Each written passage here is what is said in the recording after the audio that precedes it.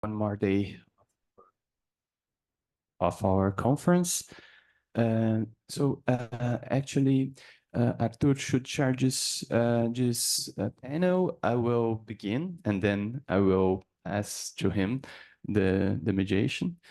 So I propose that I will just present Georg, that I think is already waiting for us online.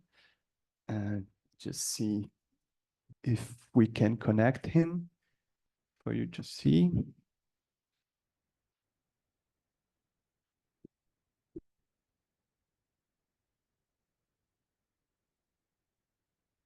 No. Okay. Thank you very much.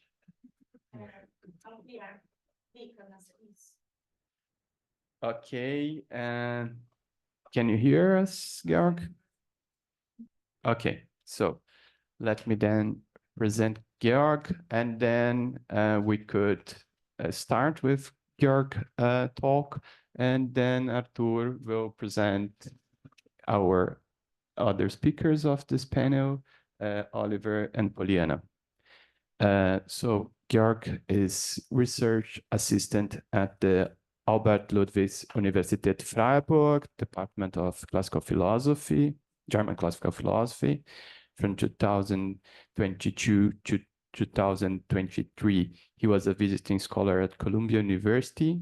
He's also a Geistwissenschaftler, guest researcher in the University of POTSDAM, and since 2017 he's promoting. Georg, if I do something wrong, you correct me. But here it states that since 2017, you were making your promotion in Freiburg, and from 2012 until 2016, you have made your master. Among Georg's publication, I would like to mention Johann Gottlieb Fichte, Lectures on Logic and Metaphysics, a Comprehensive Introduction to Philosophy. He organized this book with Dozy. It was published by London Bloomsbury, sorry. His research focuses mainly on classical German philosophy, Marxism, and critical theory. Thank you very much. Before saying for Georg to start, I would like to just express a word of acknowledgement. Georg has had a pivotal role in organizing also this event. He was crucial for us to make the contact with Professor Thomas KHURANA, and he mediated all the arrangements for he to be here. So we are really thankful for Georg, and he also participated from the initial talks about organizing something on this topic, and he was also co-organizer of a workshop in Berlin, and also another workshop last year here in November in Cebrap with a similar subject, normativity. So he's really also engaged in all the organizational context that enable this event to happen. So now, Georg, the floor is yours, and then afterwards, Arthur will come and he'll present Oliver and POLYANA. Thank you very much. Thank you very much. Can you hear me? Can you hear me? Yeah? Yeah. Okay, perfect. Thank you very much for this kind introduction. I was supposed to be there in person. Unfortunately, I'm not. I'm currently in New York, and the visa situation was very difficult. So unfortunately, I am participating only online, but I'm very grateful to be here, and thank you so much for setting up everything so that I can be heard and seen. So I will talk about life and the critique of philosophy today. And as a start, I want to give a little bit of context and maybe also the motivation for this talk. The main motivation was a certain dissatisfaction of mine with the role that normativity plays in contemporary philosophy. And I think there are many good reasons for a focus and for a fascination for normativity. Namely, the focus on normativity allows to locate reason within the naturality and sociality of the human life form without, on the one hand, retreating to a reductionistic understanding of naturalism, but also without restoring some form of transcendental philosophy. So I think the focus on normativity can avoid these two pitfalls or cliffs. And yeah, this is definitely worth considering, and there's a merit in this focus on normativity. But I think this focus on normativity, I think there's sometimes almost an inflation of normativity, and I think we should deflate it a little bit. I just want to name two shortcomings of a too inflated understanding and implementation of normativity. One is it can amount to suppressing facticity, and it can also ultimately promote a reduced or one-sided understanding of life. And in the following, I don't want to primarily focus on this discussion, but I want to push things a little bit further. And my idea is I want to investigate how these problems revolving around the notion of normativity express and manifests problems of philosophy as such. So in the following, I want to talk about the relationship between philosophy and life and develop a certain critique, a philosophical critique of philosophy. So this is the main focus of this talk. And everything that I'm going to say in the following is a tentative work in progress.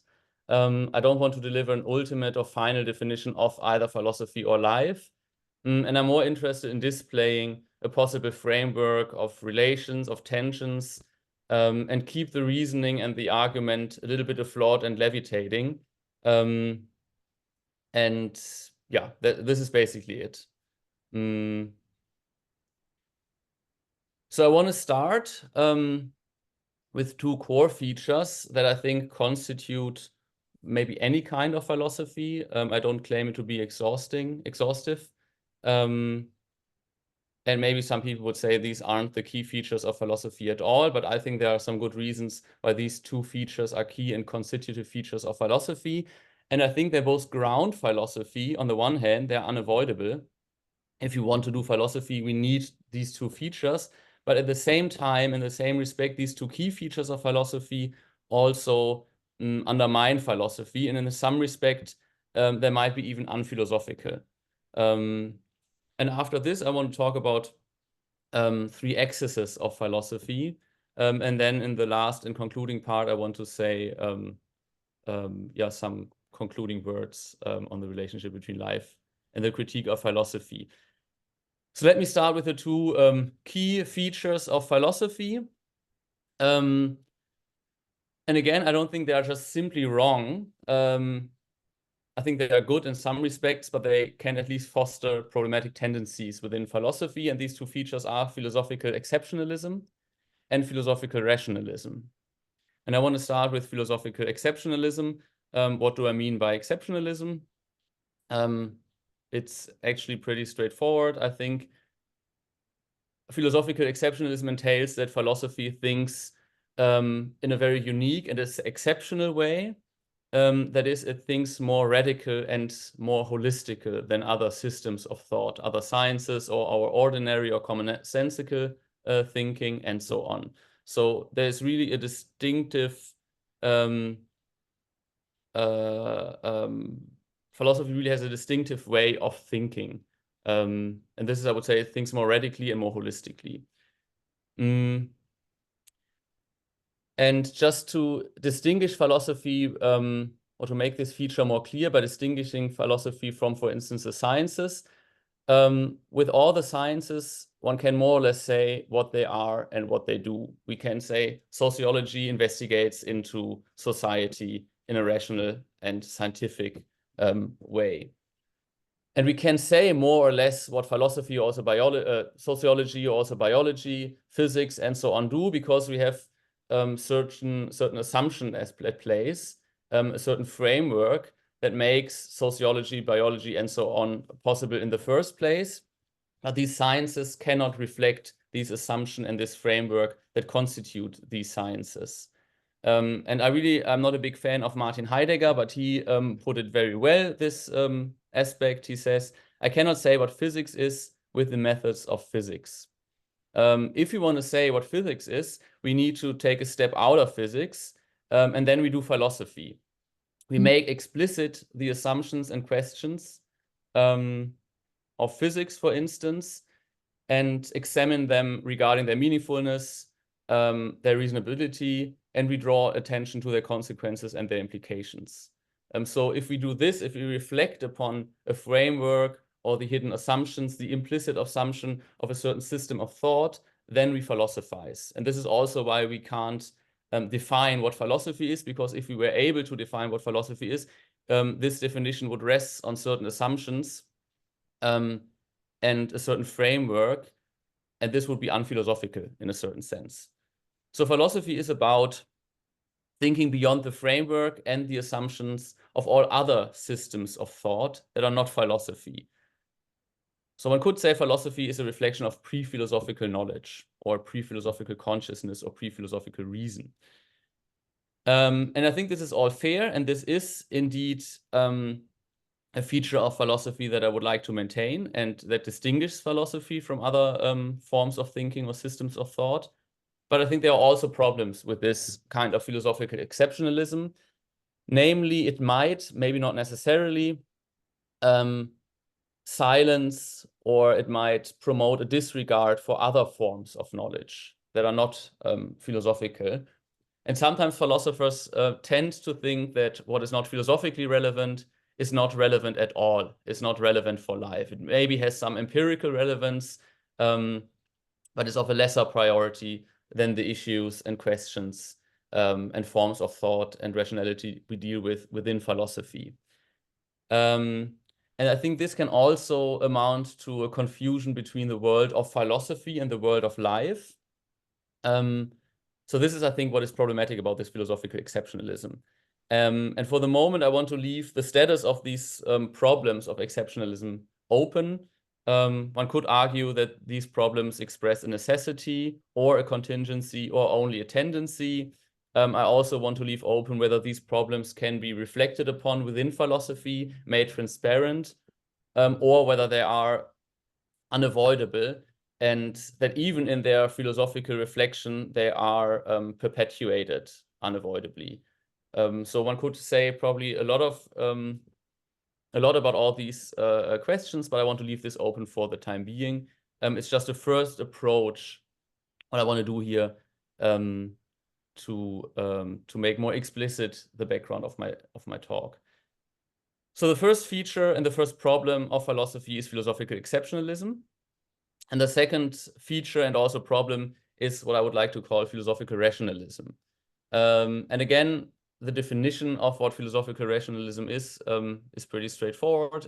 It means that philosophy in its core is a conceptual endeavor. And of course, there are some borderline cases, but I think in general, we can agree that philosophy is carried out in the mode of logos. And as I was saying at the beginning, I think this is particularly true for contemporary philosophy. There's this fascination for the autonomy of a space of reasons, for a space of norms. And there's this widespread understanding that the human life form is constituted by giving each other reasons for our behavior and is constituted by generating and living by norms that structure our social world, our institutions, and so on. And I think this understanding has a at least one-sided right against a reductive naturalism or a naive essentialism. So I don't want to dismiss it completely. But I think, again, this philosophical rationalism, for which this contemporary phenomenon is only an example, this philosophical rationalism also has some problems. And I think the problem is to make it short that it degrades and suppresses not only other forms of knowledge, non-philosophical or pre-philosophical forms of knowledge, but rather everything that is not knowledge, that is emotions, drives, desires, facticity, and maybe in a certain way life as such. And I think we are, there's a lot one could say about this, but again, I want to keep this a little bit short and simple. And just to highlight it a little bit, I think it's just wrong that we are beings that only take and give norms and reasons. And I think by means of being a conceptual project, philosophy perpetuates a certain myth of reason, even in self-critical reflection as critical theory, and that the major part of our life is simply not reflected in this rational-oriented picture. And I think that this is a big problem for philosophy. And just, again, one small example, maybe it's a little bit a joke, but if somebody would tell you, I love you, it would be very bizarre and a complete misunderstanding of life, at least in my view, if we would ask this person which reasons he or she or they can give us for that statement, I love you. This would just be a complete misunderstanding and a certain intellectualization or philosophication of life. I think this intellectualization or philosophication of life is, again, a certain problematic tendency within philosophical rationalism. To sum it up, the problem is, and again, I want to leave open whether this is necessary or a tendency or a contingency, but there is a problem that the autonomy of the mind is radicalized into an autarky of the mind. Okay, so this is the first step. This was the first step of the talk. We have these two core features of philosophy, exceptionalism and rationalism, and I think they unavoidably constitute what philosophy is. And we can't just get rid of them if we want to continue doing philosophy. But they also exhibit some problematic features of philosophy at the same time that ultimately might even undermine philosophy. And I think we need to stay within this tension and we can't just easily solve it. So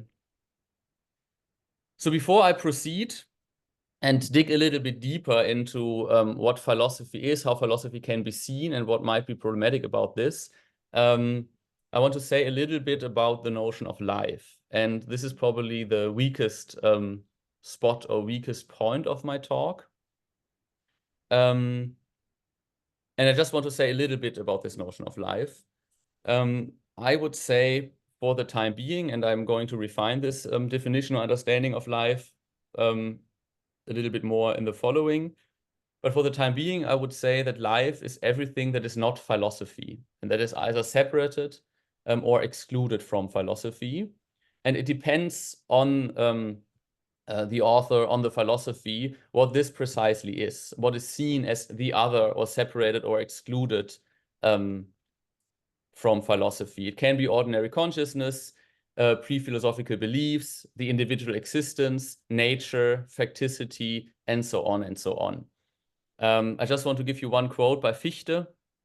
He really pinpoints this preliminary definition. He writes, life is in fact not philosophy, and philosophy is in fact not life. It is a complete antithesis, and a unification is not possible.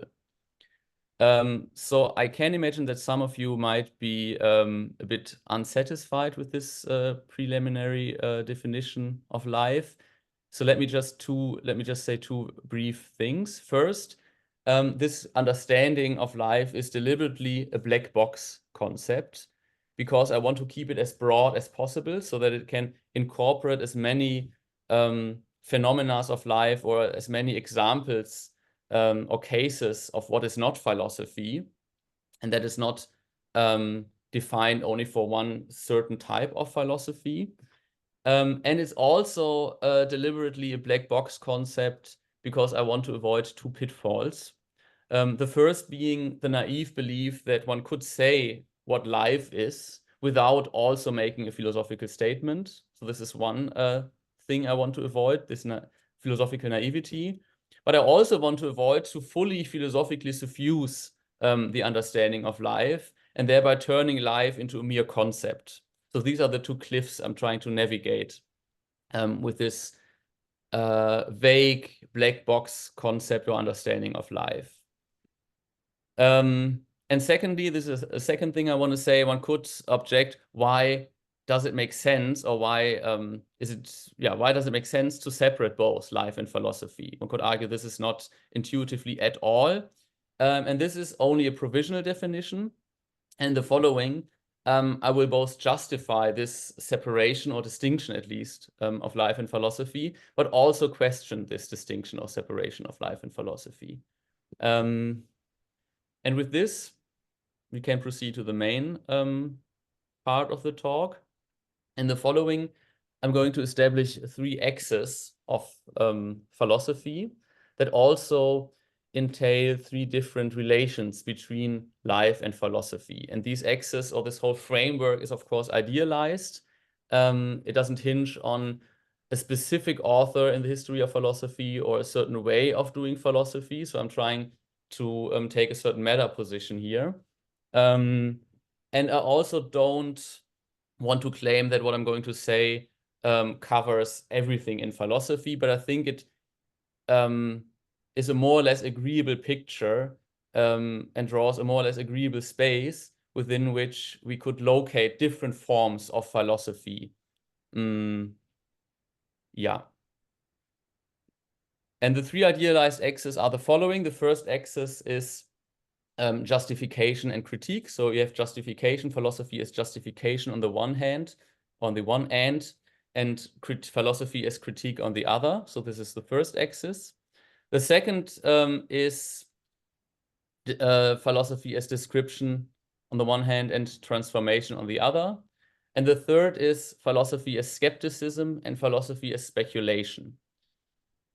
And I want to leave open whether these are hard either or alternatives. Either philosophy is a form of justification or philosophy is a form of critique, or whether both are the ends of a spectrum and philosophy can be somewhere in the middle, or can be maybe even both critique and justification, or whether all these axes actually express wrong alternatives. So maybe this is just a negative picture of stereotypical views of philosophy is, and maybe the point of philosophy would be to overcome this sketch. I don't want to say anything about these questions for the moment. And all these 3 axes, they entail certain consequences for the relation between philosophy and life. But I will say a little bit more about this after every single axis. So I start with the first one, philosophy as justification or philosophy as critique.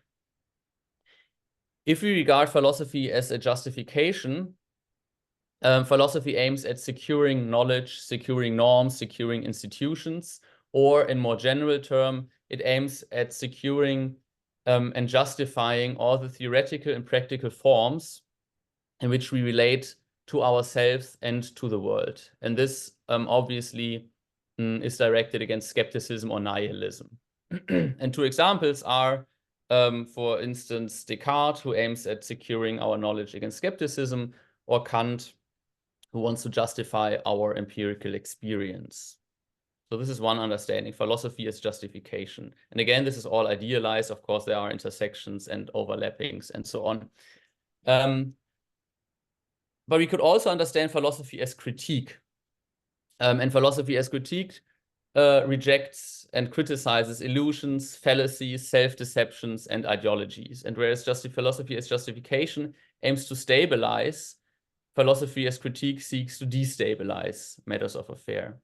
And examples for philosophy of critique are obviously critical theory or Marxism.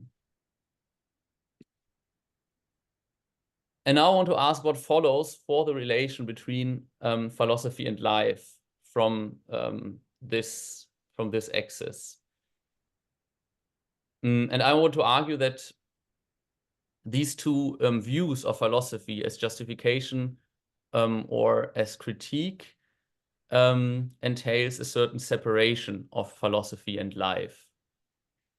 And this distinction I made between philosophy as justification and philosophy as critique resembles a very similar distinction that we can find in Max Horkheimer's text Traditional and Critical Theory. And he really wants to separate these two types of theory, or these two types of philosophy. But I think in one particular respect, both philosophy and justification and philosophy as critique, they really overlap, or they share one key feature. And this key feature is that both philosophy as justification and philosophy as critique, they establish a distinction between philosophy on the one hand, be it justification or critique, and what is non or pre-philosophical on the other. To make this a little bit more concrete, we have on the one hand philosophy as justification, and on the other we have, for instance, consciousness or knowledge that requires justification. In the term of the philosophical tradition, this could be empirical consciousness, the naive standpoint, the common sense, ordinary consciousness, natural experience, and so on and so on. So we have this distinction between philosophy that offers a justification and the subject matter that requires justification, and that is in a certain way separated from philosophy. And the same applies for philosophy as critique. We have philosophy as critique on the one hand, and on the other hand, we have, for instance, the consciousness that requires critique. Again, in the term of the tradition, this would be false consciousness, delusion, or ideology. So I think there are two main takeaways here. We have seen that it's constitutive for philosophy, that it distinguishes itself from something that is not philosophy in itself already, and that philosophy is only possible and meaningful if not everything is philosophy. And the second takeaway is that this distinction between philosophy and the other of philosophy, if you like, life, is not brought or imported into philosophy from the outside, but rather produced within and by philosophy itself. So this is the first axis between as philosophy as justification and philosophy as critique, with a consequence for philosophy and life to separate both. Now I want to come to the second axis, that is philosophy as description and philosophy as transformation. And just as a side note, there's a similar distinction in Strawson, who distinguishes between descriptive and revisionary metaphysics, and in Rorty, who makes a distinction between systematic and edifying philosophy. But this is just a small side remark.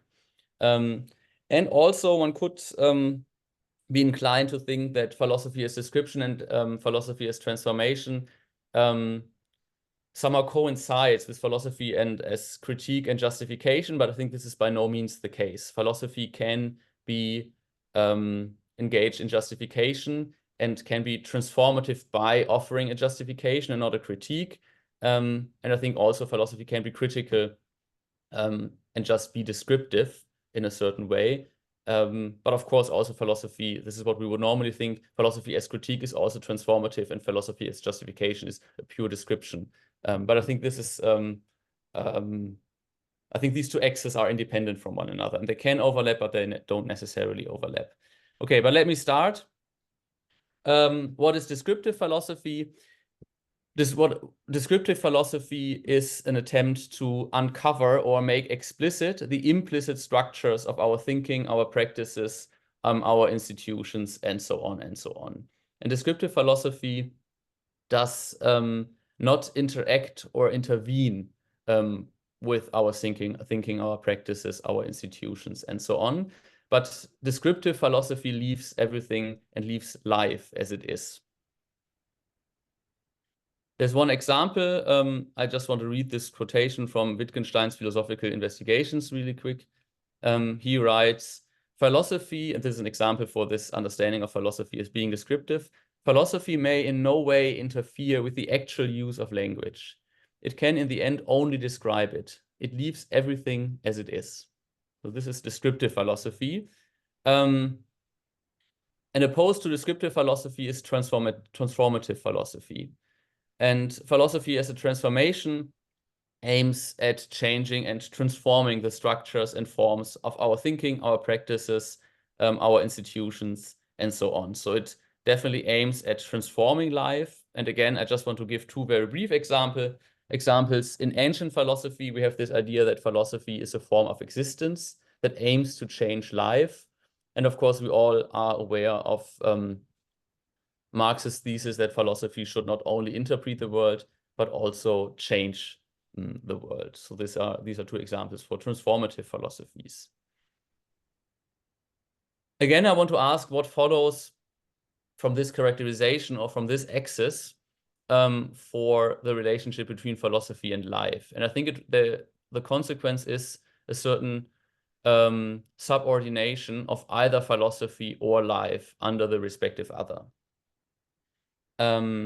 Or to consider one of the two, both philosophy or life, as less original than the other. And you could wonder, why is this the case?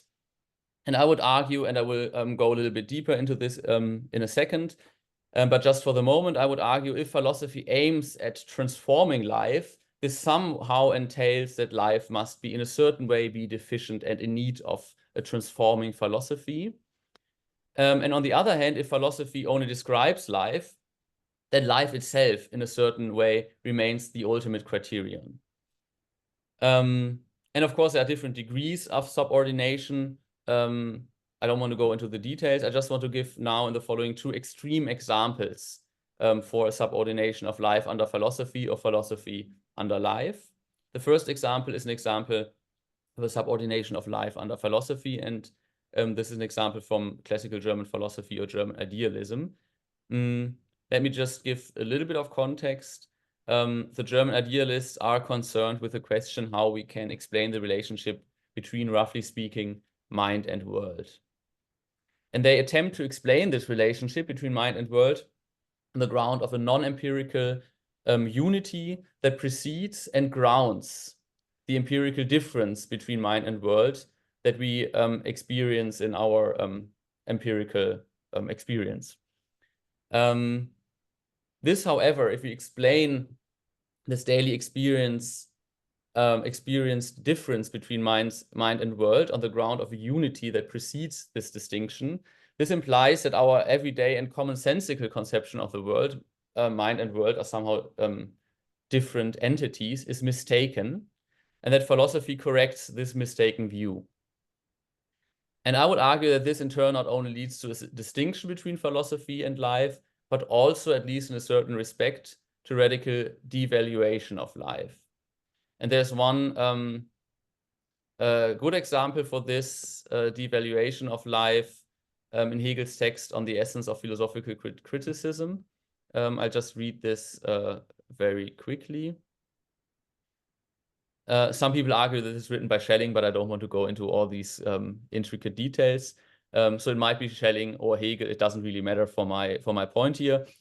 So Hegel or Schelling writes, philosophy is, by its very nature, something esoteric, neither made for the vulgar, as it stands in the German original, it's Pöbel, it's nicht für den Pöbel, neither made for the vulgar as it stands, nor capable of being got up to suit the vulgar taste. It is only philosophy in virtue of being directly opposed to the understanding, Verstand, and hence even more opposed to healthy common sense.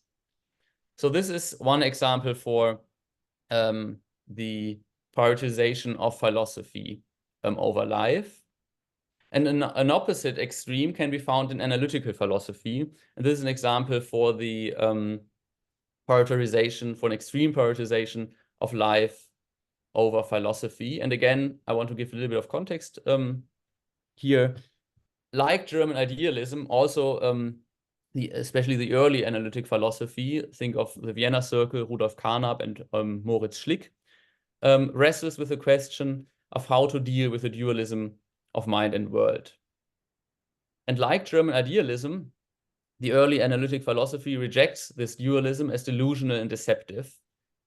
But it does not reject this dualism by means of a pre-empirical, higher metaphysical or speculative unity, but rather by dissolving metaphysics as such.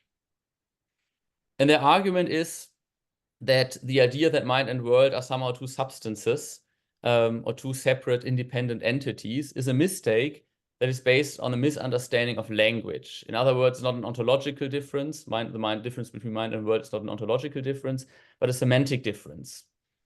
And in doing so, with this way of understanding this problem, they precisely do not criticize, at least not necessarily, common sense, but rather philosophy. And they criticize the metaphysical substance dualism that misunderstands the use of language and is not aware of this misunderstanding. And they also criticize idealism as a metaphysical or proto-metaphysical response to this dualism. So for them, this is all a pseudo-debate. And I think it's very well captured in the title by this famous or infamous text by Rudolf Carnap, The Elimination of Metaphysics Through Logical Analysis of Language. And Wittgenstein pushes things even a little bit further.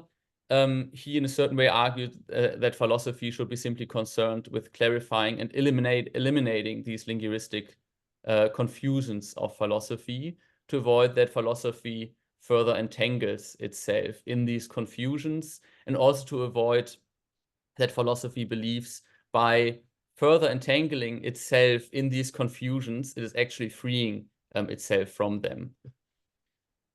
From a Wittgensteinian point of view, one probably has to view philosophy as a certain disease, a mental illness of thought, if you like. But at the same time, philosophy is a therapy for this illness or for this disease. And one could say that the ultimate goal, the ideal goal of this approach is, much like Marx, the abolition or suspension of philosophy. But precisely, unlike Marx, not as the realization of philosophy and thus as changing the world, but rather as the abolition and the de-realization of philosophy, and accordingly, in a certain way, the de-philosophizing of reality. And this, I think, is an example of how to prioritize life over philosophy, that philosophy is seen in a certain way as a problem and as a deficiency, and not life is seen as a problem and a deficiency. To sum this up really quickly, on the one hand, we can view, or let me put it differently, the more we view philosophy as transformative, the more life needs philosophy. And this can go so far as to completely devalue life in favor of philosophy. And on the other hand, the more philosophy is viewed as descriptive, the less life needs philosophy.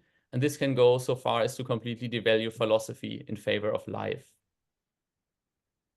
So this is the second axis, philosophy as a transformation or as a description, with the corresponding consequences of devaluing life or philosophy. And now I want to come to the last axis, philosophy as skepticism or skeptical philosophy, and philosophy as speculation or speculative philosophy. And again, I want to talk about these two axes and then about consequences for the relationship between life and philosophy. So skeptical philosophy means that philosophy should limit itself to what is knowable. And again, this is a very quick or short and idealized way of viewing things. But according to the skeptical understanding of philosophy, philosophy should limit itself to the knowable, is supposed to be given in the form of a rigorous system. It should use crystal clear language and arguments. It should be maybe conducted as a science and so on. There's one title of a book by Edmund Husserl that sums up this understanding. The title is Philosophy as Rigorous Science. This is the ideal case of philosophy according to skeptical philosophy.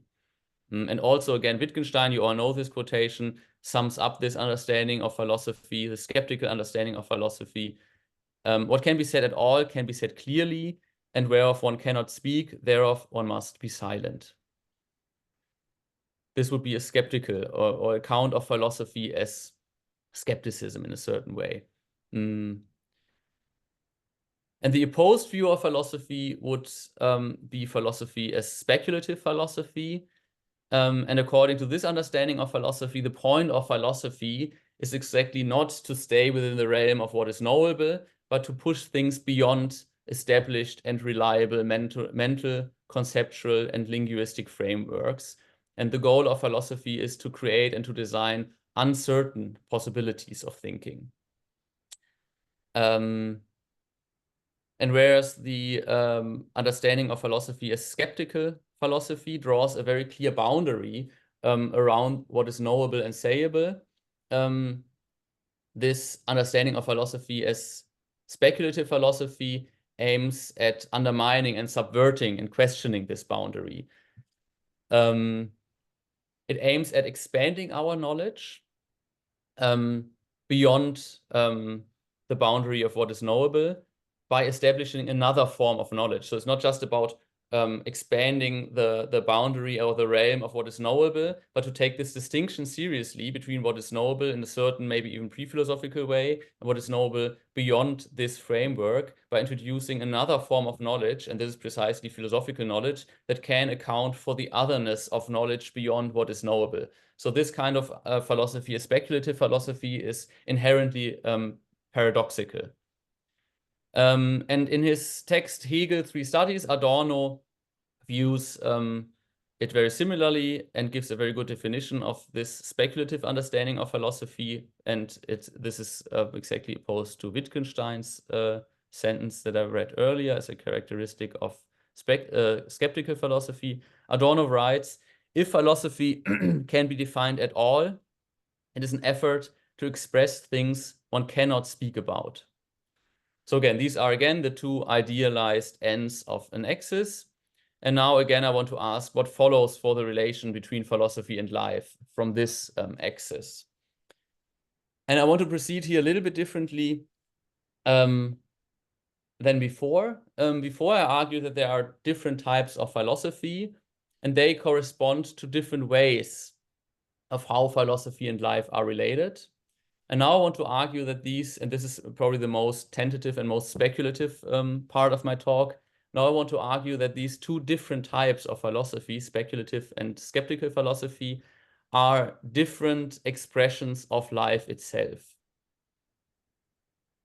And my idea is here to argue that these philosophical tendencies, skepticism, that is staying within knowledge, and speculation, going beyond knowledge, are tendencies of life itself that express themselves in the form or in the shape of thought or philosophy. One could, for instance, and again, this is provisional and tentative, suggest to view life as a play or as a balance between two tendencies, a centric tendency that is oriented towards the center, and an eccentric tendency that is oriented towards the periphery. And I borrowed these terms centric and eccentric from Fichte here, but I don't want to subscribe to all its systematic implications, so I'm just borrowing the terms. And the centric tendency of life would seek security, transparency, and control, and it prefers to persist. And this centric tendency of life would correspond to the skeptical tendency in philosophy that often manifests as a philosophical reductionism. It aims at eliminating possibilities of thought and keeping things simple and clear and controllable. The other tendency would be an eccentric tendency, and this tendency expresses an inclination towards boundaries, the periphery, towards transcending limits, striving, experimenting, taking risks, transgressions, and openness. And this obviously would correspond to the speculative tendency in philosophy that is precisely not reductionism, but rather hostile to reductionism, and aims at maintaining non-empirical possibilities, access, transcending frameworks, and metaphysics. And I just want to give two quotes on the tendency of life and the tendency of thinking or philosophy to give a case or an example for this characterization of skeptical philosophy and speculative philosophy being the expression of two existential tendencies or two tendencies of life. One quote comes from Camus. It's a little bit longer. So I quote, "But what is absurd," so he gives a characterization about what is absurd, "but what is absurd is a confrontation of the irrational and the wild longing for clarity whose call echoes in the human heart. man feels within him his longing for happiness and for reason. The absurd is born of this confrontation between the human need and the unreasonable silence of the world. The absurd is that divorce between the mind that desires and the world that disappoints. My nostalgia for unity, this fragmented universe, and the contradiction that binds them together. End of quote. The second quote is by Kant. I think it's one of the best sentences written in the history of philosophy, and we all know this quotation. Kant writes in the Critique of Pure Reason, human reason has a peculiar fate in one species of its cognitions, that it is burdened with questions which it cannot dismiss, since they are given to it as problems by the nature of reason itself, but which it also cannot answer, since they transcend every capacity of human reason. So I selected these two quotations because in both we have a certain confrontation between finitude and infinity, for instance. And in the one quotation, this is expressed in existential terms, and the other is expressed in terms of reason itself. And one could now argue that human reason is absurd, not only because human reason is absurd, but because human life is absurd. So the features that Kant gives with regard to human reason are grounded in or bound to very similar features in life. But of course, one could also switch it or turn the tables and say life is only absurd because reason is absurd. But there is a certain parallelity between these two. And this is, an example of what I mean by saying that certain philosophical tendencies or rational tendencies are at the same time tendencies of life or existential tendencies. Just a brief question, do I have some time left? Yeah, you have about 5 minutes. Okay. So I'm trying to close very quickly. So I try to keep this short. Just some last closing words on the relation between philosophy and life. I think there are three different, maybe there are four or more, but for the moment I want to focus on these three different possible views of the relationship between philosophy and life. One could, on the one hand, and this is how I started this talk, argue that philosophy is the other to life in a certain way. And against this, one could say this distinction between philosophy and life is by no means intuitively, and we should rather view philosophy as an expression or as a manifestation of life. And I would like to bring these two views together and argue that precisely as the other to life, philosophy is an expression of life. So philosophy expresses or articulates that life can become the other to itself. In other words, even as an alienation or as a distancing from life, philosophy is ultimately a self-alienation or a self-distancing of life from itself in the form of philosophy. And I can view this self-distancing of life from itself in the form of philosophy, either positively or negatively. And again, these are this is an idealized picture. If one viewed this self-distancing or self-alienation of life on the ground of philosophy positively, one had to subscribe to something along the following line.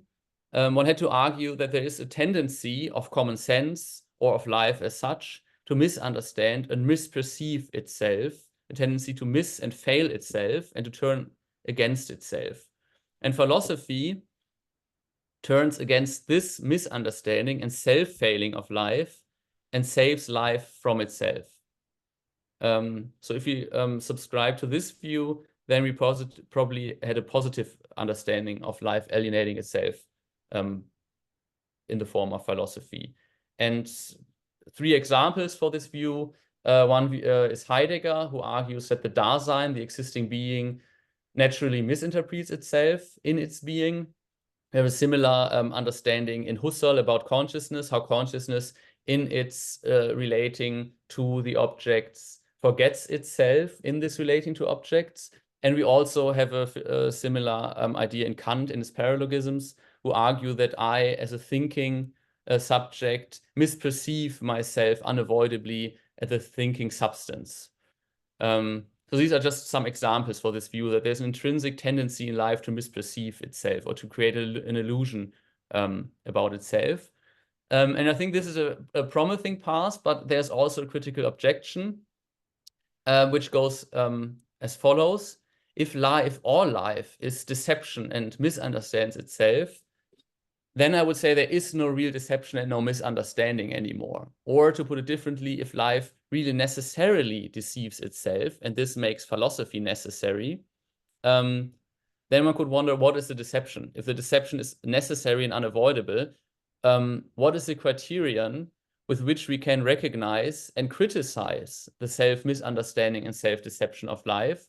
And what is the criterion with which we can defend and justify philosophy and it's taking a critical distance from life as precisely correcting life, and with which we can determine that philosophy is not just a lie about life, claiming to be the truth about life. So this criterion issue, I think, has to be taken seriously if one decides to go this way. But of course, one could also view this self-distancing of life in the form of philosophy negatively. And if one viewed it negatively, one probably would share the following view, namely that philosophy is a certain neurosis of existence that expresses itself in the form of the intellect or in the form of philosophy.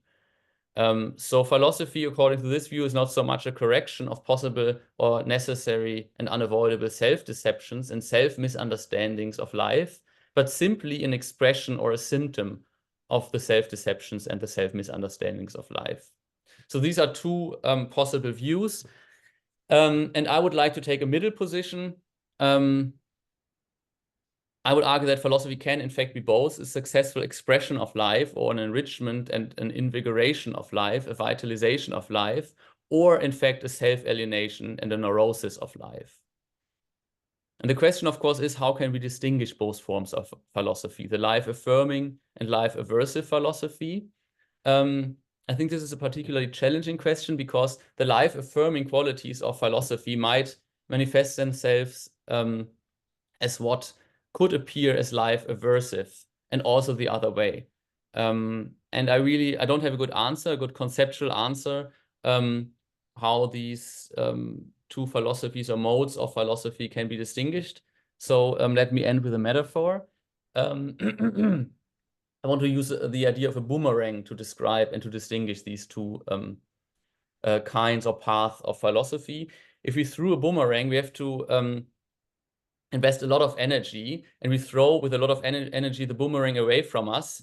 And the same energy that pushes the boomerang away from us will also bring it back. And I would like to argue the same applies to philosophy. If we philosophize with the energies of life, these energies in a first step recedes from life and pushes philosophy away from life, but the same, if you would like, vital energies with which we philosophize and that we bring into philosophizing ultimately brings philosophy back to life. And if we threw a boomerang poorly, it doesn't come back, but just flies away, falls on the ground, and remains apart from the person who threw it. And the same with philosophy. If we throw poorly, that means that we philosophize without the energy of life, and we only push philosophy away from life without returning to life. There's another section, but I would I just leave it out because I think we are at the end of the time. Just one final remark. This is a bit unmediated now, but just as a final concluding statement.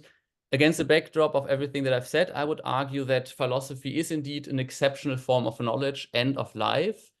But I would argue that this exceptionalism of philosophy does not, as it often argued and maintained, this exceptionalism does not go hand in hand with an assumed universality of philosophy, but rather counteracts it. I would like to argue that philosophy is not the whole and not even the negative anticipation of the whole, and that it is impossible to escape these limitations of philosophy by means of philosophy. And assuming one could escape these limitations of philosophy, this would turn philosophy into an ideology. And everything that I said is not meant as a manifesto against philosophy, but I in fact think if you want to prevent philosophy from slipping into dark obscurantism or into a sterile ideology or technology, and to keep philosophy as an enlightenment of life, philosophy needs to radically open and to radically transform itself and to join forces with the practices of life. That's it. Thank you very much for your attention.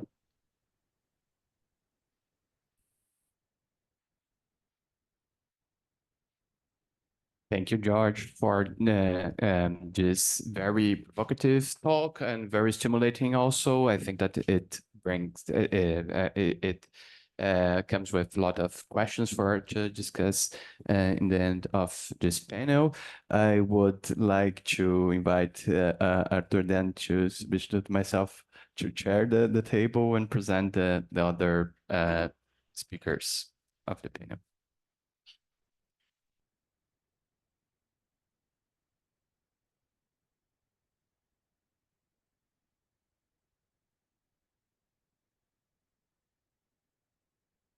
So hi, good morning, everyone. So I will introduce, as the other day, the two speakers, and then we move on to the presentations. So Oliver PRECHT is a fellow at the Leibniz Zentrum für Literatur- und Kulturforschung in Berlin. He did his PhD at the University of Munich. He's also the co-editor of the book series Neue Subjektile. His research interests are many. I will name a few: post-Kantian German philosophy, anthropology with a special focus on Amazonia, Brazilian literature and culture, political philosophy, Marxist theory, and many others. Among his publications, there are two monographs, Heidegger zur Selbst- und Fremdbestimmung seiner Philosophie, and Der rote Faden, Maurice Merleau-Ponty und die Politik der Wahrnehmung. Also edited volumes on Fernando Pessoa and Oswald de Andrade. POLYANA TIDRE is adjunct professor in the Department of Philosophy at the Federal University of Paraná. She did a PhD in philosophy at the Humboldt Universität in Berlin, and a master in philosophy from the University of Toulouse in France, the University of Luxembourg, and the Ruhr Universität Bochum. She was a visiting lecturer at the Freie Universität Berlin, and she's author of the book Individuum Sittlichkeit, die Beziehung zwischen Allgemeinheit und Besonderheit in Hegels Grundlinien der Philosophie des Rechts. She works in many research areas, among which history of philosophy, ethics, and politics, with an emphasis on modernity and criticism, Hegel, Marx, and Axel Honneth. So, Oliver, the floor is yours. Thank you. Is that all right with the sound? Good. I'd like to start by thanking the Cebrap and the organizers of this conference for the invitation and for the great opportunity to present some rather preliminary thoughts on the limits and chances of liberation in our time. I also want to thank all of those who do the more invisible work behind the scenes, who of course also make this event possible. Compared to the very thorough and rigorous lectures of the last couple of days, my talk will be a bit more playful, a bit more relaxed and loose. But I promise you it aims at a rather serious problem that, in my opinion, is at the very core of our contemporary crisis of autonomy. A problem that might actually require not just another philosophical effort, not just encore un effort, but something more or something less, depending on how you look at it. It might actually require a more relaxed approach. My talk is called Jerusalem, Athens, and Ubatuba. It consists of two parts. The first part is called Jerusalem and Athens. The second part is called and Ubatuba. As you can see, I'm kind of a simple guy. In the first part, I will comment on Christoph Menke's theory of liberation. The argument of this great book, as anyone who's read it will know, is complex and subtle at the same time, and there's no way I can do it justice in 20 minutes. Instead, I will focus on three distinctions that seem to be crucial to the architecture of his theory, and that will then serve as a starting point, a point of departure for the brief tropical journey I will embark on in the second part of my talk. More precisely, I will begin by briefly reconstructing and actively misinterpreting Christoph's distinction between habit and liberation. Secondly, his way of opposing Jerusalem and Athens, that is the distinction between philosophy and revealed religion. And third, his interpretation of the difference between ancients and moderns. Part 1, Jerusalem and Athens. In order to understand the different attempts at liberation, be they philosophical, religious, ancient, or modern, Menke analyzes their respective relation to habit. When I use the word habit, I follow Christoph's own habit of translating the German word Gewohnheit as habit. It is important to note, however, that Gewohnheit is a somewhat broader notion. It may refer to individual habits, like you would say that I have the bad habit of smoking cigarettes, but it also, or maybe even foremost, refers to collective habits, to customs. We could even say that the word Gewohnheit kind of points to the fact that all habits are to a large degree the product of collective practices and institutions. I have the bad habit of smoking cigarettes because smoking is, or at least used to be, a thing in our society, because my parents smoked, because smoking is portrayed in movies, because it's advertised, and so on. In Menke's own words, habit or Gewohnheit does not, I quote, exist by itself naturally because it has been produced. Habit is a product. It is the product of the social disciplining that turns us into subjects. End of quote. Following this line of thought, we could even go one step further and say that we don't actually have habits, but rather the habits have us. We are subjected to them, they govern, or at times even enslave us. So in order to become free, we need to break with these habits.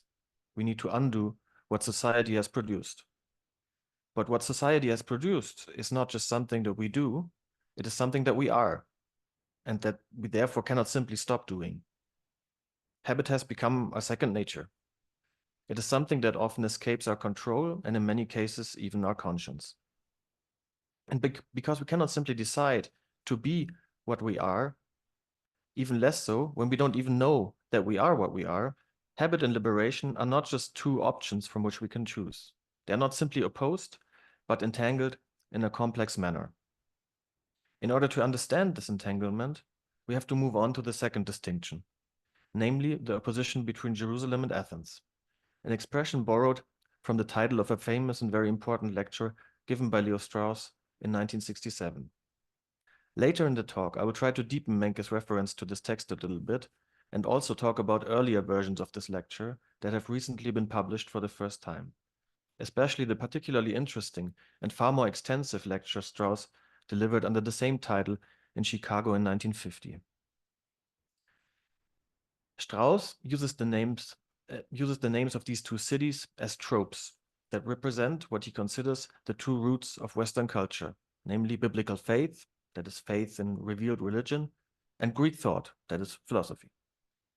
At first, he presents them as something like the ingredients our culture is made of.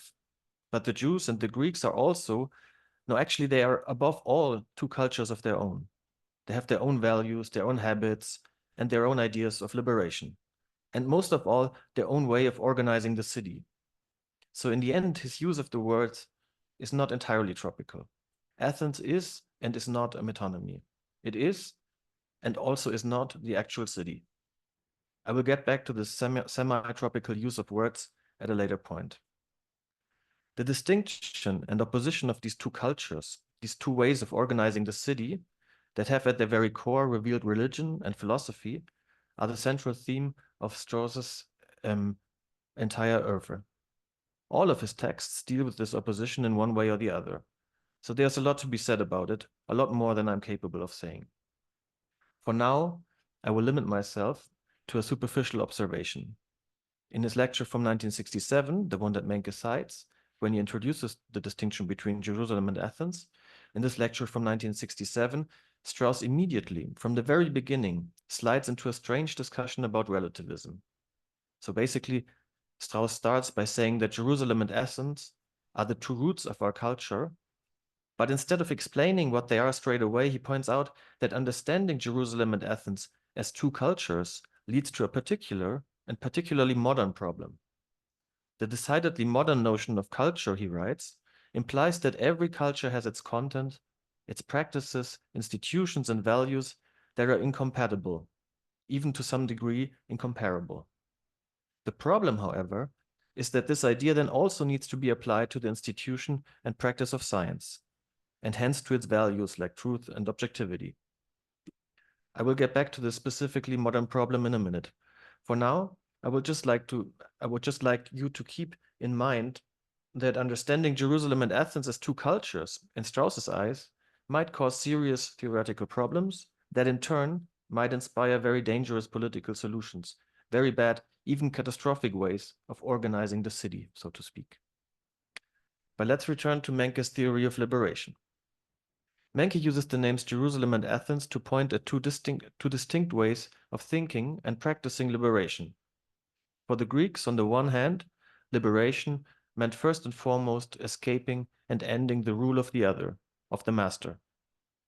A slave, someone whose existence is entirely subjected to his or her master, is not part of the city, is not even a product of society, does not even have habits, is not even subjected to habit. In short, is not a subject at all. Strangely enough, the beginning, or maybe rather the prologue to liberation, consists in developing a habit. This initial development must have already happened prior to liberation. Before habit can even be in the way of our freedom, before we can even be trapped in bad habits, for example, habit allows us to even be part of the city. Every form of agency obviously requires habits, and be it just the primordial habit of perception. So there is a process of subject formation that lays the ground for liberation, and the name for this process is habituation. Liberation fulfills and completes this process by making it explicit, by becoming conscious of the fact that there's already a subject, a form of agency. According to Menke's line of thought, the core and at the same time the peak of Greek culture is philosophy. Philosophy accomplishes the Athenian way of liberation. It accomplishes liberty as autonomy. It is worth noting that the beginning of philosophy consists in a suspension of habit, in an astonishment that breaks with mere habit, and in order to make it explicit. Athenian freedom doesn't break with habit, but rather appropriates it. It rationalizes habit. It organizes the city in a conscious and rational manner. It gives itself its own laws and customs and habits. It is, in one word, autonomy. In Jerusalem, on the other hand, liberation takes on a quite different meaning. After having been liberated from their masters, from Egyptian rule, the Israelites make a formative experience. While they are technically free to give themselves their own laws, they are still subjected to the habit of a slavish existence. As opposed to the Greek case, habit doesn't appear as a prerequisite, but as an obstacle for liberation. And because their entire subjectivation is slavish, liberation is not something they can achieve themselves. Autonomy is now part of the problem. In order to liberate themselves from their own slavish habits, their slavish subjectivation, you could say, their slavish existence, they depend not on their own will, on their own consciousness and rationality, but on the other, the absolute other, that is God. In Jerusalem, liberation does not mean giving yourself your own law, your own customs or habits, but receiving them from God. Liberation depends on radical heteronomy. And this heteronomy, in turn, requires a radical break with the existing habits, with the existing subjectivation and the corresponding way of organizing the city. Of course, my very brief rendition of Menke's distinction between Jerusalem and Athens does not do justice to the subtle and very illuminating arguments developed in the book. But I want to get at something else, namely at the difference between ancients and moderns. For Strauss, the whole purpose of distinguishing between Jerusalem and Athens, of opposing them, is to understand something about our time, about modernity, as opposed to antiquity. According to Strauss, the problem of our times is that we have forgotten the radical difference between Jerusalem and Athens. According to Strauss, us moderns, We treat this radical alternative as mere cultural contents that can be used like ingredients to build a new culture, that can be integrated into a modern project, which he characterizes, I quote, but this time from the recently published lecture given in Chicago in 1950, as an attempt to erect by his own effort alone the city of man, which would be free from want, war, and worry. End of quote. And the ancients, be they from Jerusalem or Athens, condemn this modern Promethean project because they both think that the organization of the city cannot depend on man alone. It depends either on an insight into the eternal nature of things, as obtained by the philosophers, or on the divine law, as revealed by the prophets. Modern man, on the other hand, believes that he can build a city all by himself. I will also refrain from this slightly annoying use of the word man when I'm done paraphrasing Strauss, don't worry. This belief, in turn, is intimately connected to the, oops, sorry, I lost my, 1 second.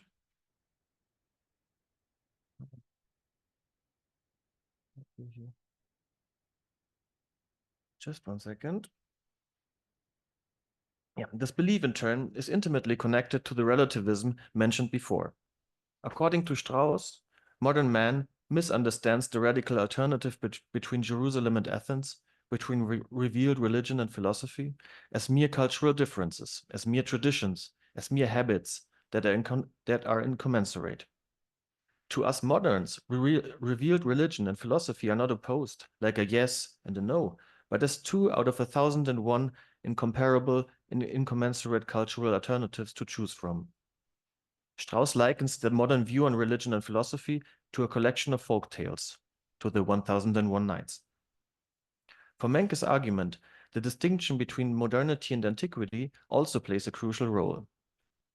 His book also diagnoses a certain crisis of modernity, which he describes in quite different, yet not entirely unrelated terms.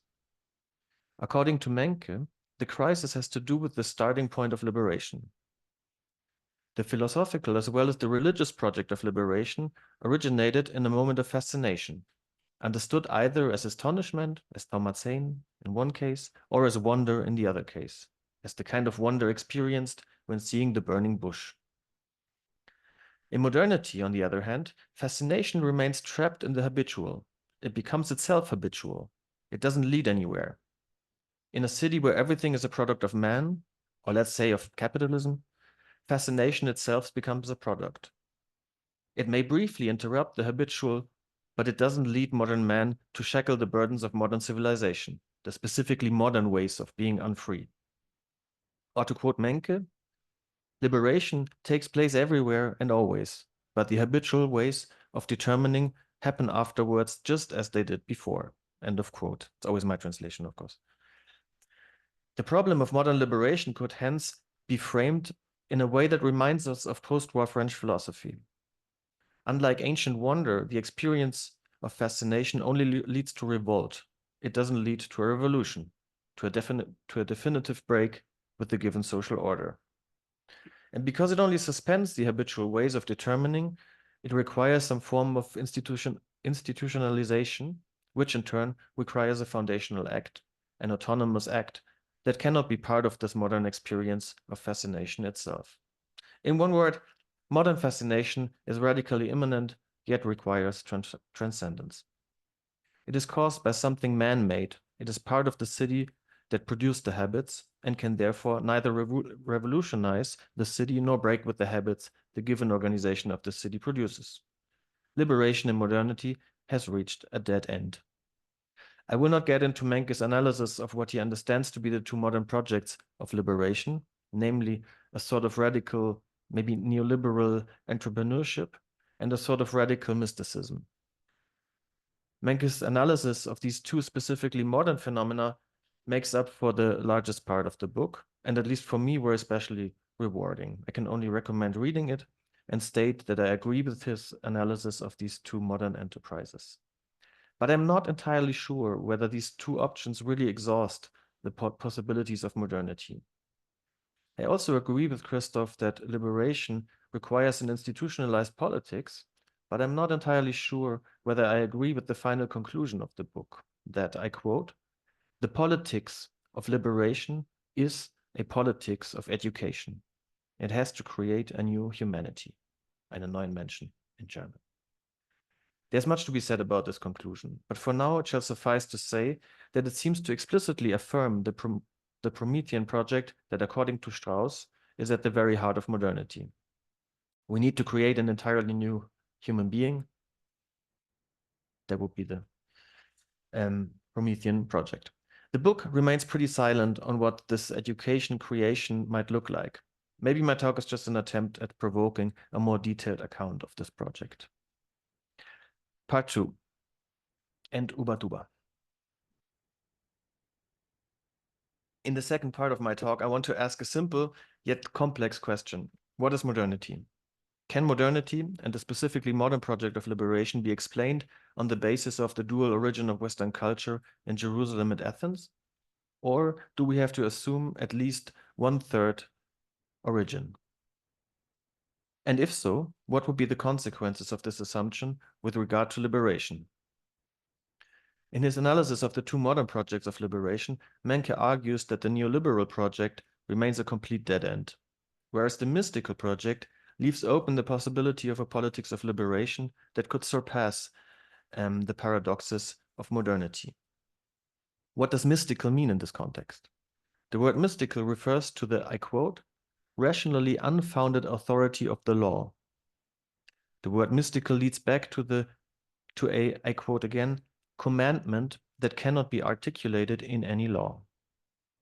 The first thing this use of the word reminds us of is, of course, Montaigne, who famously spoke of the mystical foundation of authority, a formulation that would later become very important to Jacques Derrida's politicized reformulation of deconstruction in the early 1990s. His most important book of this phase is called Force of Law, Force de Loi, the mystical foundation of authority. In order to understand the force of law in modernity, Derrida and also many other thinkers look back at the very beginning of philosophical modernity, that is, at the essays of Michel de Montaigne. Here, in these essays, we encounter an experience of radical relativization of the law, of the way the city is organized, and of the habits this organization has produced. But is it really the experience of a commandment that cannot be articulated by any law which produces modern relativism? I have my doubts. It is common to trace back the beginning of philosophical modernity to three crucial events: the invention of the printing press, the Copernican revolution, and the so-called discovery of the Americas. Nowhere can the intellectual upheaval caused by these three events be felt more clearly than in Montaigne's essays. As you might already suspect, I will focus today on the encounter with the Americas and on its effects on the essays, and hence on philosophical modernity as a whole. In a short yet very important text with the title Montaigne and America, Claude Lévi-Strauss argues that the so-called discovery of the Americas, understood as an intellectual event, occurred with some delay. At first, the travelogues from the New World seemed to merely confirm ancient knowledge of faraway places. According to Lévi-Strauss, I quote, "The customs of the indigenous peoples of the New World offered nothing very new when compared to those of the exotic nations known to the ancients." End of quote. At first, European intellectuals were not particularly unsettled by these accounts. Montaigne, however, was the first to undertake a systematic study of the travelogues and the Jesuit literature from the New World. He was also the first to draw far-reaching consequences from it. The convulsions of this discovery can be felt throughout all of the essays, yet there are three essays in particular that stick out. In another important text called From Montaigne to Montaigne, Lévi-Strauss called them a triptych. They are called On Coaches, On Habit, or On Custom, depending on the translation. In French it's de la coutume, and On Cannibals. According to Lévi-Strauss, it was especially the encounter with the cannibalistic Tupi populations of the Brazilian coast that led Montaigne to some remarkable conclusions. According to Lévi-Strauss, these strange and in material terms very minimal societies raised two questions that Montaigne formulated for the first time. Firstly, what are the minimal conditions for life in society? Or in other words, what is the nature of social bond? This question would then become the most fundamental problem of political philosophy in the 17th and 18th century.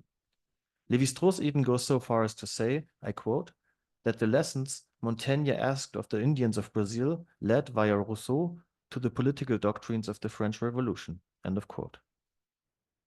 The second problem that Montaigne encountered, this time with regard not just to the tribal societies of the lowlands, but also with regard to the great Mesoamerican and Andean civilizations, was the problem of habit or custom, of Gewohnheit, we might say. He discovered that habits or customs seem to be perfectly arbitrary. You can find striking similarities between cultures that have never heard of each other, while neighboring cultures may have completely different, even contradicting habits. There seems to be no natural foundation. So what do we make of these habits that only now come to appear as cultural practices and institutions? According to Lévi-Strauss, Montaigne outlined two possible solutions to a problem that will come to define modernity and that still remains unsolved and at the same time pressing in our times. The first solution is, I quote Lévi-Strauss, to defer to the court of reason, which views all societies, past and present, near or far away, as barbaric, since their disagreements and accidental agreements have no foundation other than custom. This sounds strangely like the mystical foundation of law, but it is only one of the solutions. The second solution is that, I quote again, everyone gives the title of barbarian to everything that is not in use in his own country. Yet there is no belief or custom, however bizarre, shocking, or even revolting it might appear, for which, when it is placed in its context, a well-reasoned argument could not find an explanation. In the first hypothesis, no practice is justified. All practices are justified in the second. End of quote. Will also be the last longer quote. If Lévi-Strauss is correct, we encounter here in Montaigne's essays, particularly in what he calls the triptych, the radical alternative between a rational universalism and a cultural relativism that would remain decisive for modern thought. So that could be one answer to the question I raised. We have to assume another origin for modernity, and the name of that origin would be America. But as you will have noticed, I was quite bold and pinned it down to a particular location when I announced this talk with the title Jerusalem, Athens, and Ubatuba. At first glance, Ubatuba seems to be a rather odd choice. Nowadays, it's best known to be a tourist destination located some 200 kilometers to the northeast from where we are right now. But long before the tourists arrived, it was home to the Tupinamba, who invaded the area not very long before the Europeans arrived. And it was precisely the encounter with this particular Tupi-speaking society that had the strongest effect on the modern mind, most clearly and explicitly in Montaigne's most famous essay on cannibals. Obviously, the Tupinamba were not, at least not in material terms, an advanced civilization. They didn't have one center, one capital city that could act as a counterpart to Jerusalem and Athens. So my choice of Ubatuba will remain somewhat arbitrary. That being said, there are still good reasons for my choice, as a number of important events took place here. In 1553, the first peace treaty, the first contract to establish formal relations between the indigenous population and the European colonizers, was signed in Ubatuba. In the following year, two of the most important Jesuit padres, Manuel de Nóbrega and José de Anchieta, the Brazilians among us will probably know their names, founded the settlement Iperoi that would later be renamed Ubatuba. A significant part of the historical sources of the Jesuit letters and the travelogues of the 16th century actually originated from or referred to Ubatuba. And yet another very consequential scene took place in Ubatuba. It was here that the famous German traveler Hans Staden, not so well known in present-day Germany, but very well known here in Brazil, was being held captive by the Tupinamba in late 1553 and early 1554. But still, even if I listed further reasons for my choice, like the travelogues of Jean de Léry, for example, the choice would remain somewhat arbitrary. Just like Strauss's use of the names Jerusalem and Athens, my use of the name Ubatuba, a Tupi word, by the way, the meaning is not very clear, will remain semi-tropical. It is and it isn't a trope. It is a metonymy for a tropical experience. It refers to a far-reaching political and intellectual encounter that took place all over the Brazilian coast. But it also refers to this particular place. And it is semi-tropical in yet another way.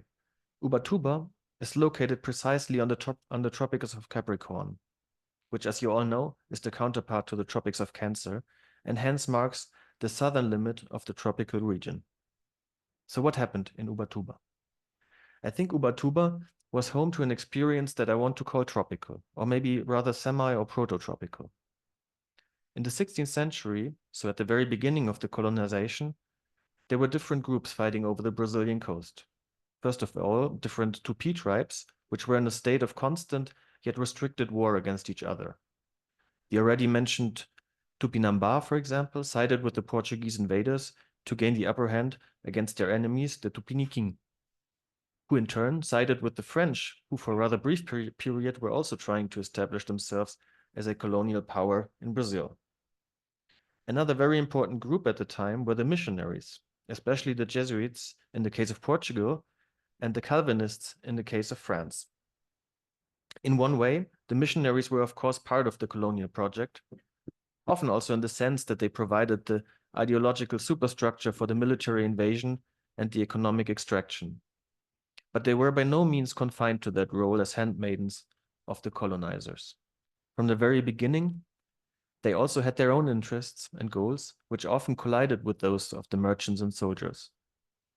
This was especially true with regard to the indigenous populations. The main aim of the padres was not to capture and enslave the Tupi, but to convert them, to save them, to liberate them from their bad habits. And because converting was a far more subtle business than simply enslaving or killing them, the Jesuits had a genuine interest in understanding the culture and especially the beliefs and habits of the Tupinambá. Many times the Jesuits openly opposed the brutal practices of the soldiers and the extractivists. One of the Jesuits, the already mentioned José de Anchieta, was later declared a saint for protecting the indigenous. All in all, their role remained very ambivalent, but we certainly owe the Jesuits the best and most accurate descriptions of the indigenous populations. So what did they experience? And why can this experience be considered tropical? Much to the delight of the missionaries, the Tupinambá initially accepted the Christian teachings and rituals. They even embraced the strange stories about the man in the sky, especially the vengeful ones. They enthusiastically ate the body and drank the blood of Christ, which came rather naturally because they were devoted cannibals. They were, as Antonio Vieira, the greatest writer among the Jesuits, put it, I quote, receptive to any shape. They seemed to embrace all the beliefs, artifacts, and rituals presented to them. Yet at the first opportunity, these very inconstant peoples forgot everything they had promised and believed the day before. They went back to the forest and indulged in their, I quote, bad habits, most notably in drinking and cannibalism. The characterization of their cannibalism, their ritual drinking, and also of their alleged laziness as habits is really omnipresent in the Jesuit letters. It was their bad habits that made them at once receptive to any shape, but also, I quote Antonio Vieira again, impossible to keep in one shape. In order to understand why this ultimately frustrating experience might be called tropical, I now turn very briefly to Eduardo Viveiros de Castro's masterful analysis of these early encounters, which he mainly developed in his famous essay, The Inconstancy of the Wild Soul, translated into English under the slightly wrong title, The Inconstancy of the Indian Soul. It should really be the wild, not the Indian soul. I will explain why in a second. According to Viveiros de Castro, over centuries of dwelling in the tropical wilderness, the Tupinambá have become just like, I quote, the forest that sheltered them, always ready to regain the spaces precariously conquered by cultivation. Like the tropical forest, the Tupi tribes that caused the Jesuit missionaries so much headache did not simply fall back into a state of nature. Rather, they incorporated, digested, and transformed the cultural artifacts of the colonizers. The German word verwildern, which means both being overgrown and becoming wild, as opposed to being tamed, seems most apt to express the essence of this process. The colonizers and the missionaries soon learned that their attempts at cultivating both the wild land and the equally wild minds of its inhabitants was a fragile and ultimately frustrating enterprise. The unavoidable return to the forest, this process of verwildern, however, did not mean a renunciation of civilization or society as such. Again, it was not like they lacked culture altogether. It was not like they lived in a state of nature, governed only by their immediate needs and their presumed instincts. They cultivated the land and they built societies, but they did it in a different way, in an inconstant way, or to put it in yet another way, in a constant bricolage, in an endless patchwork, which means they anticipated and accepted the inevitable process of verwildern, becoming wild and being overgrown. In the eyes of the Jesuits, the initial conversion of the indigenous people appeared as the grateful acceptance of a progress that finally freed them from the fear and slavery of the state of nature. The subsequent process of verwildern was consequently understood as a product not of their culture, but of their mere habits, that is, of their lack of culture, of their wild nature that for some reason could not be tamed and cultivated. For the Tupi, on the other hand, this conversion never happened. In order to embrace the stories, the artifacts, and the rituals of the Jesuits, they didn't need to break with their culture, much less with some imaginary state of nature. Their curiosity for everything new didn't stem from a desire to leave the state of nature. It was an expression of the very essence of their culture. And their return to the forest and to their so-called bad habits did not mark a break with, but a consequence of their initial enthusiasm. The drinking, the laziness, and the inconstancy were habits, but they were a product of their society, of their way of organizing the city, which of course wasn't a city in the strict sense of the word. In the tropical zone, where the forest was always ready to regain the spaces precariously conquered from nature, it's very difficult to build a city without completely destroying the surrounding eco-social system. Maybe the semi-permanent settlements of the Tupi are the most appropriate economy to this climate, but that's a very tricky question that I'm not really equipped to address, especially because I have to come to an end. So let me try to wrap things up. What could this strange experience mean for a theory of liberation? I think this tropical experience and the potential to relativize our own habits, our own laws, and our own ways of organizing the city, not by relating them to some form of more fundamental and unattainable commandment, but by understanding that all ways of organizing the city, and hence all laws and habits, are entangled in the surrounding wilderness, which again, it seems important to insist on this point, is not a virgin forest, but rather that which Maurice Merleau-Ponty calls the wild being, a landscape in which every cosmology, every distinction between nature and culture, between freedom and unfreedom, appears as a sort of clearing that can and eventually will fall prey to the inevitable process of verwildern.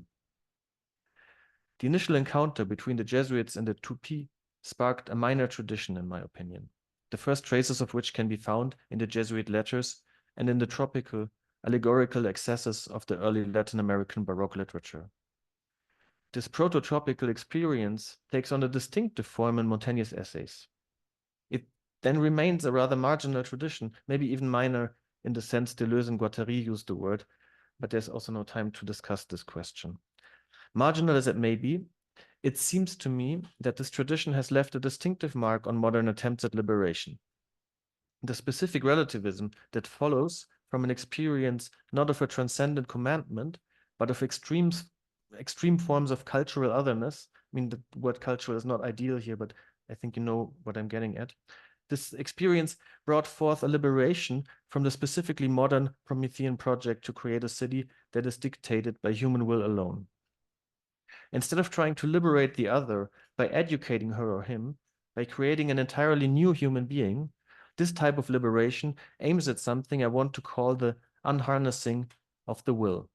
I borrowed this rather genius formulation, unharnessing the will, den Willen abschirren, from Nietzsche's Thus Spoke Zarathustra, where it is used to criticize what he calls the spirit of revenge. As most of you will know, according to Nietzsche's Zarathustra, the spirit of revenge is a deep-rooted illness that makes us understand all suffering as a punishment, which consequently calls for some form of revenge. Suffering is an offense to our will and needs to be eliminated. We need to build a city that is free of suffering. We need to create a new human being. And because Zarathustra considers this need to overcome suffering as yet another, as maybe the most sublime prison, he claims that the highest task of liberation is to, I quote, stand with muscles relaxed and with an unharnessed will. I think this marginal tradition I was talking about is a minor companion to the great Promethean projects of modernity, reminding them now and then that the project of creating an entirely new humanity always breathes some of that spirit of revenge. Despite all their good intentions, the Jesuits thought they could cure the presumed illnesses, the bad habits of the 2P, and thereby opening up a path to paradise for them. But then they also, at least in certain brief moments in their literature and in some of their practices, they let themselves go. They relaxed their metaphorical muscles and unharnessed their will. They allowed for some strange type of verwildern and engaged in a strange type of syncretism and wrote a strange type of allegorical, or let's just say tropical literature. Sometimes, even if only for a brief moment, they managed to free themselves from their desire to liberate the other. They overcame their good habit of converting and liberating the other and took on the bad habits of inconstancy, excess, and laziness. It was in these brief moments that a true encounter with America, with the wild forest and its equally wild inhabitants, seemed possible. Things turned out differently. The experience could not break with, but merely suspend the colonial and extractivist project. The tradition was only institutionalized with some delay in Montaigne's essays. In my opinion, and this is really the end, in my opinion, the present situation, the present crisis of autonomy teaches us first and foremost that the Promethean universalist project has reached a dead end. The more we try to educate and liberate the seemingly ignorant, the more they will ignore us. The same goes for a certain type of relativism that refers all laws as equally unjustifiable for the simple reason that they all relate back to a commandment that cannot be articulated by any law. This mystical relativism cannot decide between the different ways of organizing the city, between the Brazilian Constitution of 1988 and the military dictatorship envisioned by the seemingly ignorant, for example. Unfortunately, I don't have time to develop this analysis of the present situation. Fortunately, though, me and Thomas KHURANA are organizing a workshop that will take place at the Universität de São Paulo next Tuesday, where we'll try to do just that. And here's also some flyers that you can take if you're interested to do some advertisement. For today, I will have to leave it at the claim that the present situation invites us to take a look back to the beginning of modernity. It invites us to look for the origin of a different project of liberation that allows us to unharness our will and hence to situate and re-entangle our projects of liberation in the wild being. Yeah, maybe that's it for now. Thank you for your attention.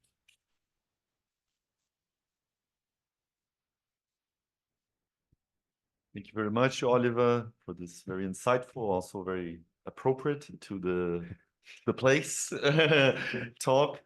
Just a practical note. So we will order food today. I mean, we have some snacks and juices, but we will order food. And so please send, so Luciana will send an email to you. And so you please reply to her saying what you want to eat and so on and so forth. Is that it? Oh. Gente, não vai comer? Cobrir o pagamento. Cobrir, yeah. And each one will pay for its own meal this time. And we're going until 1:20. Okay, so POLYANA, the floor is yours. Thank you. Thanks. I'd like to ask you if you can share on the screen the text. I think it's already on the computer.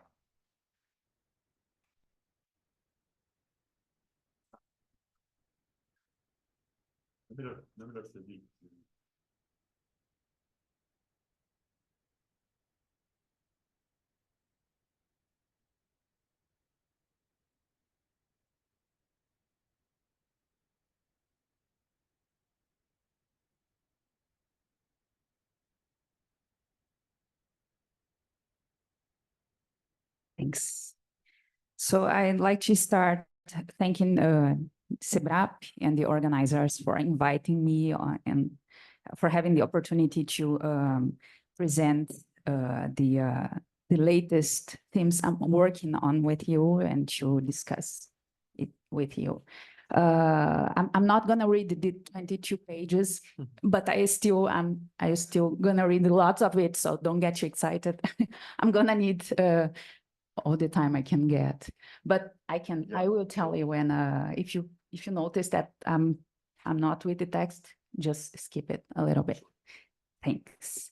So the title of this presentation, this paper, is "The Freedom Conquered by the Slave is Not His Elevation to the Status of a New Master." This is a quote of the Brazilian philosopher Vladimir Safatli in the preface he wrote to the Brazilian edition of Susan Buck-Morss, Hegel, Haiti, and Universal History. And I will develop it further in my presentation.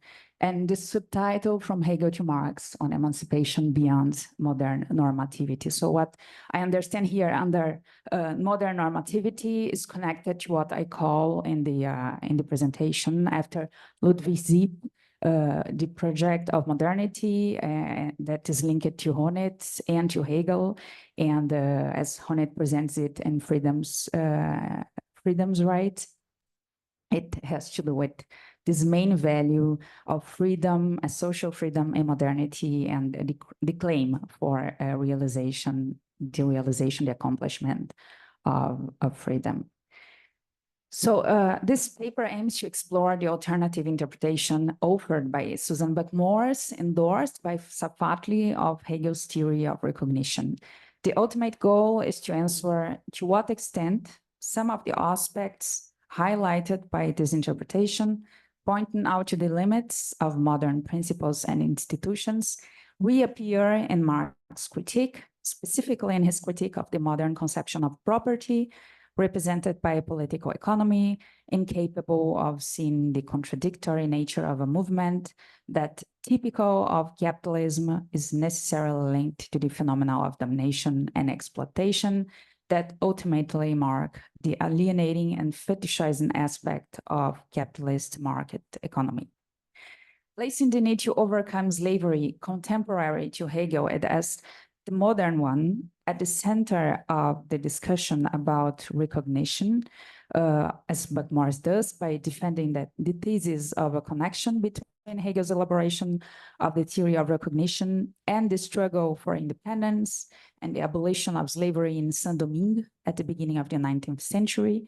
This implies calling into question what, based on Ludwig Sieb, we call the project of modernity.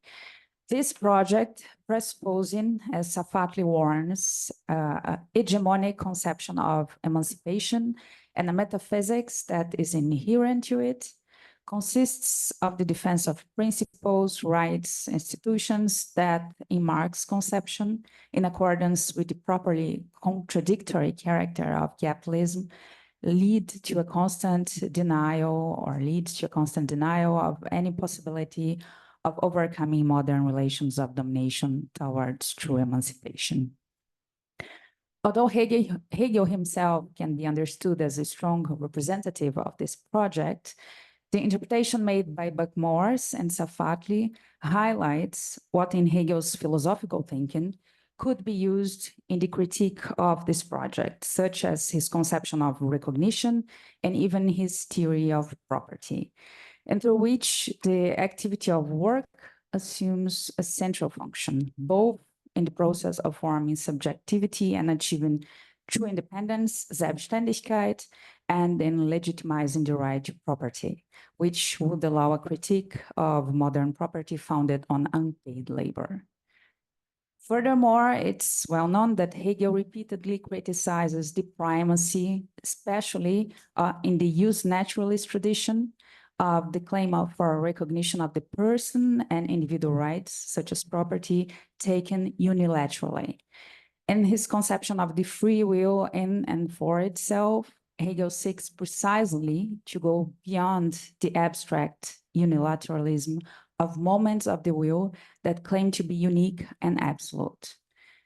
However, in his problematization of recognition and freedom understood in solely juridical terms, at the same time as he points out their limits, Hegel also defends the need for the emerging claims of use naturalism to be integrated into the demands for a broader conception of freedom, taking the moment of abstract right together with that of morality as essential to what, in his philosophy of right, he will systematically characterize as concrete freedom, made effective through Sittlichkeit, constituted by the modern institutional complexes of family, bourgeois civil society, die bürgerliche Gesellschaft, and the state. In contemporary times, in an attempt to update Hegel's conception of Sittlichkeit and freedom, now calling it social freedom, Honneth gives the sphere of law and modern moral principles the same meaning as Hegel gave them. These would be moments to be incorporated and not rejected in face of a broader notion of freedom. Marx, however, will show that the real problem with the recognition of the individual as a person and the right to property lies not in the claim to absolutization expressed by this tradition or in its disregard of the need for a broader notion of emancipation. The problem for Marx lies in the very meaning of modern property as capital. As such, this social form acquired by property is not only the antithesis of property based on one's own labor or one's own work, but grows only on its thumb, grounded on a systematic movement of expropriation. This movement, which on the surface contradicts the eternal laws of commodity exchange, is rather guaranteed precisely through their accomplishment, so that the dependence, inequality, expropriation, characteristic of the new modern ways of life and work, which for Hegel as for Honneth seem to be linked to capitalism in only an accidental or anomalous way, as Fehlentwicklungen, emerge not from the non-fulfillment of the normative promises of modernity, but precisely from their realization. Therefore, I argue that Marx supports the thesis that is radically opposed to Hegel's, rather than only deepening, taken to the extreme, the latter's critique of philosophical positions such as use naturalism or Hegel's diagnosis of the economic dynamics that accompany nascent capitalism or neoliberal capitalism, as in Honneth's case. So this position that Marx would not break with Hegel's conception is a position that is defended by, for example, Andreas Arndt in Freiheit in his book of 2019. And as my colleague Marcio Schiffer notes, Arndt, although he recognizes this, okay, you already found it. I'm sorry, not to tell you before.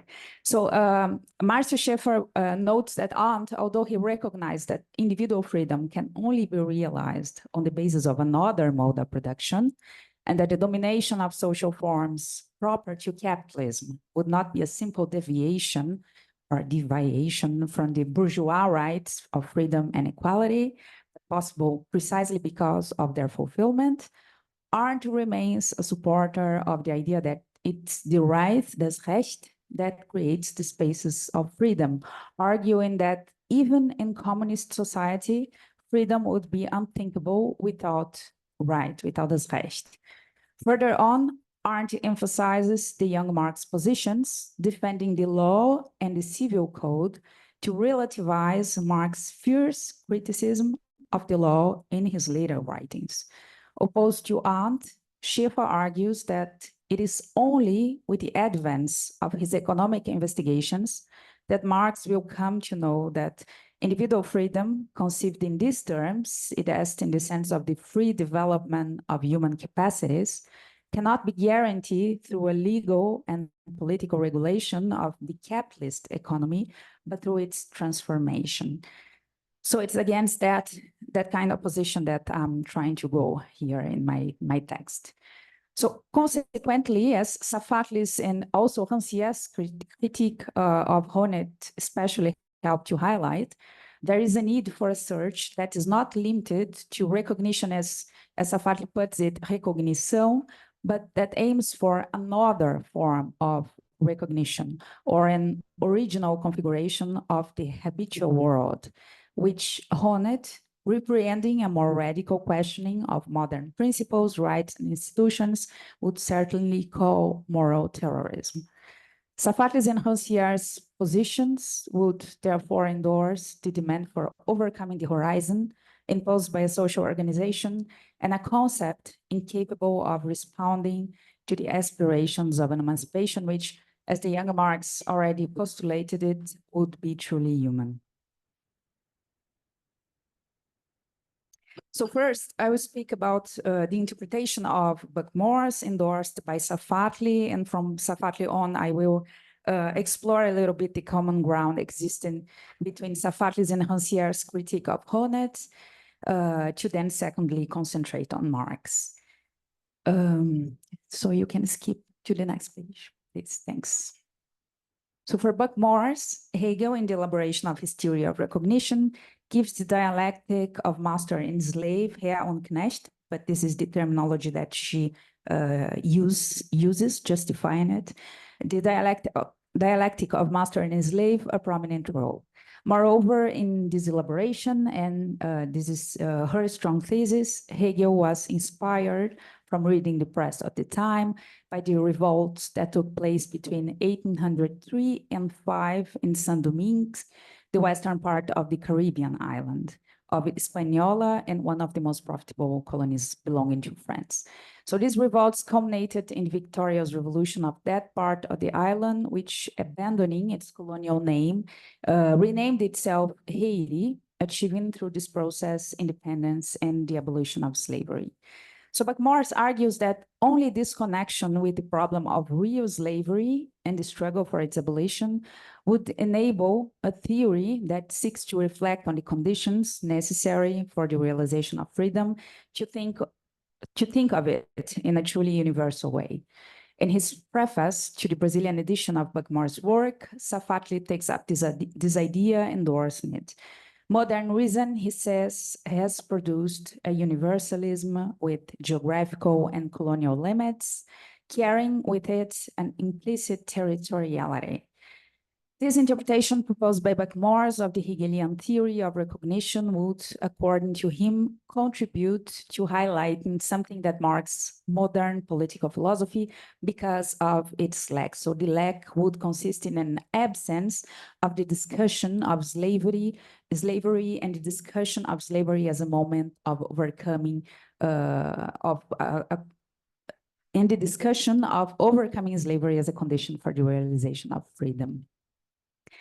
Therefore, more than drawing attention to Hegel's unprecedented treatment of modern slavery as a philosophical theme, Buck-Morss' contribution would serve to explore the question of the moment when the overcoming of slavery actually became the condition for the realization of freedom, which would even lead to demanding a relativization of the weight that Hegel gives to the French Revolution in his philosophical conception of history.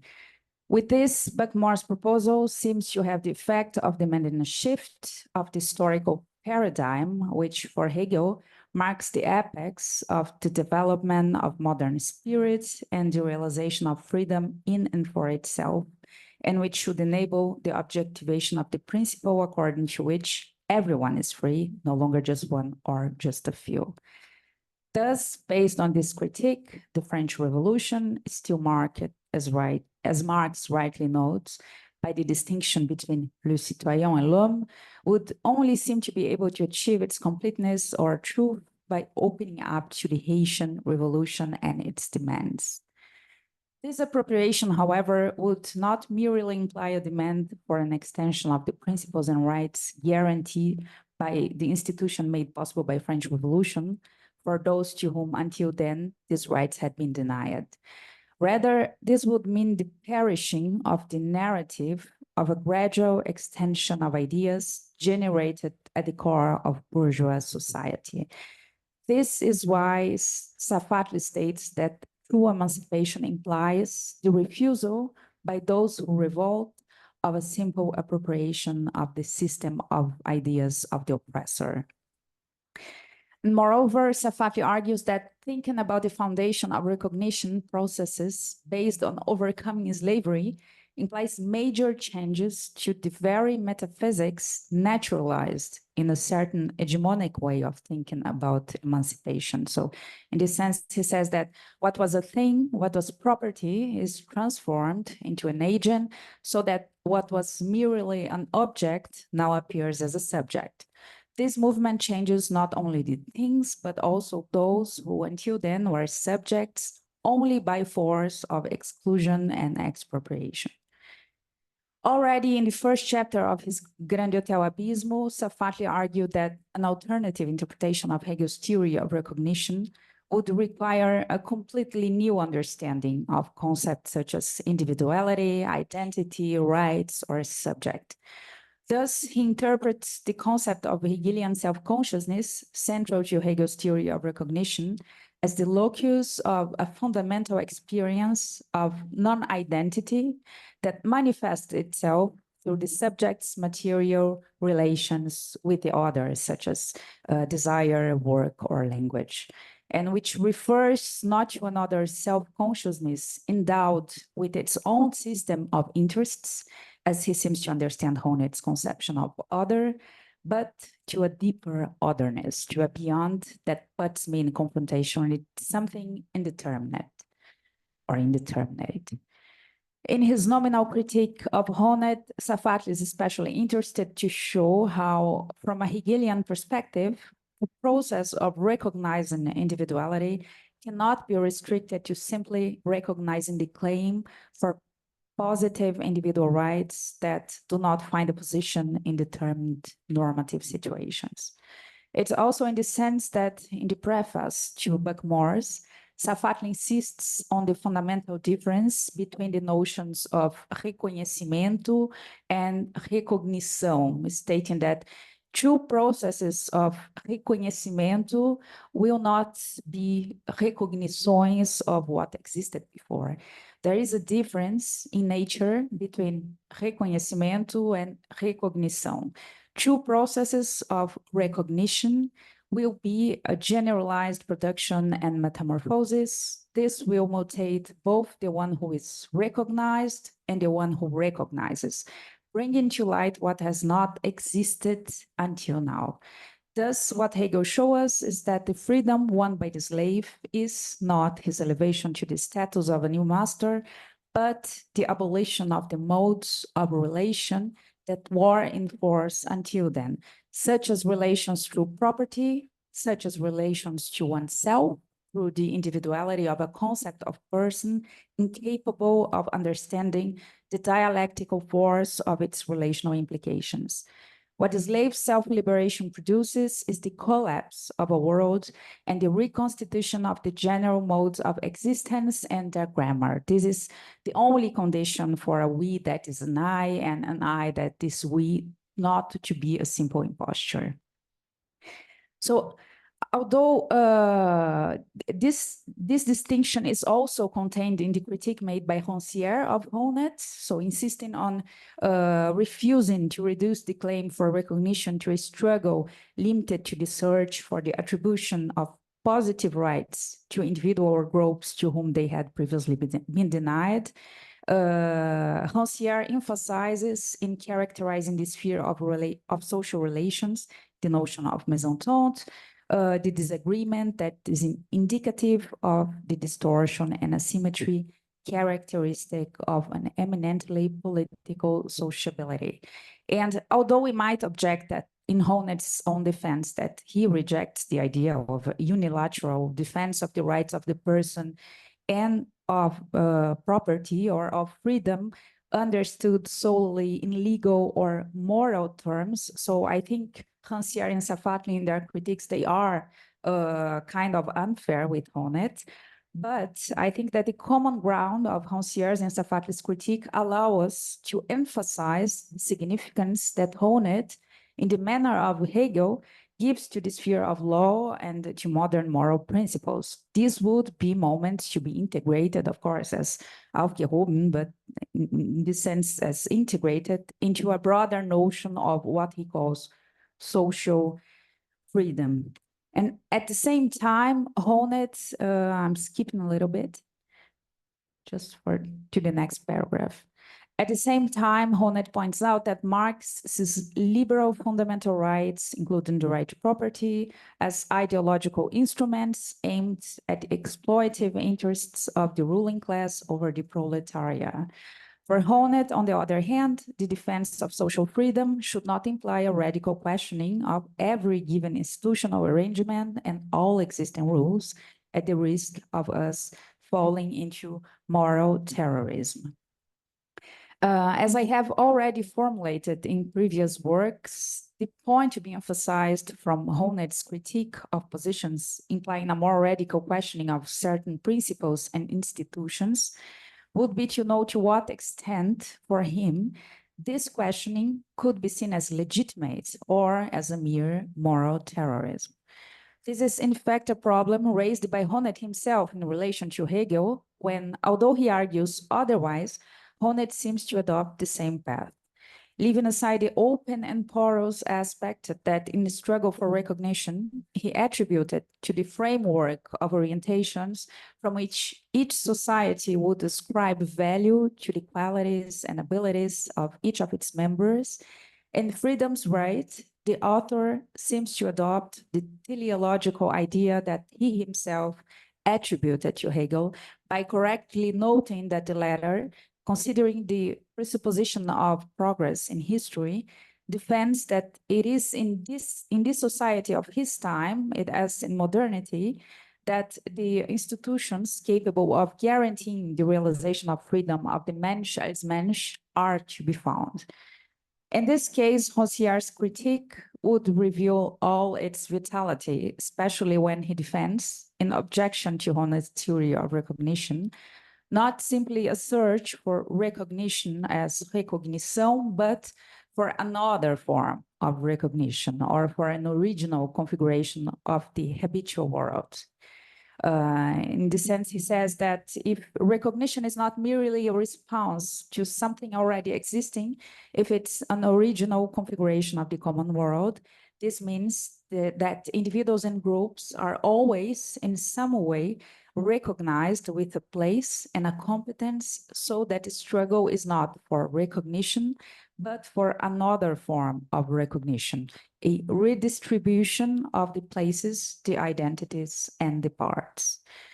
This is how Rancière's and Safatli's demand for another form of recognition or another form of universalism becomes crucial, since it simultaneously can be understood as a demand for overcoming, through a refusal and no longer a mere integration, social forms that would prevent, as Marx would state, truly human emancipation. So for the second part, I'd like to summarize the two main points involved in Hegel's conception of work and property from his theory of recognition on, and present Marx's position, especially from the point of view of his conception of modern property, showing how they would be opposed to each other. So in her interpretation of the lordship bondage relation thematized by Hegel, Buck-Morss follows a reading key that's close to the one offered by Kojève. It's not the overcoming of fear in face of death that makes the individual truly autonomous.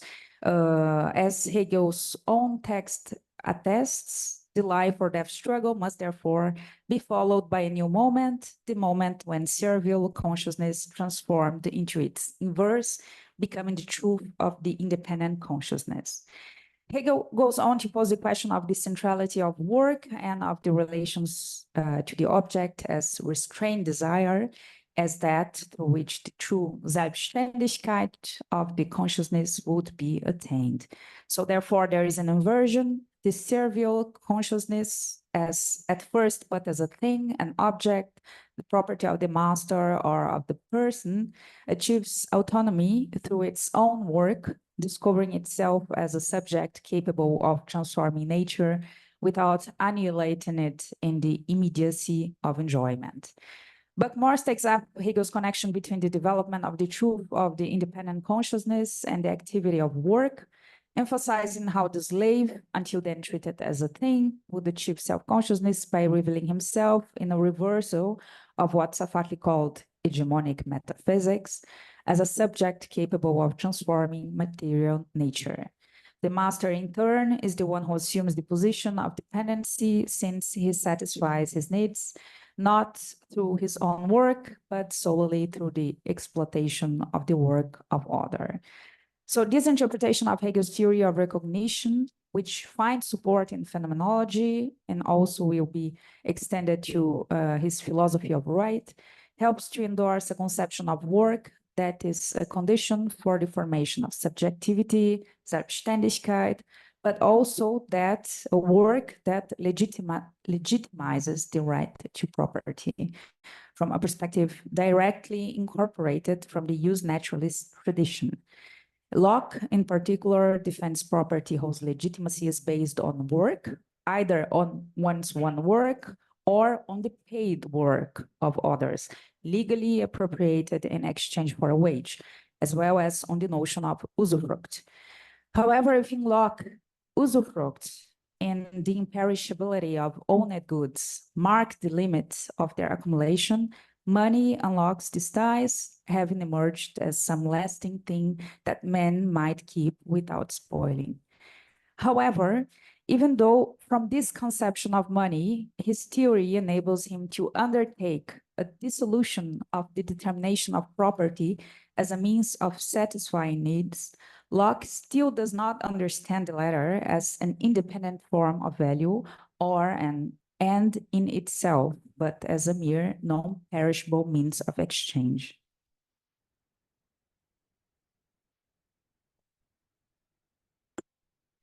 So this Lockean conception of property, and by extension of money, which will also be incorporated by Hegel, clashes directly with the determinations identified by Marx as being constitutive of modern property, which would be based, on the contrary, on unpaid labor. In Capital, we find one of the most systematic expositions of a specific and contradictory character of modern property, even though Marx's critique of property and right has been a constant since his earliest writings. In chapter 25, after having previously disarmed the argument that original accumulation would be based on right and labor, showing how real history has nothing idyllic about it, rather consisting of a historical process of separation between producer and means of production, marked by conquest, enslavement, robbery, murder, force, engraved in the annals of mankind in letters of blood and fire. Marx goes on to question the concept of property defended by the representatives of political economy, stating that political economy confuses two different kinds of private property, one of which rests on the labor of the producer himself, and the other on the exploitation of the labor of others. And it forgets that the latter is not only the direct antithesis of the former, but grows on the former's tomb and nowhere else. So Marx argues that this conception of property, spoken of by political economists, corresponds rather to a model of work of the free peasant or of the craftsman in the city, independent or selbstständig, because owning their own means of production, a conception that no longer coincides with modern or capitalist private property.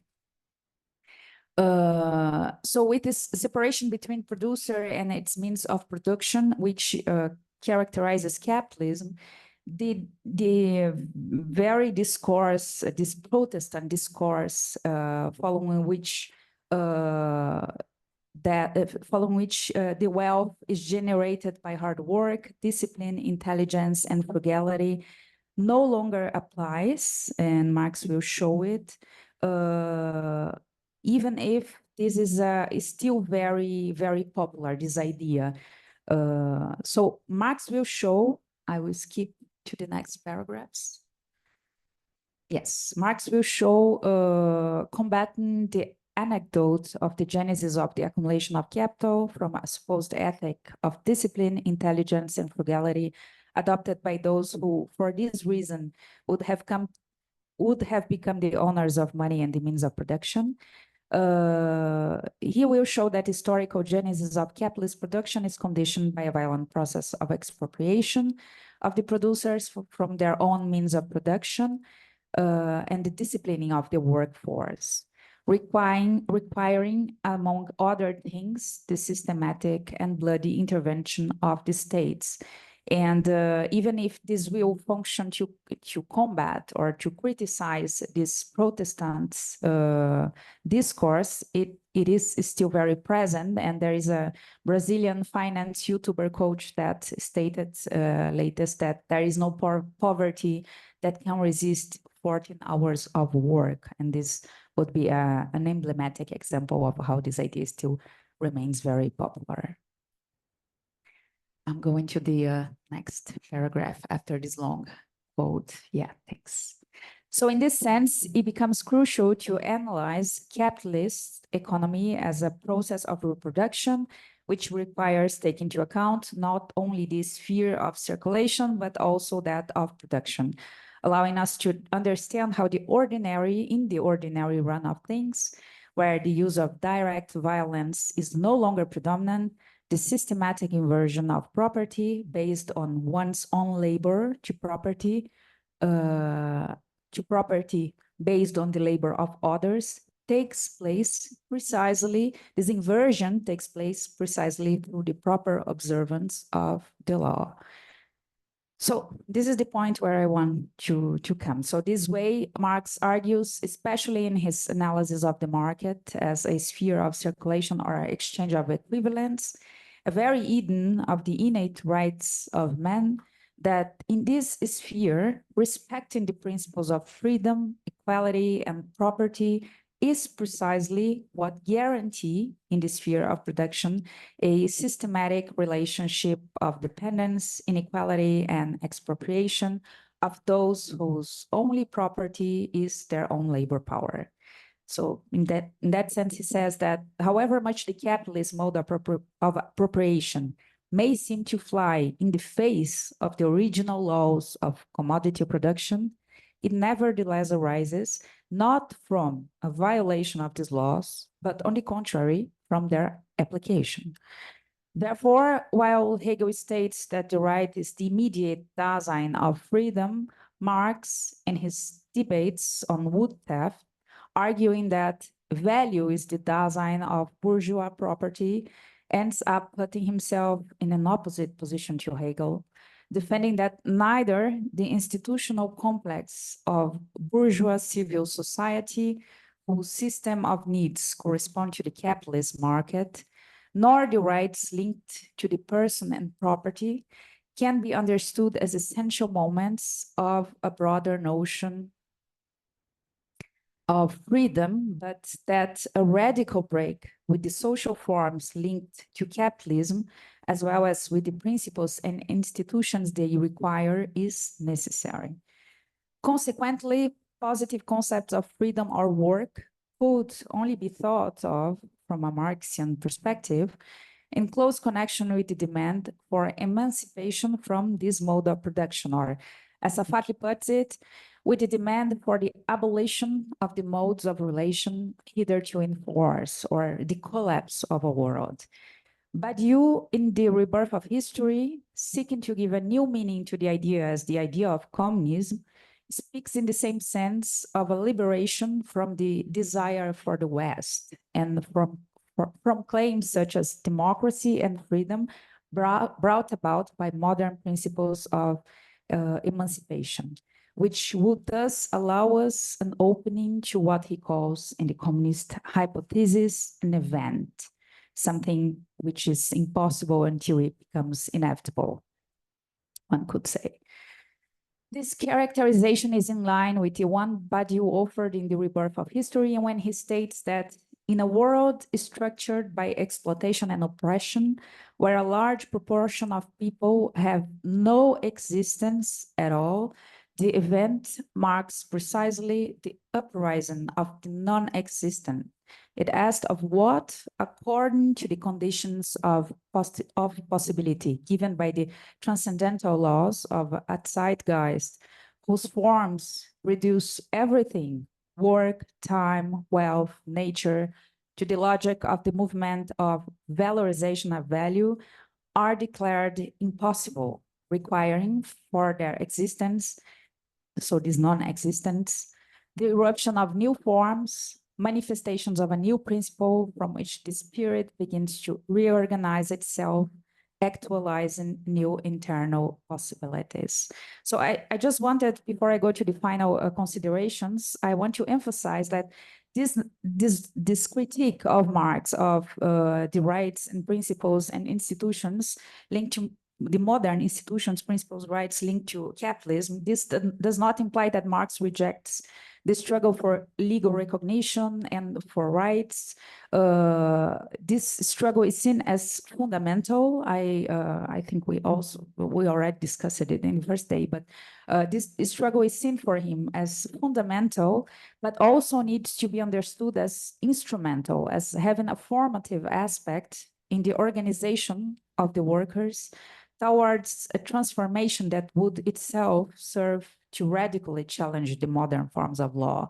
And this is also the theme of Rosa Luxemburg in her clash with the reformist current of German social democracy at the end of the 19th century, beginning of the 20th. Furthermore, I also like to emphasize that Marx's work also raises the need for a radical critique of modern institutions such as the family and the state, and not just the market within bourgeois civil society. If in Capital, the author shows how the logic of the capitalist market economy opposes the possibility of the realization of concrete freedom, it's also shown, according to his own conception, that modern family, as well as the rule of law, the state, are crucial institutions for him for the reproduction of capital. So now to the final considerations. Marx's problematization of the capitalist mode of production as necessarily generating relations of domination serves to call into question the project of modernity, an hegemonic model of emancipation, and a certain metaphysics that lead to the defense of principles and institutions which, for Hegel, are taken as essential moments or conditions of his modern notion of ethical life. According to the interpretation of the Hegelian theory of recognition defended by authors such as Buck-Morss and Safatli, it seems possible to draw from Hegel's own philosophy arguments that reveal a critical position in relation to this project, pointing out to its limits. However, pointing out to the insufficiency of the recognition of the person and the rights that characterize it, does not lead Hegel to conclude that there is a need for a radical overcoming of them.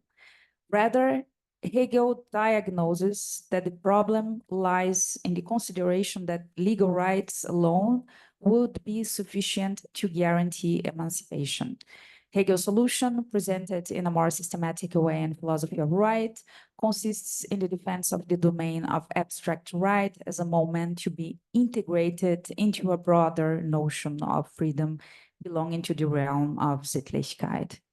In his work, Hegel also insists on justifying the legitimacy of property as founded on one's own work, and defending work as an activity that should guarantee the right to subsistence, thus raising demands that, as Hegel himself realizes, seem impossible to meet.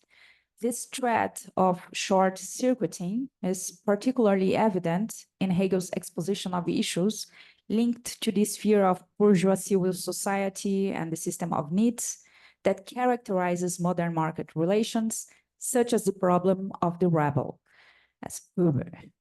Hegel is not, however, in a position to address it in a consistent manner, failing to establish any necessary relationship between the contradictions emerging from the labor relations linked to the young capitalist mode of production and the modern principles and institutions he defends. It is Marx who will be able to show how the problem of recognizing the individual as a person and the right to property consists not in its supposed insufficiency that should be supplanted by a broader notion of emancipation capable of integrating this legal recognition, but in the very meaning of modern property as the direct antithesis of property based on one's own work, a consequence of the capital-labor relation grounded on a systematic movement of expropriation. Thus, Marx shows that the state of dependency, inequality, which for Hegel seemed to be linked to capitalism only in an arbitrary way, originates not from the non-fulfillment of the normative promises of modernity, but precisely from their realization. Thanks.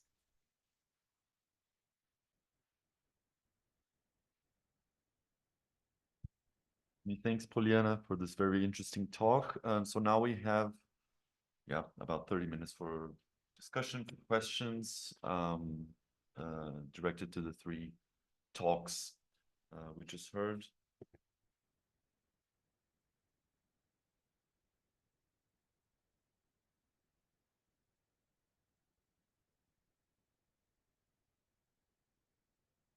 Yes. There is a microphone here.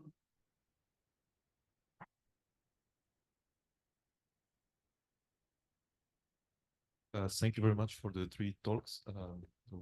They were very, very interesting. And I just have a little short question for GEORG. I will imagine that he's there. So I really like your talk, GEORG. Was very clear and very challenging. I'm also a little bit doubtful about the question of the relationship between life and philosophy. Of course, you show how problematic it is at any case, but I just wanted to ask if you consider that we possibly might run the risk of dissolving both the non-identity of life and the non-identity of philosophical concept or of philosophy by trying to create this closeness of both, because I think you consider mainly the risk that is already existing maybe in the current state of philosophy, in maybe what you call at the beginning this sort of fashionable subject of normativity that was creating doubts in you. So maybe what were your reflections or considerations on this other side of the question about the non-identity of life and the concept being maybe dissolved by approximating maybe too much both of them? Well, thank you. Thank you. It's a good question. What I definitely don't want to do is sacrificing the autonomy and the exceptional quality of philosophy by tying it closer together with life. So this is one danger that you highlighted this danger, and the other one is, and I probably stressed this a little bit more, that philosophy becomes too alienated from life and loses thereby its subject matter, basically. And my middle ground solution sort of was exactly to argue that philosophy should maintain a certain autonomy or a certain reflective distance or critical distance towards life. I don't want to just integrate philosophy into a commonsensical thinking or ordinary consciousness and just say, oh, philosophy is another way besides all the different ways we think about our life, and philosophy is just another version of that. So that would integrate and incorporate philosophy to close into life. And functionalize philosophy also for life. So I definitely want to avoid that. And my strategy was a little bit to say, we can't exclude philosophy from life and have it as this extra worldly endeavor that we can somehow carry out. So it is located somehow within life, but this locating and situating philosophy within life, I exactly wanted to avoid this danger that you're pointing out by saying that philosophy is, or in philosophy, we express the ability to distance ourselves radically from ourselves, but this is a feature or an ability of life or of us as human beings, something along these lines. And one could, of course, ask, in which way is this understanding of philosophy different from the arts, for instance? Because I would argue that in the sphere of art, we do something very similar. It expresses this ability to radically distance ourselves and to really go on the edge, or maybe even over the edge of life. But exactly this going over the edge of life is somehow an ability of life itself. And one could say, of course, in philosophy, we do it in a conceptual way. In art, we do it in a non-conceptual way. But there probably is more to that. But yeah, I totally agree with you. We should not slip from, like, by trying to avoid that philosophy distance itself too far from life, slip into tying them too close together. Like, these are two pitfalls or two one-sided views of philosophy, and I try to somewhat dialectically connect them by saying philosophy is the conceptual expression or manifestation of life, distancing and alienating itself from itself, and then we can see whether we like this or we don't like this. I know that this is convincing enough of an answer for you. Thank you, Georg. So, Christoph? Yeah, by time, which I think I don't, I would have a question to each of the three presentations, which I enjoyed a lot. I skipped my question to Georg SPOO because that is not really a question. It's more, I would more have to express my uneasiness with this recent wave of thinking of meta philosophy. I mean, if you're the editor of a journal like I am, so I mean, you'll find it, you're surprised how many texts arrive us that ask about philosophers asking about philosophy instead of doing philosophy. So that seems to me, I mean, that makes me a little bit nervous. So, but this is not a question.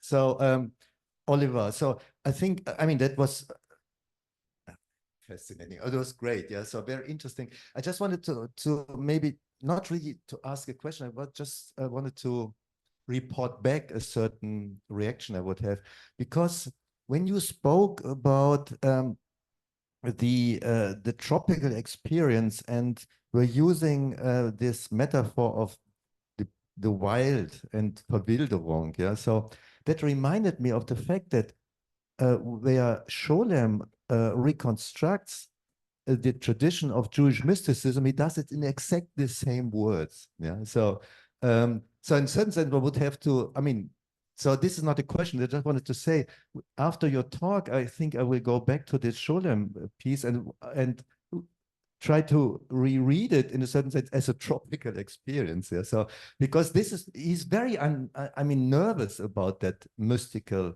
movement, because he says that mystic movement on the one hand is an experience or reference to a commandment, but it goes through a total anarchy of even sexual anarchy. Yeah. So and Scholem is disgusted by this. Yeah, totally. I mean, he writes hundreds of pages on the phenomenon that disgusts him, and he finds dangerous and a little bit like the reaction to the tropical wilderness. But he's also fascinated and attracted by it. Yeah. So in a certain sense, one could maybe reread from your perspective that moment, which I try to reconstruct as mysticism. I think in an entirely new way. Yeah. So and then I just wanted to tell that I find it extremely productive, yeah, to maybe I said already everything I need to say. I mean, to POLYANA briefly, I mean, I wonder to what degree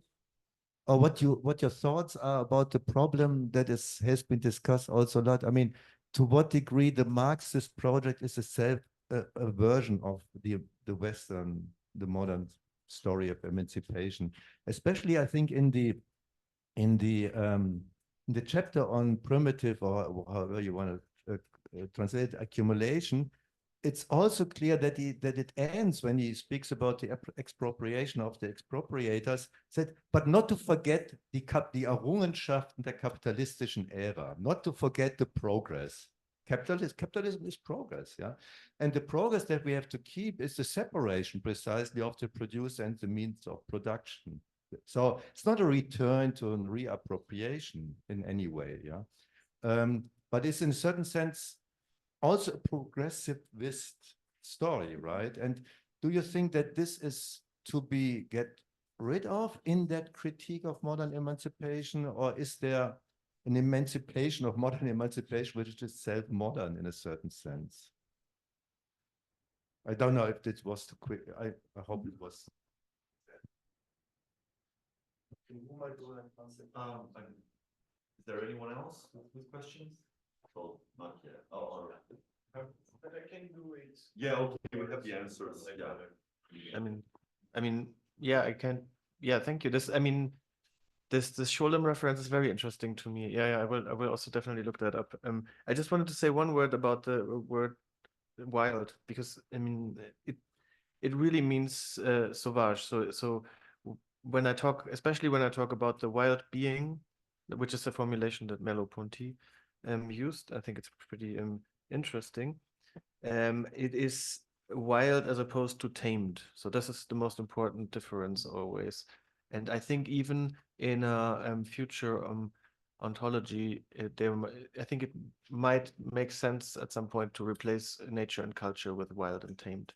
And this is also the direction Merleau-Ponty is going. And one other metaphor that I very briefly used was the harnessing and unharnessing, that goes in a very similar direction. So that's just another, I don't know, because there are many layers to this idea of wilderness and returning to the wilderness, which has all these aspects that you were talking about, like a return often to sexuality, to excess and things like that, but not in the sense that it's a return to nature as like a return to instincts or to, animality or something. But also this you didn't mean. I just wanted to just generally clarify this a little bit, the use of the word wild. Yeah. Just question one remark. You quoted, I think, at one point the definition receptivity to any shape. Yeah. And that is, I think it's literally in Scholem's definition of this. And that is just an interesting coincidence that would make possible a new reading, a rereading of what Scholem is doing there from the material of that tropical encounter that you reconstructed. Yeah. So thanks for the question. So if Marx's project could be thought of as a version of modern emancipation, I think there are 2 points. Modern emancipation for me has always to do with this project of modernity that is linked to certain principles, the demand for the realization or the accomplishment of certain principles, as freedom as one of the main ones, but also, as Marx says, as equality and property too, that for Honneth are less important, or at least he thinks of these principles as the negative freedom. But I think this modern emancipation has to do with these principles and with the institutions that allow them to be accomplished, like the family and in bourgeois civil society market, the state. So in this sense, I think Marx would, with his critique, he really wants to make a break. He wants to make a rupture with this modern kind of emancipation. I think that's one way we could try to answer it. But of course, there is always this critique of Marx as the one that defends the development of the productive forces, that Marx would have this Prometheic conception, and that he thinks this is positive.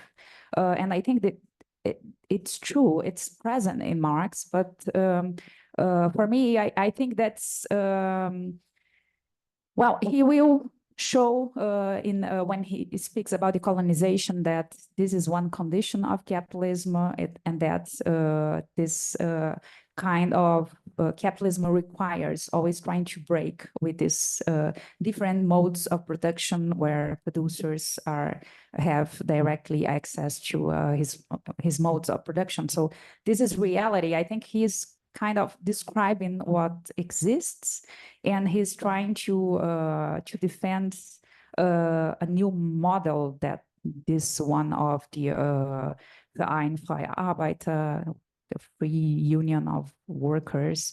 And I think it's not that he's so positive about capitalism, and capitalism is so positive, and the development of this forces of production, but this is something that I don't know. I think that there is a discussion in the what we call now the eco-socialism, and there is always this new interpretation trying to think in which sense Marx would be a critic to this this Prometheic or this conception of progress as being positive. But I think in a sense it's present in him. For him, there is certain conditions and material conditions that are required for us to be able to have this access to the modes of production and to our means of production.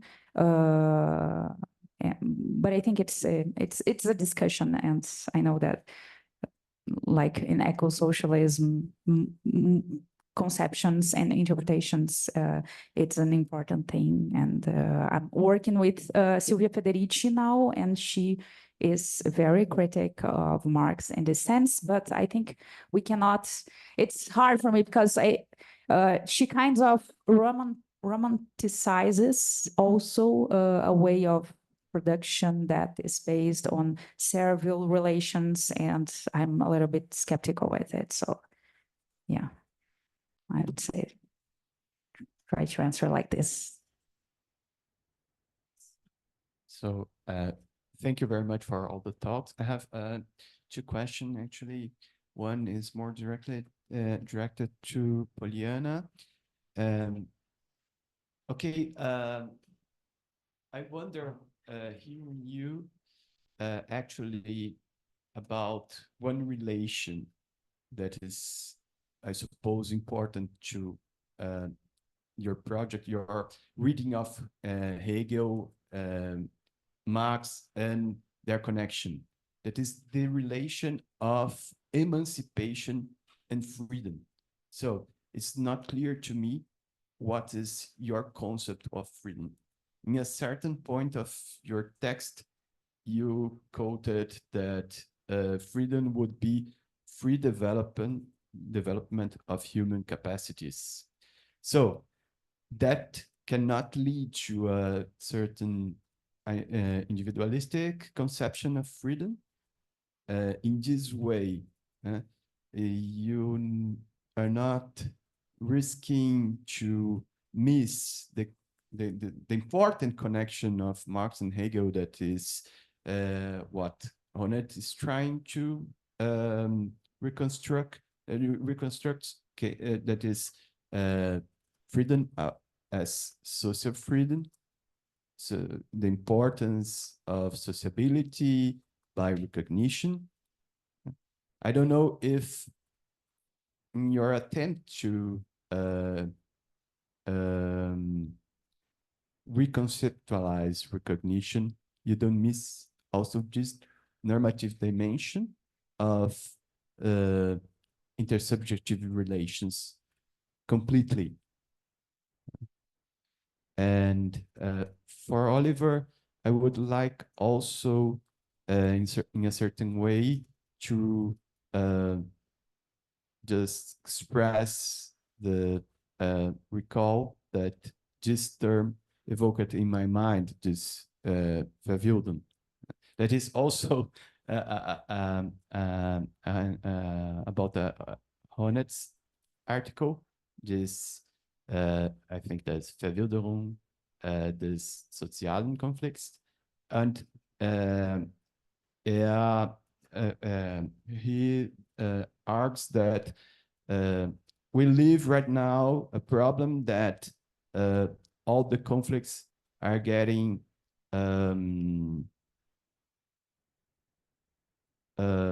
without normativity, are devoid of normativity. And that is a problem because in this social situation, the conflicts that were in a certain way moral conceived, they return to be a conflict of self-interest and a conflict towards mere what he calls public visibility without any perspective of improving society sociability.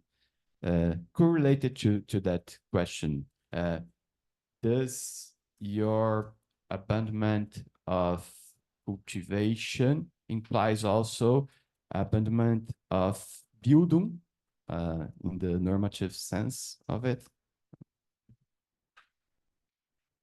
I have a question. Can I add, or would you like to answer? I think it's better to answer. Okay. So POLYANA, would you like? Yeah. To start? Yeah. Answering. Okay. Or you both can decide. No. Okay, I try to formulate while I answer. So, Ricardo, I think my problem with the social freedom in Honneth and his conception of normativity, well, I think he when he discusses this normativity, he wants, his proposal is to reunite a certain philosophical, a deontological philosophy with this facticity, and he wants to propose this this method of normative reconstruction. So he proposes an analysis of what kind of institutions and praxis that are already given through modernity that could help to accomplish this this notion of freedom, this idea of freedom. And I think when I talk when I think of modern normativity in Honneth, I always have in mind this normativity is always a modern one for me in Honneth, and I always have in mind this defense of him of this this principles and institutions and the analysis that he does, or this diagnosis that he does of modern of certain institutions as rational as long as they serve to accomplish this these values like freedom. And I think for me, Marx's conception of freedom has to do with this. He's trying to break with these principles and institutions because for him, they are essential or conditioned to the reproduction of this mode of production, capitalist mode of production. So when I think in freedom in Marx, it has always to do with his demand to break in with this mode of production, but also with these principles and institutions, because he sees it as also part of the dynamic that is necessary for capitalism to go on. So it's not that, okay, we should get rid of capitalism and of the Fehlentwicklungen and of this malfunctioning, misfunctioning of capitalism, but we can try to save the institutions and these modern principles. As I said, of course, he uses it. For him, it's important to fight for these principles and rights, and also to be present in these institutions. But there is this need to see it as a mean, as Luxemburg would say. This is not the end; should be a radical transformation of it and of these social forms. So I think that's the from where I see this this problem of freedom that Marx, he demands a rupture, a break of this kind of freedom that has to do with not just only with capitalism, but with these principles and institutions. I will try to answer like that. Yeah, thank you for this question. Also, yeah, funny thing with the Verwilderung in this sense. But I mean, so there's a simple answer in which I mean, this is basically a misunderstanding of the word wild, no, of the word savage, because I mean, what Honnet, I think, points at is some form of deprived social bond. But that is very clearly a product of this social bond. So I don't. So in a way that I was pointing at something very different, I think. But there's still interest. The other question that you raised and talking about this kind of like play of words is very interesting and very important to me, because I think you asked like whether I'm against pedagogical relations, or it went in this direction. And well, when I was talking about verwildern as like also sort of like a positive notion, as something that we maybe have to take into consideration, that we maybe even have to apply to our own projects, let's say of liberation, to our own philosophical projects.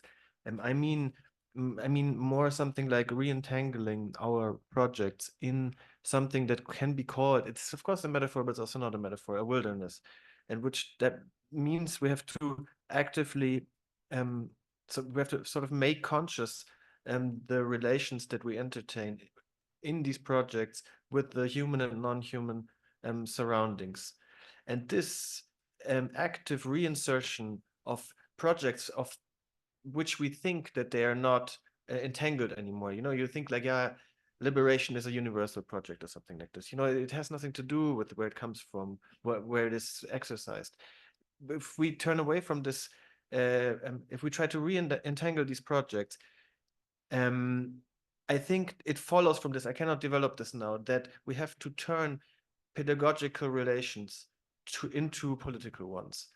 And so when I was talking about the harnessing and unharnessing of the will, it's not like we have harnessed the will and then so we have to unharness it to become free and go crazy and eat each other or whatnot, you know.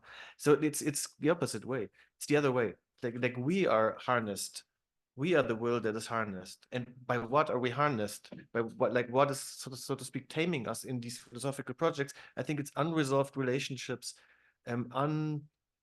unresolved relation between philosophy and non-philosophy. So and an expression of this unresolved relationship is the idea that we entertain pedagogical relations to those that we deem to be non-philosophers. And in the moment we practice this unharnessing, this reinsertion, this reentanglement, we are forced to question these sort of unreflected assumptions about the relation between philosophy and non-philosophy, and turn the pedagogical relations into political ones, which when you really think about it, every pedagogical relationship is a political one, but it is one that denies its own political character.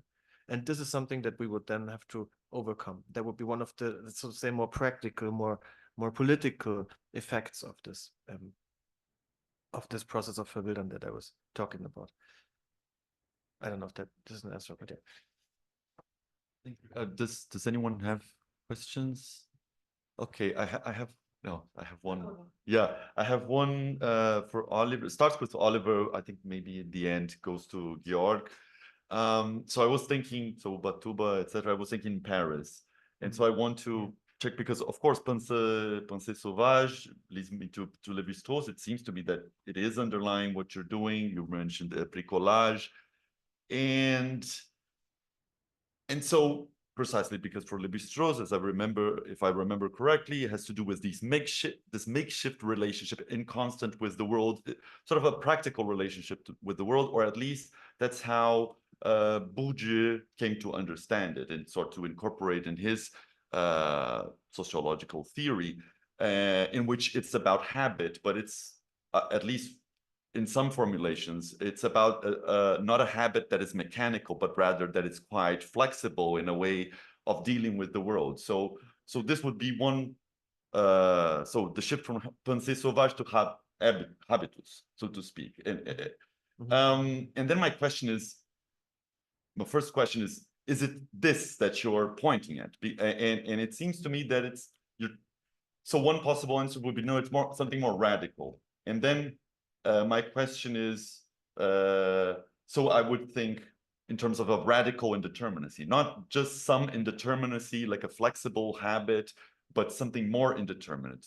But it seems that that's also not exactly what you want. So it's trying to locate a little bit in that system of references, yeah, what the wilderness is. And I think this leads to the question also that GEORG was raising, because I also thought of Bourdieu in that context, because he has this critique of the scholastic thinking, which applies mainly to philosophy, but not only to philosophy. And basically, it refers to a thinking that, I mean, he uses a lot the Marx's expression. It's a thinking that confuses the things of logic with the logic of things, right? It abstracts from practical, concrete, living human realities and builds a system such as Lévi-Strauss did, but doesn't come back. So, but Bourdieu says that's important, that distance is important, but it's important to come back, so to speak. So also I want to know if this, how is your project, your proposal fits this or something different, this sort of, and just one thing, and this for him involved, you know, empirical research as a crucial element, but I have the impression again that what you're trying to, where you're aiming at is not exactly that, but would like to know. Should I start? Or? Yeah, sure. So, well, if you like, so Oliver can start. Right? Okay. Yeah, thank you for this. It was not one question, so it's a bit hard to answer. So the Paris connection is obviously very important to me. I'm especially interested in the encounter between Claude Lévi-Strauss and Maurice Merleau-Ponty.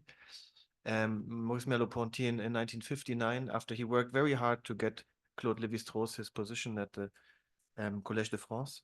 It was mainly Merleau-Ponty's work. He wrote an article, or just before, it was just before Lévi-Strauss got appointed, on Lévi-Strauss, and he from a very intelligent reading of his work, he came to the conclusion, also said it very explicitly, that there cannot be a philosophy that is worth the word philosophy without being exposed to something that is radically other. And he meant by this explicitly the kind of cultures that normally anthropology deals with. And so this brings us then to the bricolage thing. The bricolage is a famous term from the pensée sauvage, no, from the wild thinking. And so the wild thinking is, I mean, it's a crazy book, but in the end, it's like one of the many ways Lévi-Strauss uses to map out a central difference that later then in his inaugural lectures he would use the words warm and cold societies. And so there's one distinction between cultures and societies that's maybe more fundamental than all the other ones. And Pensée Sauvage points at that. And this particular distinction is one that then Merleau-Ponty understood this, that we have to reflect in philosophy, because philosophy is very clearly an institution of the warm societies, and the warm societies that are at the core are progressivist societies. And philosophy is an institution that's part of that, but usually does not reflect the fact that it is entangled in this very tamed wilderness. And so it has to deal with this otherness that is, and bricolage is like one word of saying this. I don't know, this only answers like a part of your question. That's also my talk. It was a bit like operating at several levels at the same time, and I didn't always make it explicit. So that's why I said it was a bit loose, the talk. But yeah, maybe that's all I can say for now. Okay, thanks. So, GEORG? Yeah, thank you for your question. So you talk about this confusion of the logic of things and the things of the logic, or one could also say the confusion of life and philosophy, or life, philosophy and non-philosophy. I think it's a very good question. But I don't think I can give a good answer to this, because we are kind of faced with a dilemma. One could also maybe reformulate the question of where does philosophy start, or what is the beginning of philosophy, and what is the end of philosophy when we come back to life. And first, this of course presupposes this dichotomy between life and philosophy, which I try to question a little bit without refraining to a simple unity of life and philosophy. So I think we should remain in this tension between difference and identity, sort of. But if you want to think about the question, what is the relationship between life and philosophy, or non-philosophy and philosophy, we can either answer this question by philosophy and through philosophy itself. So we can reflect philosophically on our philosophical reflection, and thereby reflecting its limits, its beginning, its endpoint, and also potentially identify blind spots and boundaries within philosophy. So it's about making philosophy self-transparent. And this is something Adorno, at least to a certain extent, believes it is possible. But then if we approach this question from a philosophical angle, we kind of we have pre-decided this question already, namely that we can approach these two spheres, life and philosophy, and decide and determine the relation by philosophy. So the method of answering this question already answered this question in a certain way. And we could, on the end, this is one possible way of approaching it, which carries its own problems. Another way would be to simply begin with philosophy, maybe with some pre-philosophical assumption, and stop philosophy whenever we feel like stopping philosophy, without offering a conceptual philosophical explanation and justification for the beginning and the end, or the interruption of philosophy, or the disruption of philosophy. And I mean, Kierkegaard has something like this, the leap of fate. In Jacobi, there are also similar conceptual figures. The salto mortale, also there's just the leap. Maybe the revolution in Marxist thinking also points a little bit towards this direction, that we need to restrain and limit philosophy non-philosophically. But then, of course, this also is a certain pre-decision of the relationship between philosophy and non-philosophy, that we have to approach it non-philosophically in a certain way. And this might evoke the criticism of irrationalism, or the argument that even a non-philosophical or pre-philosophical pushing away from philosophy remains in it being a philosophical bound to philosophy. So it's not really a solution either. And I don't have a good way out of this dilemma. And I think we just have to deal with this dilemma in a way. And this is why I would say that what I'm doing is not meta-philosophy. I'm also always a little bit confused when people introduce this term meta-philosophy, because meta-philosophy is philosophy and maybe also the other way around. But I don't think that this question of what is the relationship between life and philosophy, or philosophy and non-philosophy, can just be answered and addressed meta-philosophically, because that would entail remaining within philosophy. And I think we have to balance a little bit on the gap, or on the boundary between philosophy and non-philosophy, and also, yeah, do both. Maybe answer this question philosophically and non-philosophically, maybe in the same time, or maybe there's a third way to deal with this. I think it's important to remain at least within this dilemma and not solve it by a methodological, meta-philosophical reflection. And then we have a very sterile conception of, oh, we have life here and philosophy here, and we can spell out the details of the relation, and then we're done. I think that this would be extremely unsatisfying and would fail both life and philosophy. Okay, thank you. So yeah, thank you all. And now we go to life. At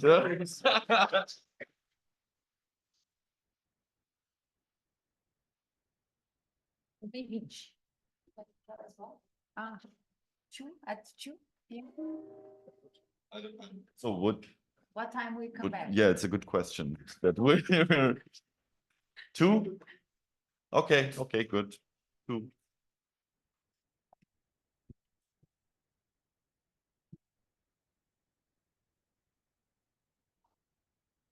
Oh,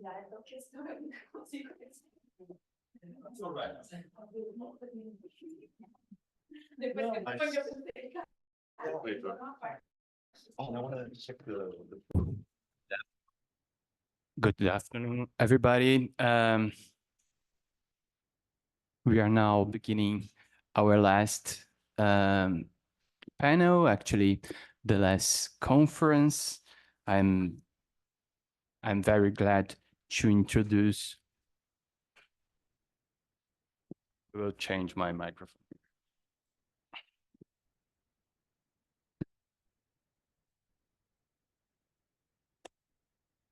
I am very glad to introduce Professor KHURANA. Professor KHURANA is professor at the University of Potsdam, where he's also the director of the Center of Post-Kantian Philosophy. He was visiting professor at Yale University in 2021. His main research areas are Kant, Hegel, post-Kantian European philosophy, sociophilosophy, ethics, aesthetics, philosophical anthropology, critical theory, and psychoanalysis. Professor KHURANA has published with Professor Menke a book called Paradoxing the Autonomy in 2011, and also a monograph published by Zuerkamp in 2017, Das Leben der Freiheit, among many other articles and book chapters on the topics that I already mentioned. So, Professor KHURANA, the floor is yours. It's an honor for us to receive you here. Thanks so much. Thanks for the introduction, but also thank you so much for inviting me, to all the organizers. I think I have to say that this is one of the very best conferences I have attended in the last year. So I really mean this. It has been a wonderful 3 days. So I think we should start that last session now by a round of applause for the organizers.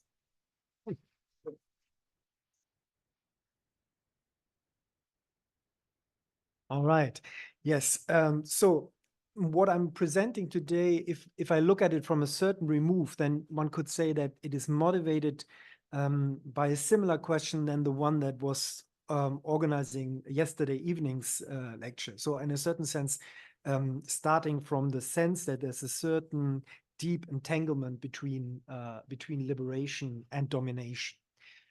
Looked at it a little more concretely, or one level of less abstraction, one could say the ways in which liberation is intertwined with colonialism and slavery. So that's the worry, or that's the main concern that I'm pursuing here. And to do so, I'm looking towards Hegel, or looking at Hegel. As you all are aware, in the last couple of years, Hegel has repeatedly become the object of a transient critique. I mean, it's argued that in various of his writings, he has endorsed racist, or has held racist and pro-colonial positions. But what is more, it's not just argued that he did so, but that these racist and pro-colonial views are not disconnected from his revered philosophy of freedom, but on the contrary, internally related to his theory of human freedom. And that, of course, then is the deeper worry. I mean, yeah. This critique is, of course, not new, but it has reappeared, I think, in the last year with some renewed force and precision. In what follows, I will be far from dismissing it. To say that the sections on race in the encyclopedia or the comments on non-European countries and the lectures on the philosophy of world history are problematic would be really a severe understatement. It's not just problematic, it's outrageous. I think there is no doubt that Hegel has argued in a racist and pro-colonial manner in these passages. And I think that's more important, that his statements are internally related to his conception of freedom. Indeed, to two of the most attractive features of his conception of freedom. Or at least I think that those are two features that are very attractive. First, that Hegel is interested in freedom not as a given potential, some natural endowment that we have, but insists that the reality of freedom depends on its actualization.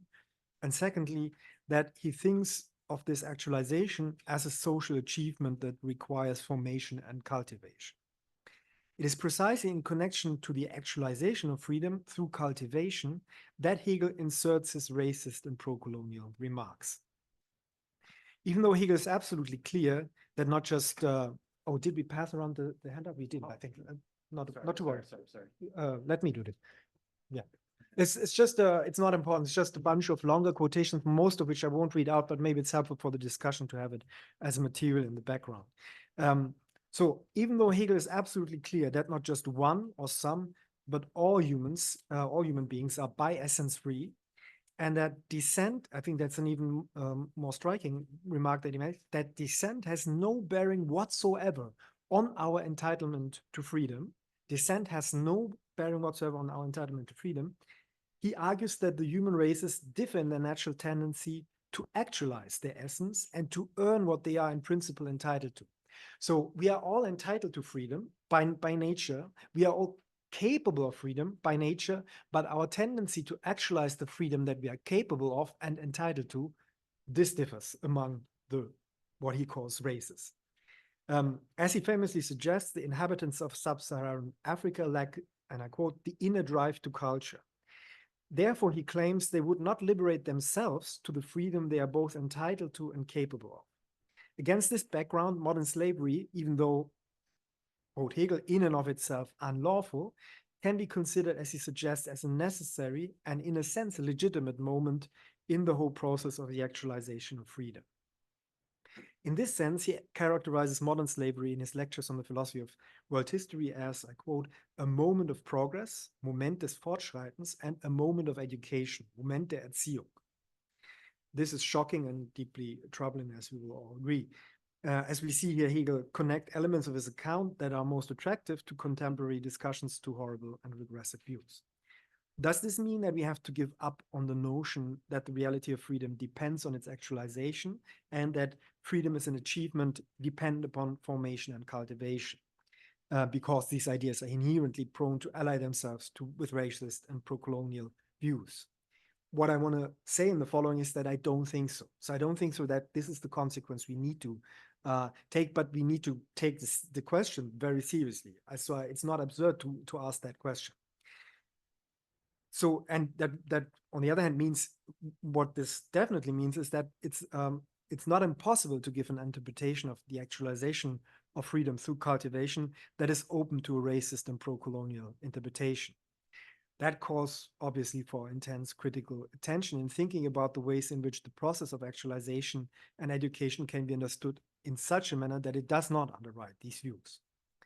Now, for such a critical endeavor, it is essential to confront the possibility of these perversions of freedom, to understand why and how it may be internal to freedom that it can misconceive itself in such a way that embraces and justifies unfreedom. I want to argue that despite the racist and pro-colonial views held by Hegel in the mentioned passages, his work in general can be extremely helpful in this regard. It can give us the resources for an immanent critique of the coloniality of freedom. This is the case because Hegel does not try to hold on to a pristine conception of freedom, but one that sees true freedom as arising out of overcoming its self-misunderstanding as mastery. So that's my general thesis. Sometimes the critics of Hegel suggest that the fact that we find racist and pro-colonial tendencies articulated in his writings proves that his whole conception of freedom is tainted, can never ever think anything else than, and I quote Hegel, a freedom still enmeshed in servitude. We are therefore asked to develop a wholly different conception of freedom. But what if the possibility of the perversion of freedom is in fact internal to freedom, such that the actualization of freedom requires the self-critique of its inherent coloniality? I will proceed in 3 steps. First, I will briefly allude to Marx's contrast and true critique. I can be very to argue that Hegel is aiming at, or at least giving us the resources for a true critique of the coloniality of freedom. In a second step, I want to look at 2 examples that can show us how Hegel accounts how Hegel's account starts from a colonial or imperial understanding of freedom to show that it invalidates itself. I will close with discussing the worry that this account still involves a normative justification of forms of oppression as necessary steps in the progress of freedom. So the third part is about what I call the lingering worry. I assume probably that the discussion will return to that lingering worry. All right. Okay, first step. What I want to argue is severely counterintuitive, I think. I want to argue that the very fact that Hegel's conception gives room to an exclusionary and, in the broadest sense of the term, colonial conception of freedom makes him a resource for a true critique of the coloniality and freedom. This will remain counterintuitive, I believe, for quite a while. To see how this could at all be the case, it will be necessary to get into view what kind of a critique Hegel is aiming at or giving us the resources for. True critique, to use Marx's term, is an immanent form of critique.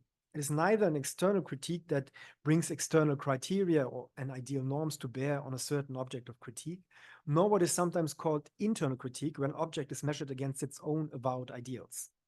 Immanent critique rather develops the inherent contradictions of the object of critique and analyzes them in their genesis and necessity.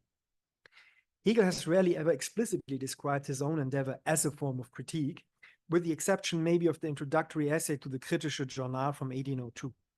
But the phenomenology of spirit, the logic, and the philosophy of right are all very clear that they are articulated against a misguided understanding of critique, and therefore we could describe it as a meta-critique of sorts. They are not engaged in some kind of external normative critique where the philosopher provides ideal norms that can be used to either evaluate given shapes of spirit or to construct alternative ones.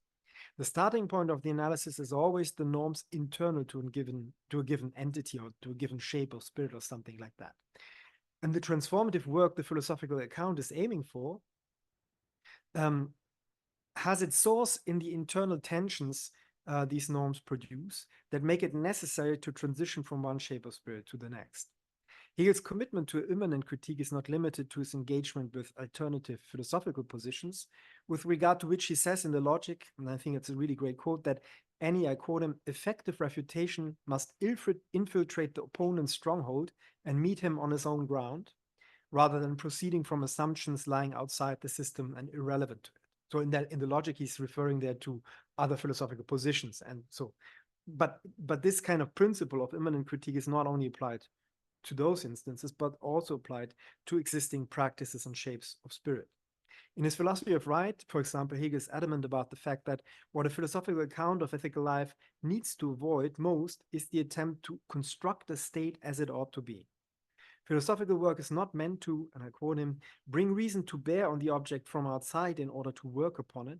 The sole business of philosophical science is to make conscious this work, which is accomplished by the reason of the thing itself. Vernunft der Sache selbst. Tracing this rationality is not to be constructed as an ultimate apology and an absolute vindication of the investigated object, but as its analysis and critique. Insofar, the work of reason operates by means of producing and sublating contradictions. Unfolding the rationality of the thing itself, therefore, means to unfold a dialectical structure that determines it, but ultimately also points beyond it.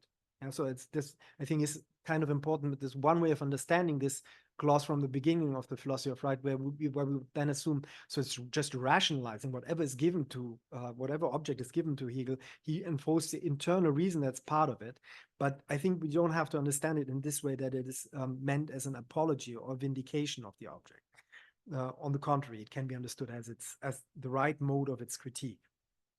I quote Hegel, the higher dialectic of the concept consists not merely in producing and apprehending the determination as an opposite and limiting factor, but in producing and apprehending the content and result which it contains, and it is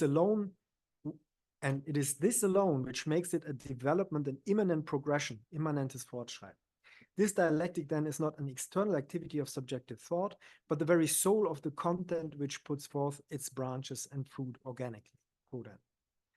Dialectical tension are thus not a contingent failing or an external mismatch, but the life element of the content itself.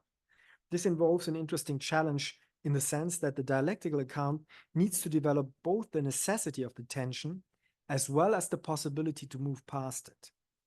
Accounting for the non-contingent and immanent character of the tension has to steer clear of an apology of that tension and a defense of its insurpassable nature. Accounting for the possibility of overcoming the tension needs to avoid reducing the tension to contingent failing. And so it's clear, I think, that this double requirement is obviously quite challenging. I will return to it in the last part. Marx has criticized Hegel for the way in which he has executed this program, but I think that his distinction between dogmatic or vulgar critique on the one hand and true critique on the other hand is still captures or traces the position Hegel at least aims to inhabit. A vulgar or dogmatic critique can be executed as an external or an internal critique, measuring a reality against an external or internal norm.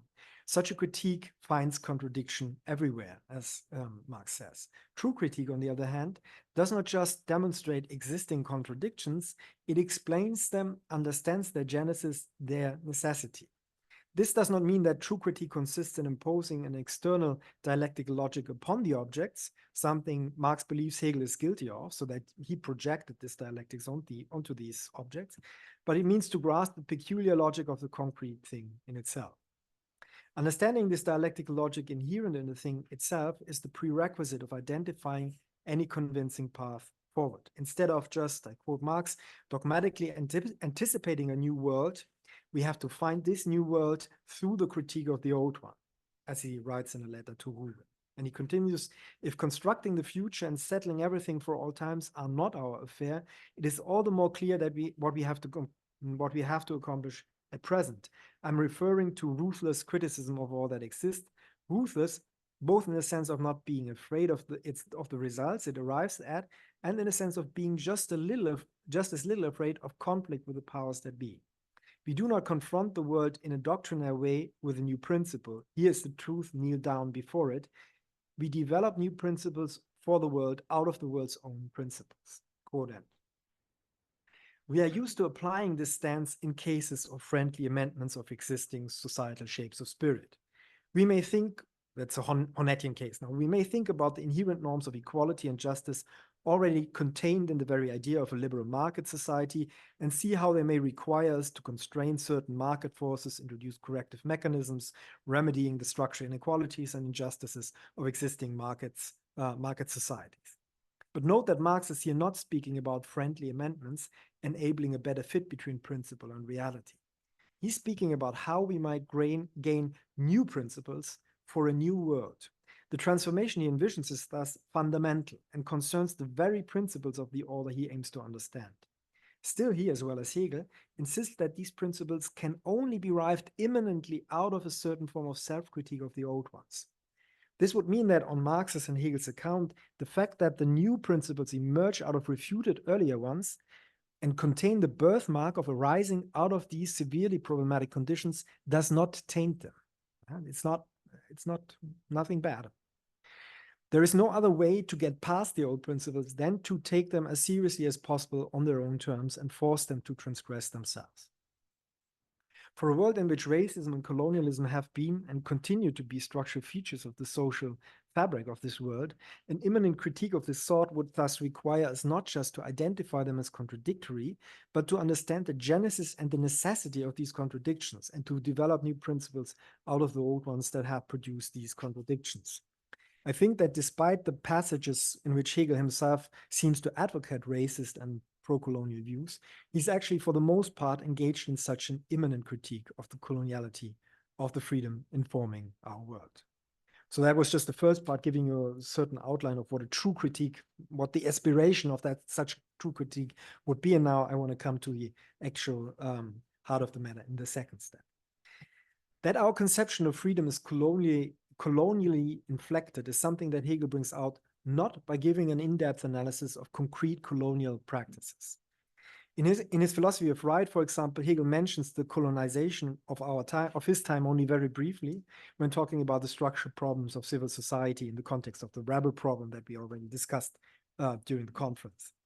In his phenomenology of spirit, we famously find an analysis of the dialectic of master and servant, Herr and Knecht, but or we could also say maybe lord and bondsman, but his analysis is far from analyzing a concrete social relationship in any robust social detail, be it ancient slavery, serfdom, or modern slavery.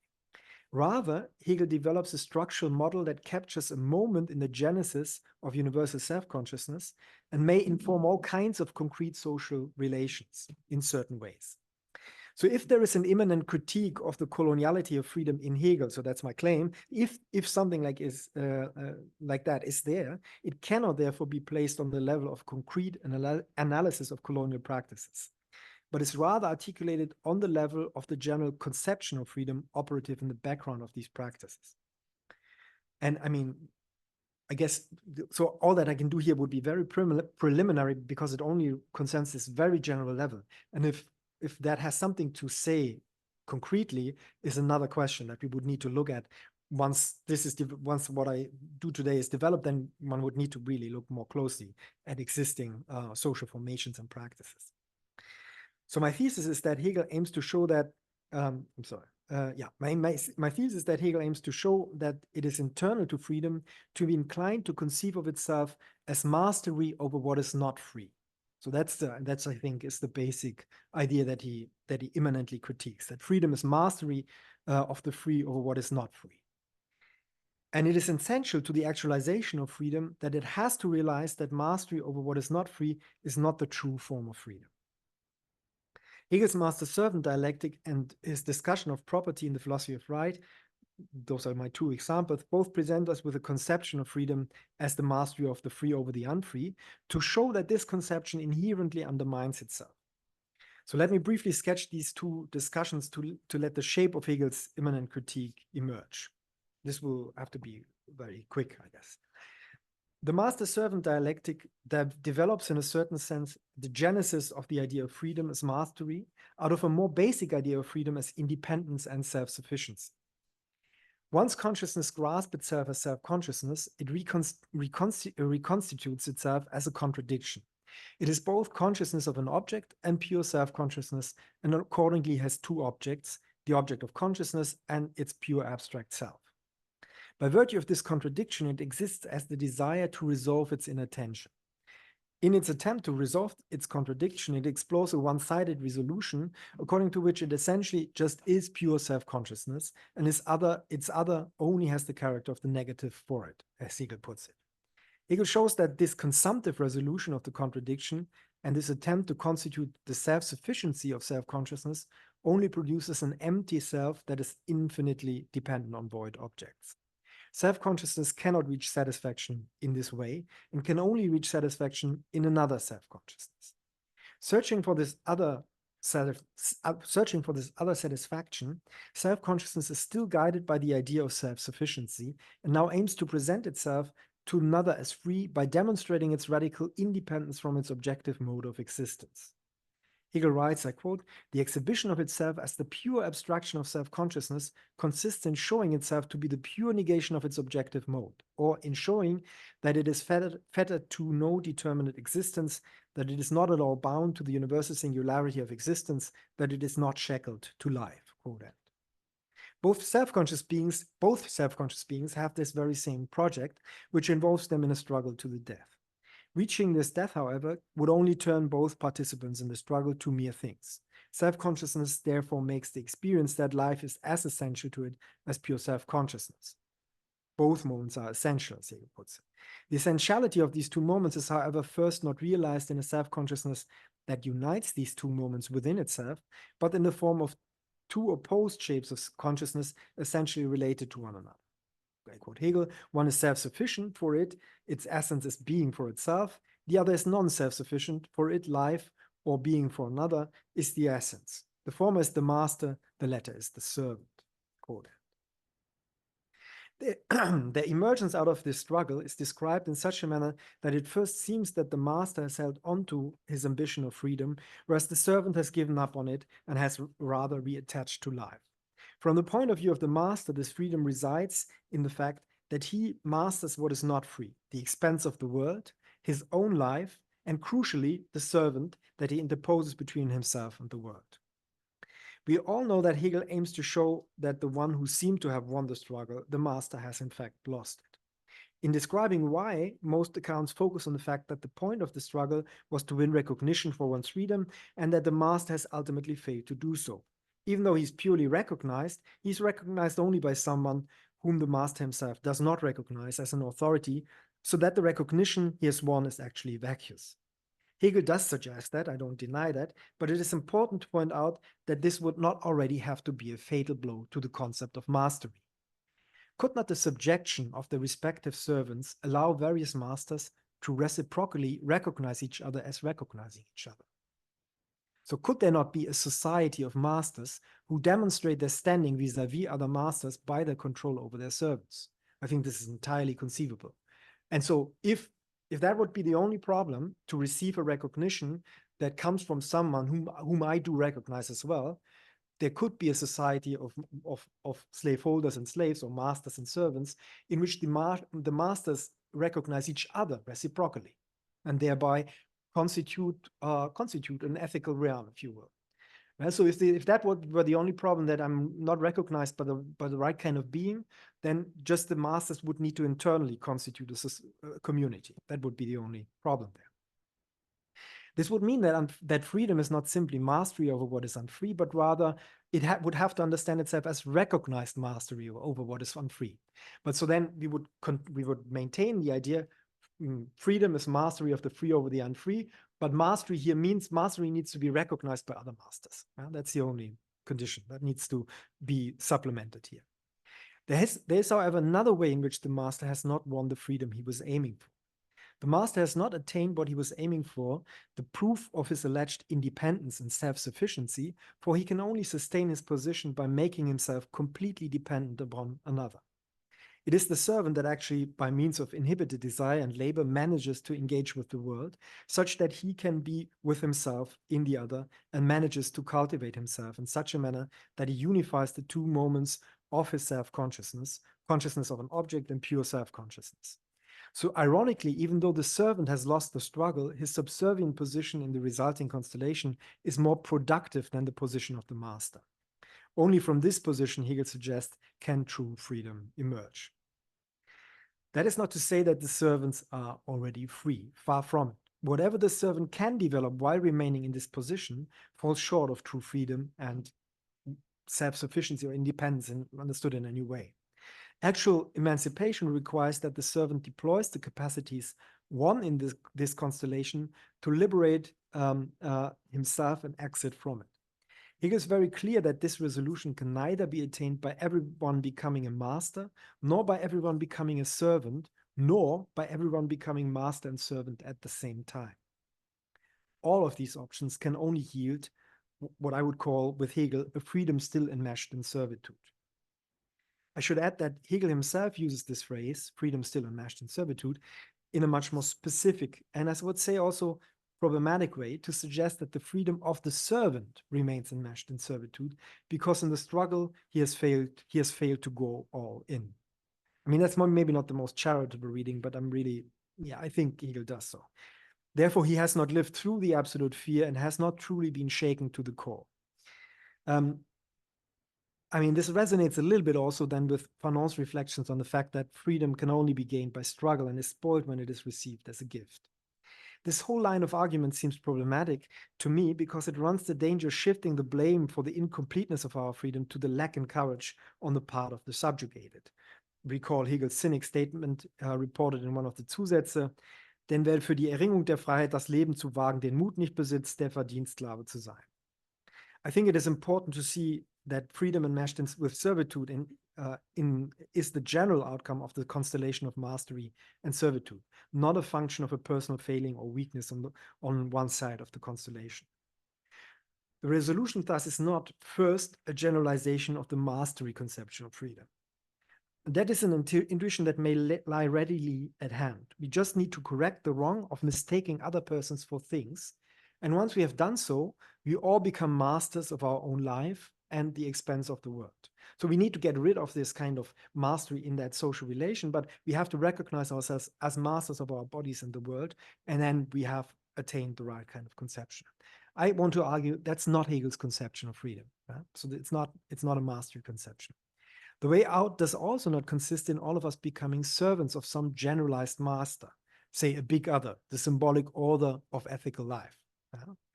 This would likewise mean the perpetuation of a freedom enmeshed in servitude. And finally, the resolution can also not be won by all of us becoming both masters and servants of ourselves, be it by introjecting this division, and thus us becoming the rational masters of our subservient lives, or be it by socially distributing master and servant relations such that we are masters of some others while at the same time servants of others, so that we socially kind of mitigate this problem. What Hegel requires us to see is that neither mastery nor servitude nor the constellation as a whole truly articulates freedom. As he writes in the handwritten notes to paragraph 57 of the Philosophy of Right, the universal self-consciousness to be reached from this constellation is marked by the fact that it neither wants to be slave nor master.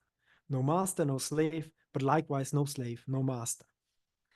If you take this seriously, then the outcome of the master-servant dialectic is the rejection of the idea of freedom as mastery over what is not free, and articulates the requirement of formulating a conception of freedom that is the rejection of both mastery and servitude. I've put abstractly, we would say becoming free is overcoming the unfreedom produced by freedom. So overcoming the unfreedom produced by the wrong idea of freedom, the idea that freedom is mastery of the free over what is not free. Let me come to the second instance of my second example of an immanent critique. The conception of abstract right that opens Hegel's substantive treatment of the philosophy of right seems to be a very clear example of identifying freedom with mastery of what is not over what is not free. The general problem of the philosophy of right is to solve the following problem: how anything existing, any Dasein, can be understood as the existence of freedom. Dasein des freien Willens. Dies, das ein Dasein überhaupt Dasein des freien Willens ist das Recht. Property seems to be a very intuitive way in which this might be possible. When a free will appropriates a given thing and it claims it as hers, the thing as such seems to embody the free will of the person. Taking hold of something and claiming it as yours is described by Hegel as putting your will in the thing. This operation, however, is dependent upon a fundamental opposition between persons and things. Hegel brusquely opposes the person and its external sphere of freedom. The thing, Sache, is something, and I quote him, unfree, non-personal, and rightless. It is on the basis of this opposition that Hegel claims the absolute right of appropriation which human beings have over all things. The relation of right is thus based on the power of the person over things, the power of the rightful over what is rightless, or the power of the free over the unfree. In his handwritten notes, Hegel makes abundantly clear that this is an articulation of the notion that freedom consists in mastery over what is unfree. I quote, "The human being is master over everything in nature." Hegel is generally understood to endorse this notion and to base his whole conception of right on this idea of mastery over nature. However, I believe that Hegel's account of abstract right, what Hegel's account of abstract right is doing is actually a reductio of this very idea, that right consists in the rightful mastering the rightless. Hegel rejects this conception with regard to other persons, with regard to our own life, but even with regard, I think, to the whole expanse of the outer world. If we look at other people and our own life, we can understand Hegel to show that the conception of mastery is problematic to the extent that it invites confusion as to what it is an appropriate candidate for a thing to be treated as subject to the absolute right of appropriation of the human being. Hegel himself considers other persons and my body as candidates for being the property of a person, but ultimately rejects both as inappropriate. It is in this context that Hegel also mentions the issue of slavery, serfdom, and people divested of the right to property explicitly. Treating other human beings as properties, as he makes clear, I quote, "in and of itself unlawful." It is, of course, a much discussed issue whether the fact that Hegel insists there's an actual antinomy between the notion that slavery is legitimate and that it is unlawful, that this way of putting it gives too much credit to the ones defending slavery and opens the door to arguing that there are historical stages or situations in which those who do not appropriate their natural existence and distinguish themselves as persons deserve their serfdom. This is a complex discussion that I can't address here in sufficient detail. But independently of whether we find Hegel's rejection of slavery wanting in this regard, it is still true that he leaves no doubt that there is no possible place for slavery in a constituted realm of law, and hence that there is no actualized realm of freedom that has a place for slavery in it. Now, so that we could say with regard to other people, the issue is fairly simple. But now the case with regard to my own body is already more complicated. Hegel clearly starts by the notion that a person owns their body and their life, suggesting that the body could be considered as something in and of itself unfree, non-personal, and rightless. As Hegel develops the consequences of this idea, however, it becomes clear that this just can't be right. Even though a person has a right to their body and their life, it does not have a right over them. So we have a right to our life, to our body, but not over our life and our body. We may call them our property, but it's not one that, but it is one that cannot be compared to any usual property that essentially entails the right to alienate myself from the thing I own, to use it up, to sell it, or abandon it. My body and my life are not a piece of property I can take or leave as I please. They are the possibility of any future existence of my freedom, and therefore cannot be dispensed with in this manner. It is true that Hegel argues that to inhabit the right kind of relation to our body and our life, we need to appropriate them as our own. And where we don't do this, we leave ourselves vulnerable to the confusion it might be, the body might be a piece of property for any person to claim. However, this need to actualize our right to our body and our life by appropriation does not mean we do not already enjoy this right independently of this appropriation. There's a passage in paragraph 48 that I don't have seen many people notice at all, and I think it's really surprising. So Hegel writes in paragraph 48, "For others, I am essentially free within my body, as I immediately have it. I do not have to appropriate it for others to recognize my freedom in my body." Ja? Für andere bin ich wesentlich ein Freies in meinem Körper, wie ich ihn unmittelbar habe. It is only because I'm alive as a free entity within my body that this living exists. Another quotation from 48. It's only because I'm alive as a free entity within my body that this living existence, Dasein, may not be misused as a beast of burden. Insofar as I am alive, my soul, the concept, and on a higher level, my freedom, and my body are not separated. My body is the existence of freedom, Dasein der Freiheit, and I feel through it. And so what I find so interesting about this the first passage I read out is that the freedom that I have here, the freedom that's already part of, that's already present in my body, is something that's being granted or given to me by the other, by the gaze of the other. Yeah? It's not something that I bring about by appropriating my body, but in the gaze of the other, I receive my freedom in a certain sense. So it is clear neither the other person nor my own life is the object of a property relation that could be understood as the relation between the rightful and the rightless, the free and the unfree. But what about the expanse of the world? All the more or less dead and the more or less animated objects we find in it and we may claim as our own, like those coming into allegedly uninhabited lands and appropriating them as they see fit. I think that in his account of property, Hegel challenges the very idea that the notion of right can be adequately understood as the rule of the rightful over what is rightless. And so that means this would also extend to this case. As his account shows, the idea with which abstract right starts, and that seems to underwrite the notion of the rightful person as a conqueror of the world, is inherently paradoxical. The immediate notion of possession contains a contradiction. This contradiction emerges precisely because Hegel redefines the function of possession. Possession is not understood primarily, and also property, is not understood primarily in instrumental terms as a certain means of satisfying needs. Rather, it is understood in expressive terms. The fundamental function of possession and then property is the manifestation of the free will and consequently of right. The true and rightful factor in possession and its determination as property resides in the fact, I quote Hegel, that I as free will become object to myself in possession and thereby also for the first time actual will. Quote end. So the function of possession is expressive. So take hold of an object in such a manner that my free will gains existence in the world. So that's what it's supposed to do. But with regard to that function, if you think about that function, then we can realize that that the way Hegel thinks about possession involves the contradiction. Precisely as such a manifestation of the free will, the thing stands in tension with itself. In order to be suited to become the existence of the free will, the thing itself must be rightless. Yeah, so for something to become an existence of the free will in the world, I must presuppose that it's rightless so that I can take hold of it and put my will in it. Yeah?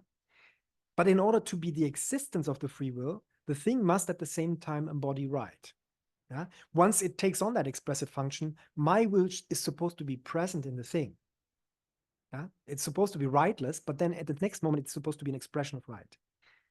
So the thing is a rightless expression of right, an expression of right through rightlessness. How can this be? If it is possible at all, then it will certainly require a complex mediation. It is precisely this complex mediation that Hegel is concerned with in his account of possession and property. In elaborating this mediation, it turns out that the mere possession of the thing cannot be understood as an existence of the free will, only the thing as property, Eigentum.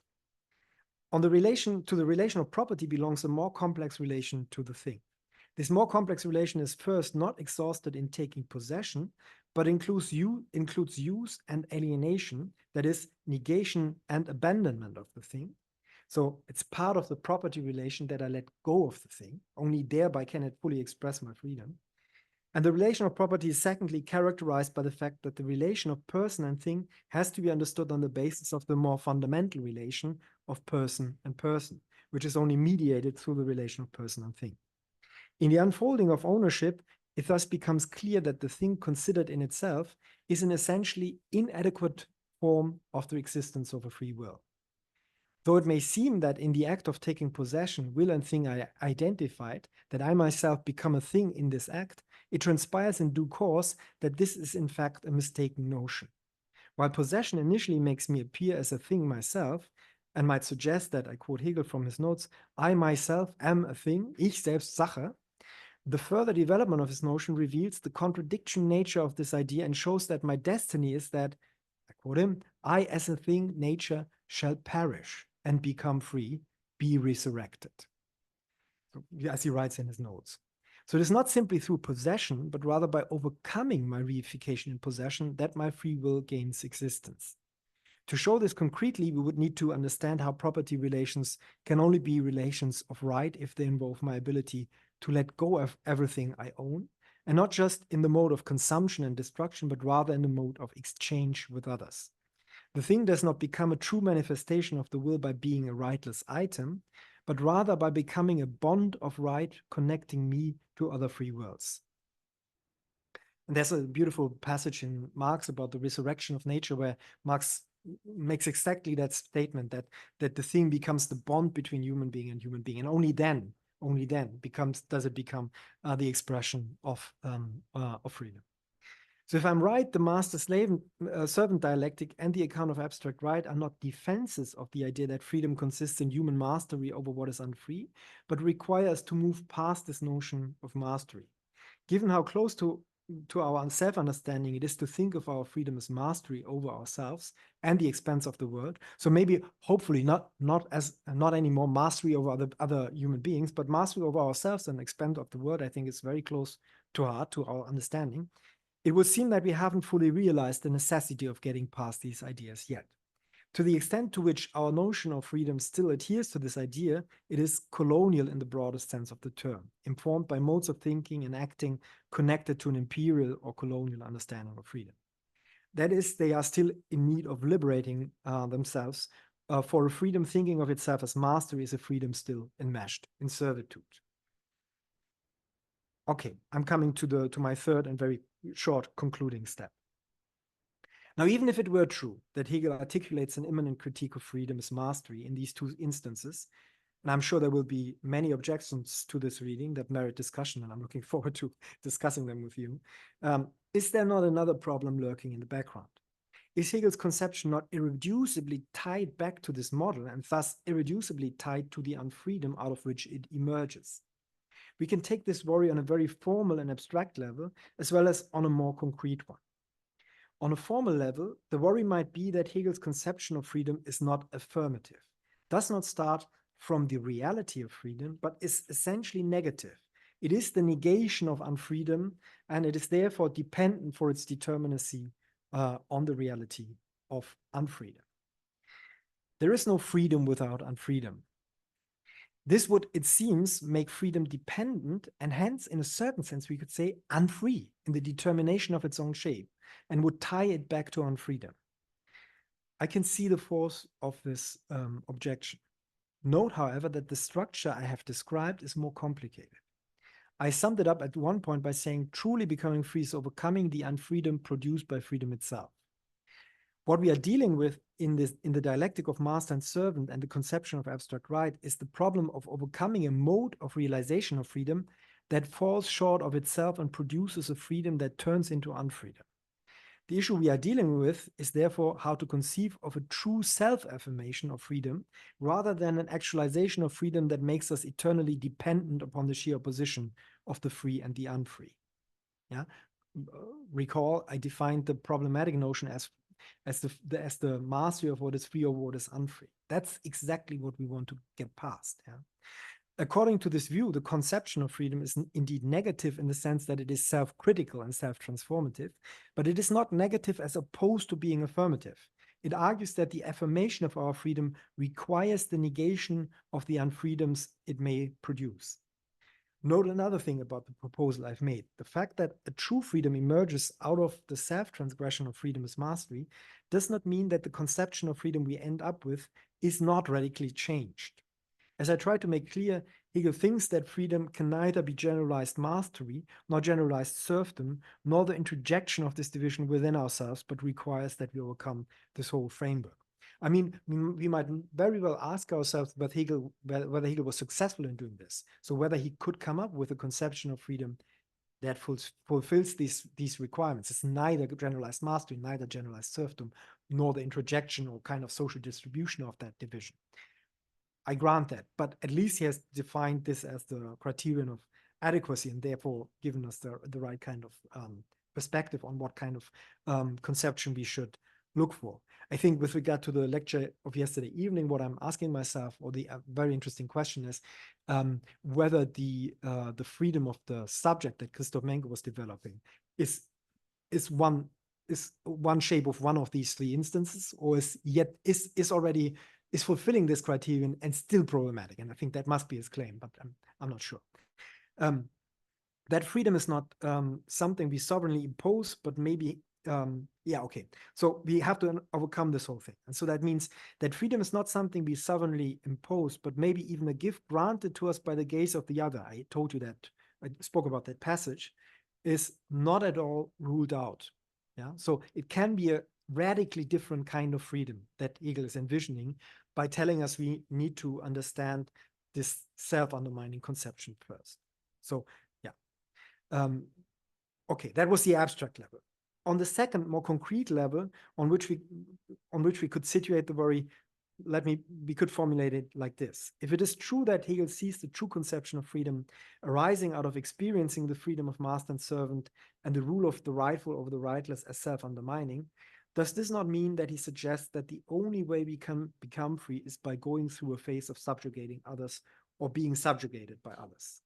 Does this not amount to a theodicy of slavery as a stage humanity had to go through?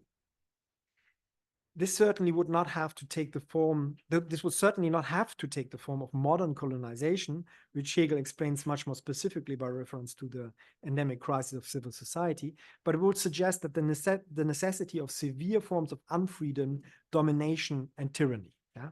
Doesn't have to be modern slavery, but other bad things, at least. Yeah? The encyclopedia version of the phenomenology is especially concerning in this regard, so at least in the editions. Hegel indeed characterizes mastery and servitude here as a necessary moment in the development of human spirit. And violence is, as he says here, not the ground of right, but indeed a necessary and legitimate moment in the transition.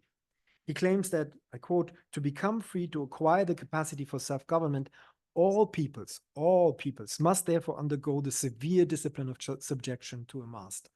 Servitude and tyranny are therefore, in the history of peoples, a necessary stage and hence something relatively justified. Of course, the stage can never be absolutely an absolute right. It can only ever be relatively justified as a point that in turn needs to be overcome.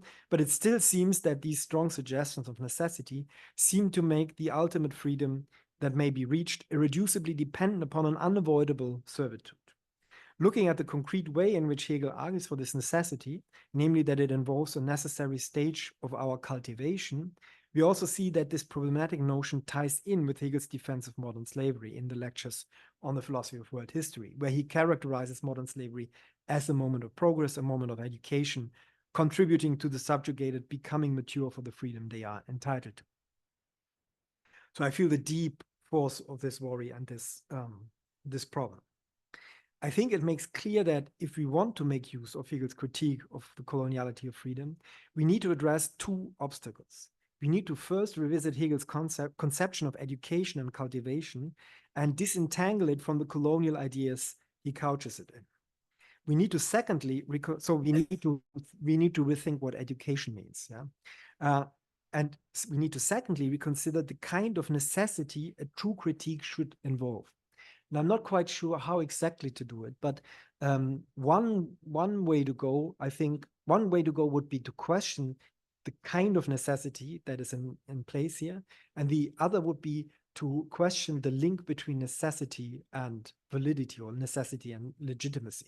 So one would be to question the type of necessity that is in place here. The other would be to suggest a true critique can reflect on some tension being necessary without therefore being an apology or a form of justification of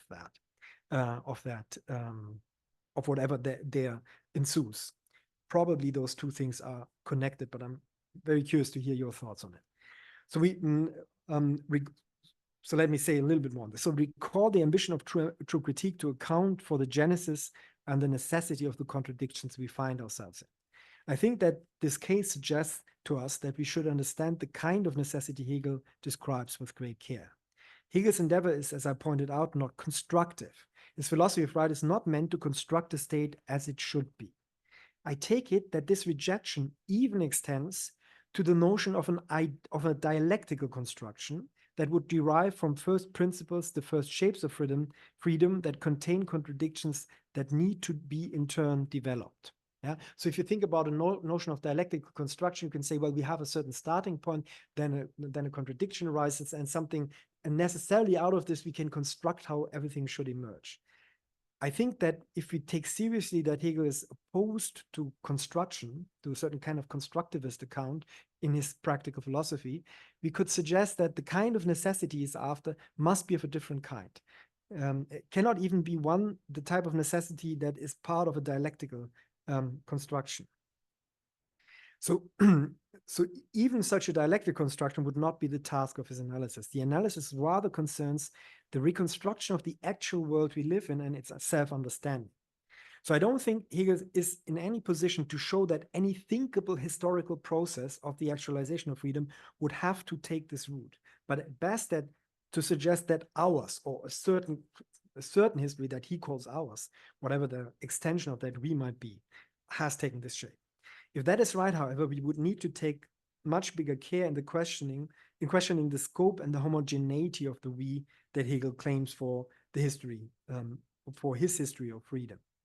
Even if the suggestion is that not any kind of history, but our history delineates a way to freedom that has involved this type of subjugation, Hegel seems to elide this fact by virtue of the suggestion that there is only one world history, one that is completely Eurocentric and according to which other regions of the world have made no significant contribution to the progress of our consciousness of freedom. The true critique of freedom I envision would, on the contrary, have to become receptive to the plurality of our histories of freedom. If the conception of freedom as mastery is a dead end, and if we are still enmeshed in this wrong notion, so in short, if a certain coloniality pertains to our conception of freedom, we, and I suspend this word in scare quotes now, would be well advised to look to other experiences and histories of freedom, providing us with a different notion of what it might mean to be free. Thank you.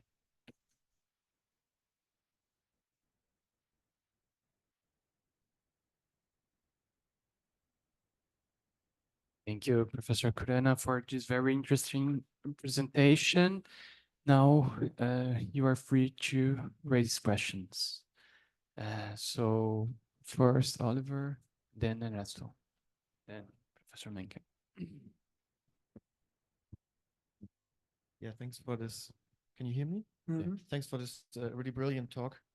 I have a question. It's not a very directed question, but it's just something that I'm not quite sure I understood. You bordered it several times in your talk. So I would be interested in how you would frame the sort of involvement of the dialectical thinking in the dialectical process. So you could say, how does the dialectical thinking or the critical thinking, whatever you want to call it, situate itself in the process it is thinking?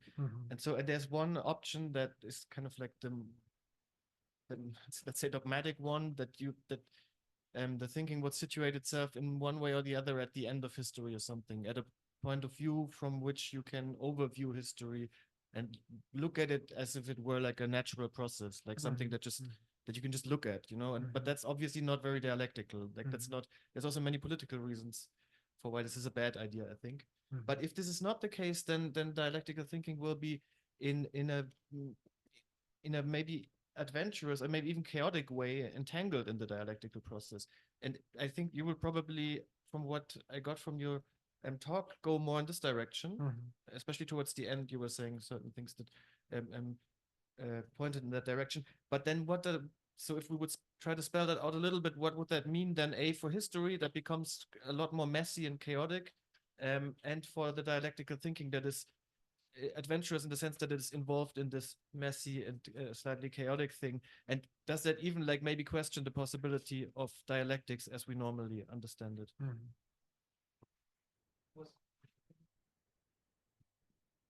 Can I? Thank you very much, Professor KHURANA, for this brilliant, very rigorous talk. I have just some questions from the point of view of the Hegel's writings. In particular, for the second question that you call for to rethink about it on the necessity, but then first maybe something on the idea of freedom related to coloniality, because you were mainly focused on, if I could say, the objective spirit sphere in Hegel's writings.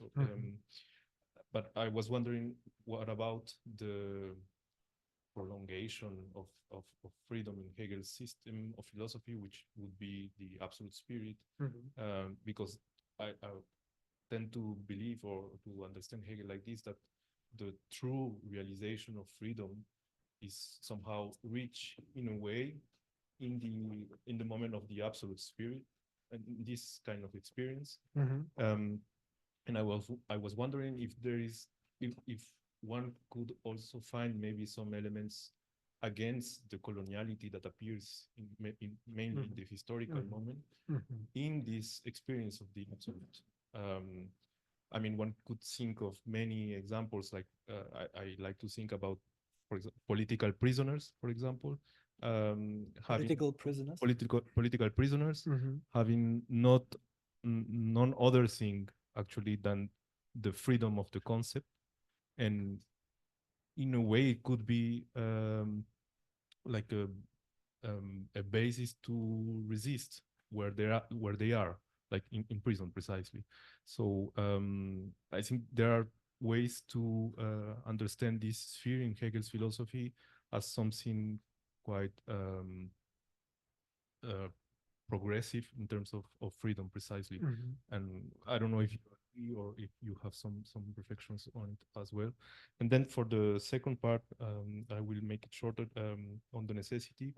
There's this note of Hegel for the paragraph 408 in the encyclopedia, where he 108? 408. 408, yes. okay.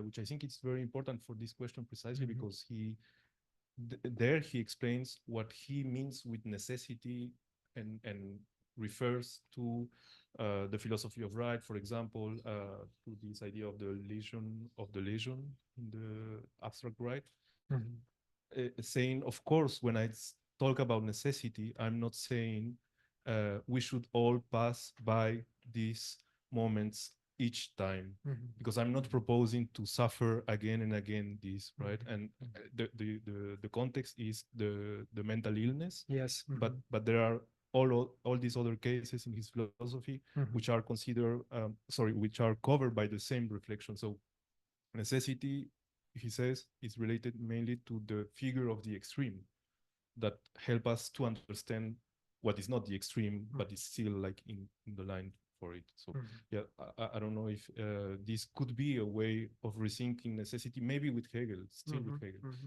Yeah, thank you.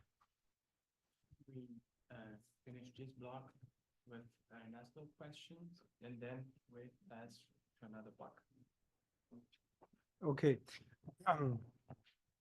All right. Let me think if these are need to connect those two. I think I will just answer them in order. They resonate with each other, but I think I can't really draw them into one.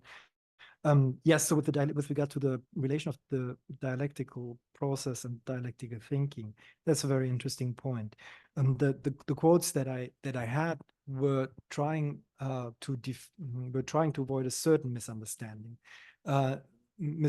but leaving open another one. So they were both interested, the remarks that I quoted from Marx and from Hegel were both interested in bringing out that the dialectical process is not some kind of a projection by thinking, right? So that we, by means of dialectically constructing a certain kind of account, project onto the reality of things a certain kind of dialectical structure, but rather the dialectic is inherent in the thing itself. It's the soul of the content itself. Yeah? And so therefore, therefore also giving then rise to certain kinds of formulations where it can look as if dialectical thinking is contemplation. Yeah? That's how Hegel himself puts it at various points in the logic, where he says, well, you have to just, you just have to step back and watch the thoughts undermine themselves or produce the contradictions that they will resolve and so on. And so what you were pushing now is that there is a certain danger here that we understand the dialectical process, so the first model, and there's a certain danger here that reduces, that even shares a certain kind of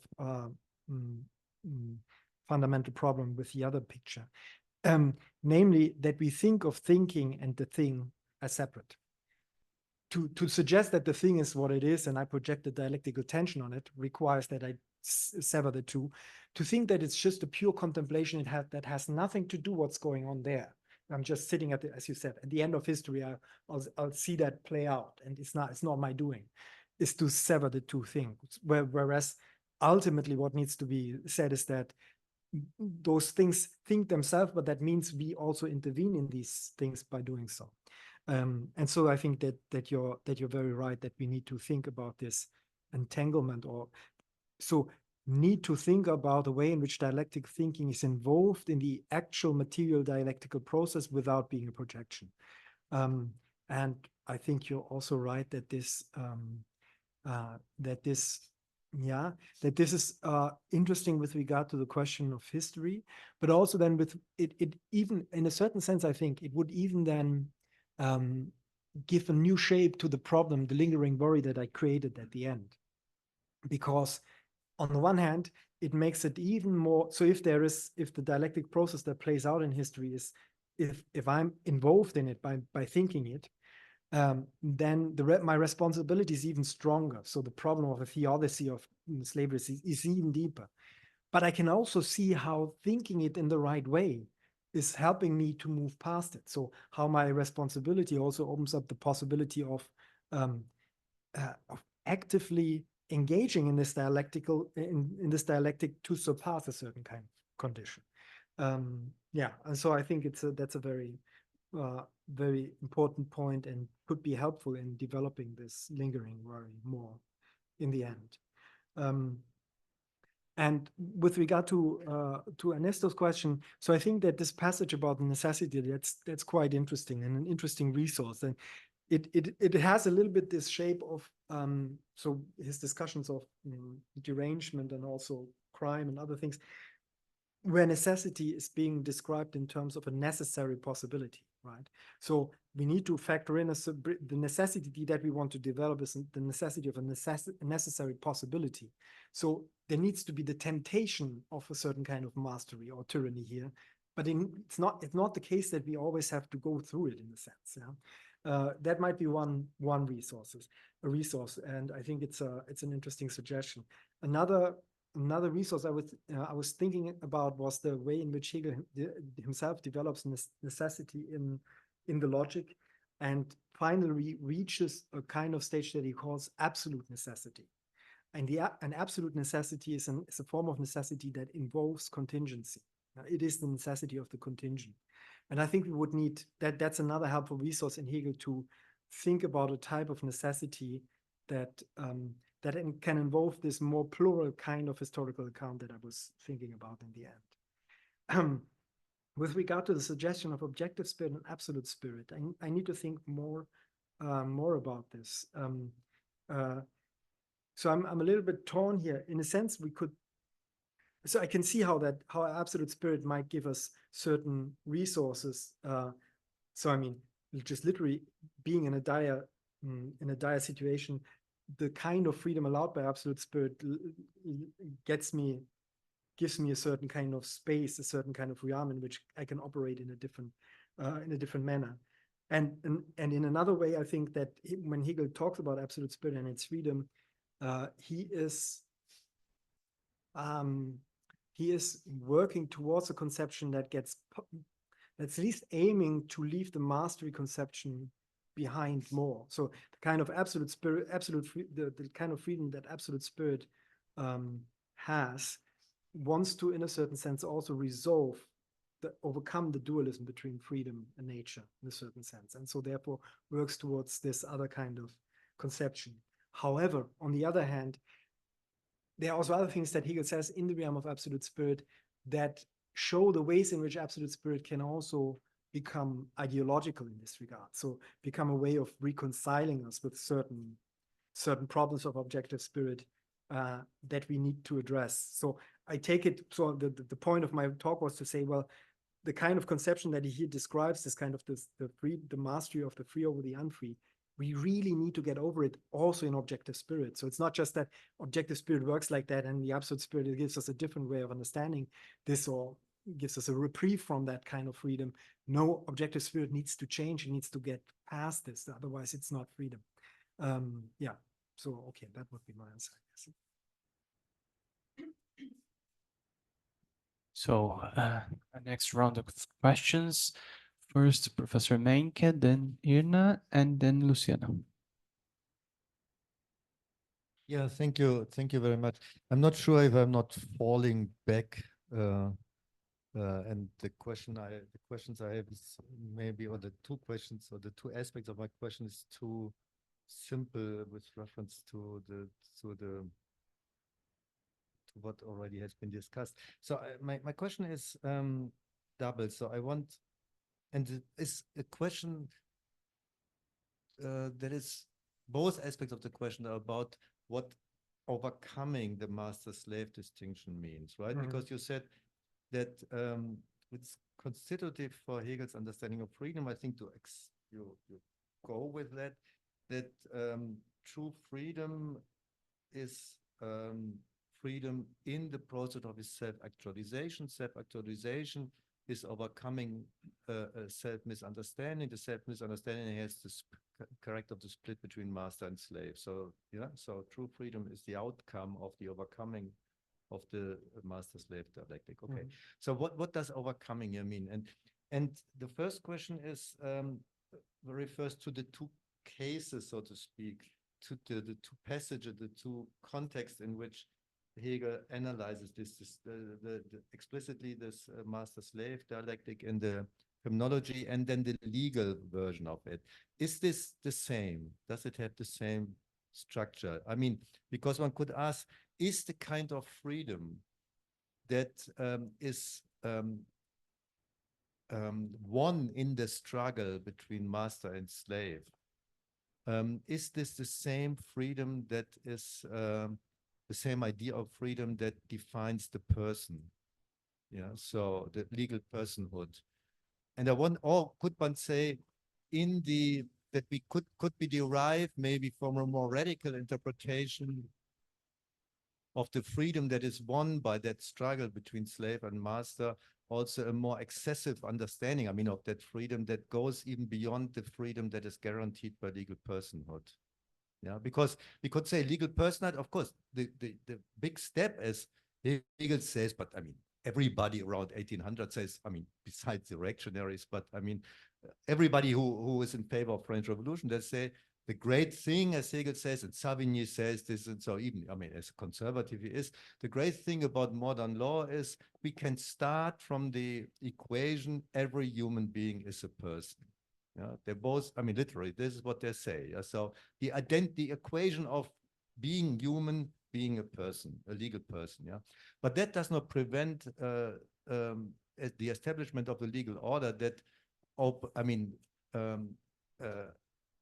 makes possible, and is even to a certain degree invented in order to make possible all kinds of exploitation, discipline, control, capitalism. Yeah? I mean, to be quick. So, and how is the freedom that is won in that struggle related to these new forms of domination and exploitation that are not ruled out by being a person, every human being person? I mean, the proletarian can be exploited because he's a person. So is there tension? Yeah, I want to say. So could one give maybe more and more normative demanding interpretation that is way to put it, of the outcome of this master-slave dialectic that would us allow to even criticize the forms of exploitation and domination made possible in the legal order.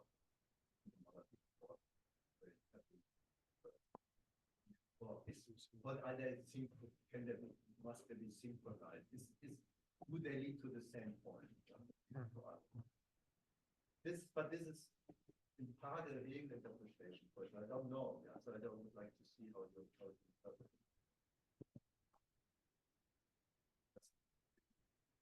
Thank you. And the other question, I think, is the one you already addressed. So maybe you can say a little bit more about it. I mean, what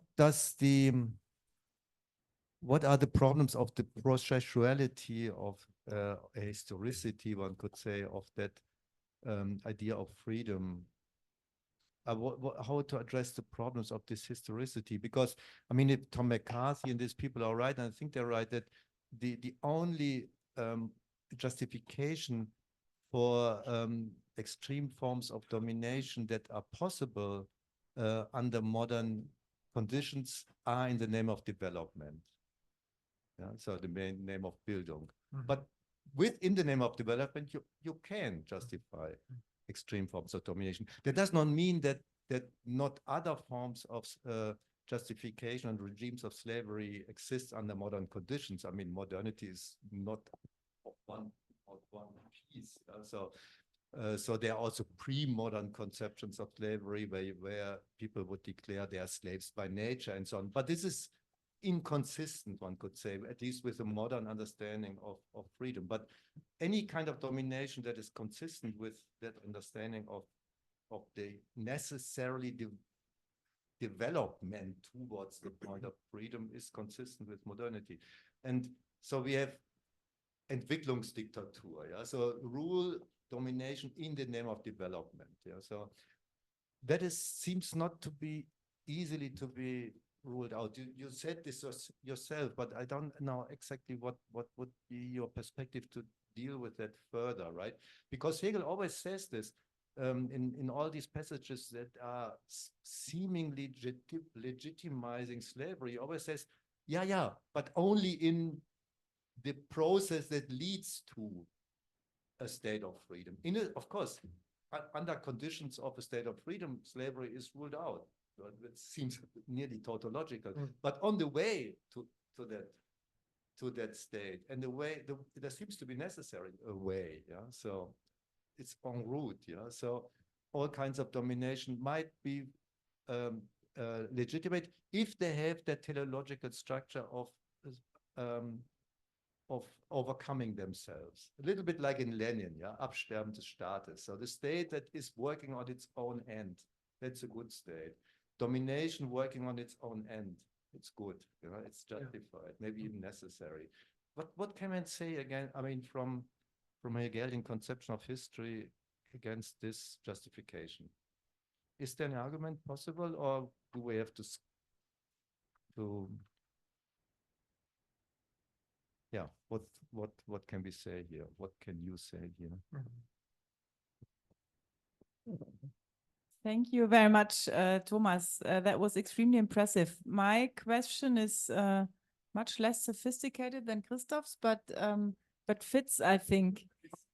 And I would like to, I mean, I'd like to know more about the coloniality in the title, or maybe the politics of your talk, because you started out and saying Hegel has been criticized as being so colonial all the time. When this criticism is made, that is tied to his notion of freedom. And now I show you that his notion of freedom is not as bad as so many people would think, basically, right? So I'll put it differently, but yeah. Okay, but yeah, you are, yeah. But I mean, colonialism and also coloniality, I mean, I don't know which notion of coloniality, but sort of if we take Quijano or so, coloniality as in colonial ways of thought is broader than slavery. And from history, we know that that colonialism worked very well after slavery was abolished. So colonialism and also coloniality, I would claim, don't need slavery. And I'm wondering about two things. One is sort of in which way does this critique you suggested, or this sort of, say, non-colonial reading of Hegel's notion of freedom, and in which way does that really rid him of sort of coloniality in that respect? Also considering these sort of historical circumstances, and this is, I think, where we connect. Sort of on a conceptual level, I would like to know this, and I would also be interested in what you think about how what you proposed or showed us. I mean, this critique of the master-slave dialectic, and also of, say, the form of slavery, in which way that connects to other passages in Hegel which can be said to be really quite colonial. And I would also add that race theory was, of course, another way after official slavery, or slavery had officially been abandoned, to come up with strong hierarchies against humans, and a way of basically dehumanizing and depersonalizing large amounts of people, who then, you know, then you can speak about relations between humans and you just do not count very many people in. And I'm wondering how this relates to what you said.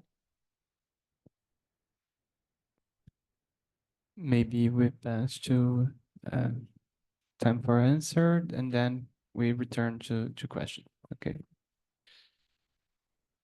I should answer now, you mean? Yeah. Yeah, I think that. Okay, yeah. All right, thanks. Yes, great questions. Yeah, so the first question on the how do those two cases, master slave and property relate? Yes, I now just treated them without saying anything about their interrelation, treated them as two examples where we can see how Hegel undermines this idea of mastery of the free over the unfree. But that I didn't mean to suggest that in both cases just the very same thing is being addressed, or that it would not be helpful to put them into a certain kind of to think about ways in which they stand in a certain kind of dialectical relation. I mean, what I find very interesting about the master-slave dialectic, and also its position in the phenomenology, is that it's basically a dead end. So it ends by showing us that this kind of master-servant constellation cannot be the right solution, and then adumbrating ways or indicating ways in which the position of the slave or the servant is more productive, so produces certain kinds of certain kinds of capacities that are needed to then develop a different self-relation. But then I mean, he does not really develop it from there. So, for example, I would say that what definitely would need to happen is we would then need to think about the interrelation of the servants with each other, their social relation. That would need to be the heart of the matter of getting out of this kind of relation. But this, it's like a dead end. It's like presented there, and we now are aware that what I said, neither generalized mastery nor generalized servitude nor the introjection can be the solution. In some sense, you could say that the things about the freedom of self-consciousness that follow describe various ways of that introjection of the division and show us how that doesn't work out, right? Where self-consciousness gets into that, uses that as the model for its self-relation. But how exactly the development of spirit itself resolves that earlier problem, it's quite oblique. It's very hard to spell out. But in that sense, I would say that the master-slave thing only gets us so far as to show us that that this can't be the solution, right? So this can't be the right constellation.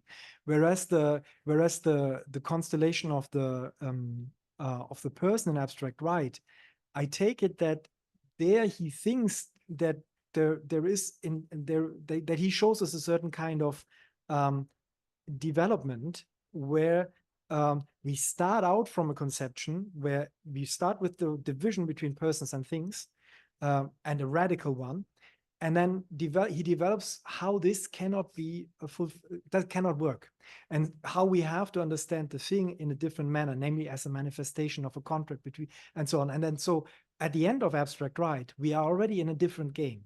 It is no longer the kind of conception with which we start. So rather the legal structure that we have is produced by understanding the falsity of that initial understanding of itself. Yes. I mean, you're of course right that this, yeah, so that there is, now the question is that, so you were pointing out that this kind of conception of the person, so there's some sense in which we could say there's a big progress from the master-servant constellation to the personhood definitely, right? So because in a certain sense, the idea that others should be treated as things is out of the question already. So this is, yeah, that's why I also made that very short. So that's already resolved. But that doesn't mean that the understanding of my relation to my own body or the world at large is not still understood in these terms. And from my point of view, or I mean, that would be at least the attempt, the kinds of problems of the types of domination that this other constellation allows, capitalist domination, have to do with the fact that the idea that freedom is the freedom of what is free over what is unfree is still in place. That's still the conception of freedom that we have. So we still have an appropriative kind of understanding, an understanding of rule and so on.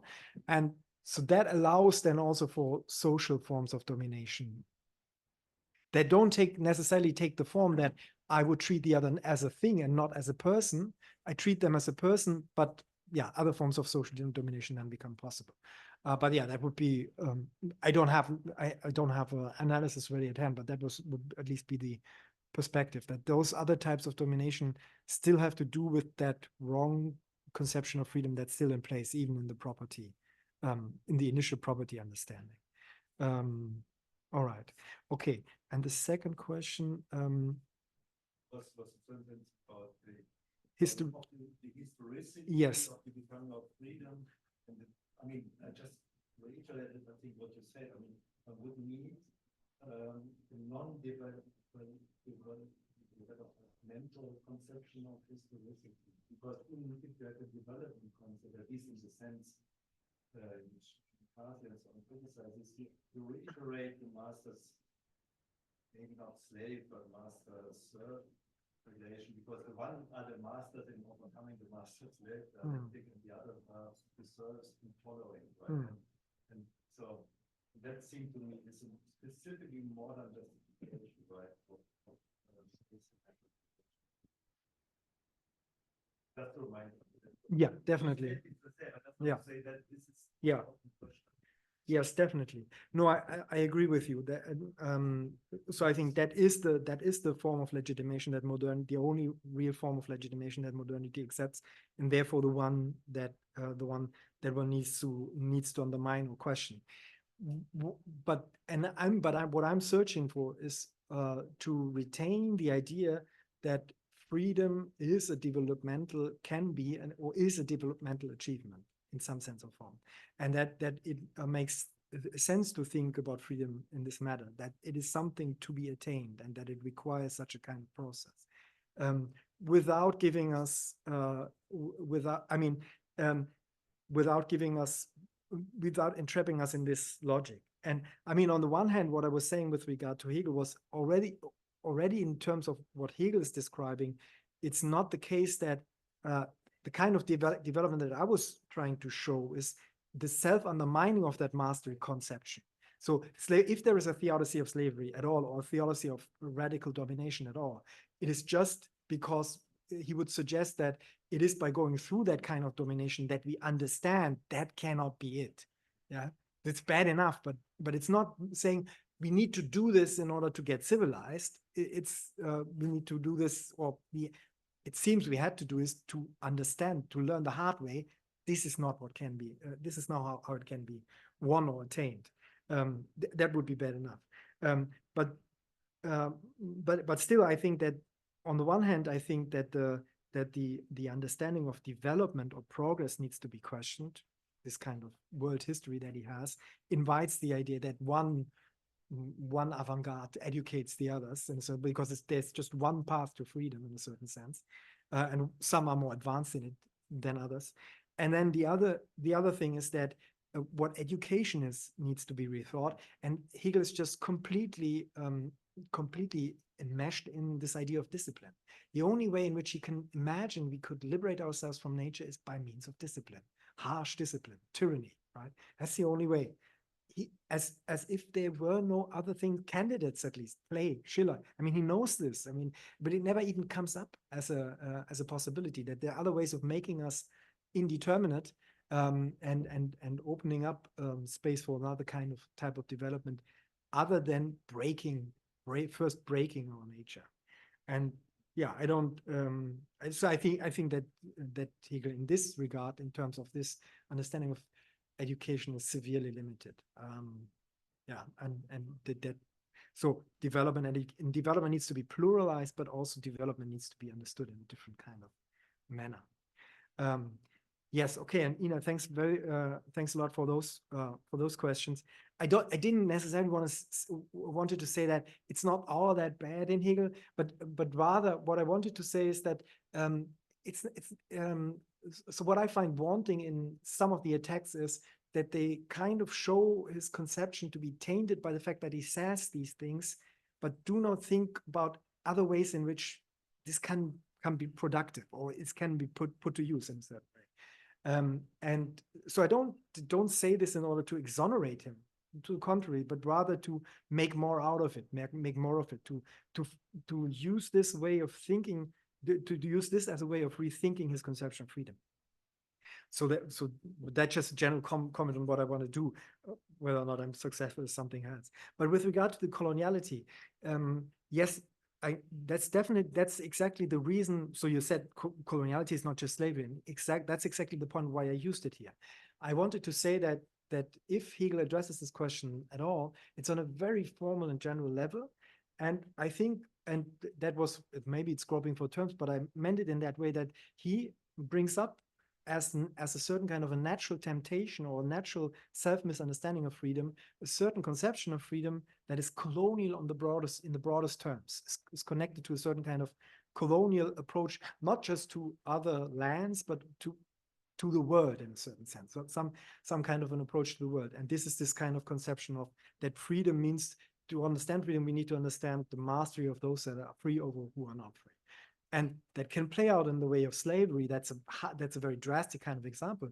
But there are all kinds of other ways in which this can be actualized. And I mean, slavery is not so much in our problem. I mean, the aftermath of slavery is our problem, but actual practices of slavery maybe not. But other forms of domination that are equally terrible and the afterlife of it, this is all still here. And I was suggesting that the conception of freedom that Hegel attacks is still very close to us. It's not foreign to us to think that, well, what does it mean to be free? Well, it is the rule of what is free in me over what is unfree in me, or the freedom of the human being over the world, its capacity to rule the world in a certain sense, and to let itself not be determined by, guided by all these natural processes. That's a very, I mean, philosophically still, I think, a very common, I mean, it's not a developed concept, but a common kind of first intuition that we have with regard to freedom. And I take it that we can take some things that Hegel does as an attempt to undermine this very idea, and therefore I think therefore I thought it would be appropriate to speak of coloniality. And yes, I think with regard to race theory, you're absolutely right. This is a way of an afterlife, or a way of maintaining this kind of domination relation even after we have accepted a general personhood, and so have overcome slavery. Racism can persist. I mean, one has to say that it's really, yeah, but yeah. So I agree with that as well. Yeah, I think I'll leave it at that. I would like then to suggest that we give just more space for this round of questions. So Luciana is described. Anyone else want to raise a question?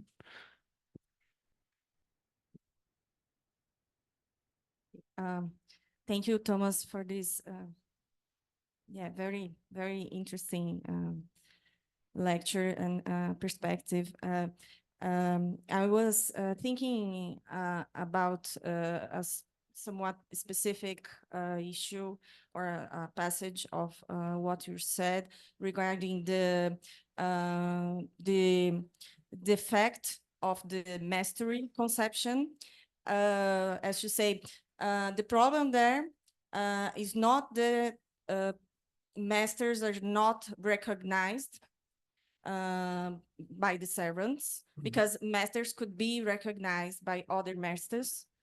So I'm not sure if that's correct, but you were saying that it's not a problem of recognition, as you say. I don't know. That will be a first question of clarification. And I thought about that because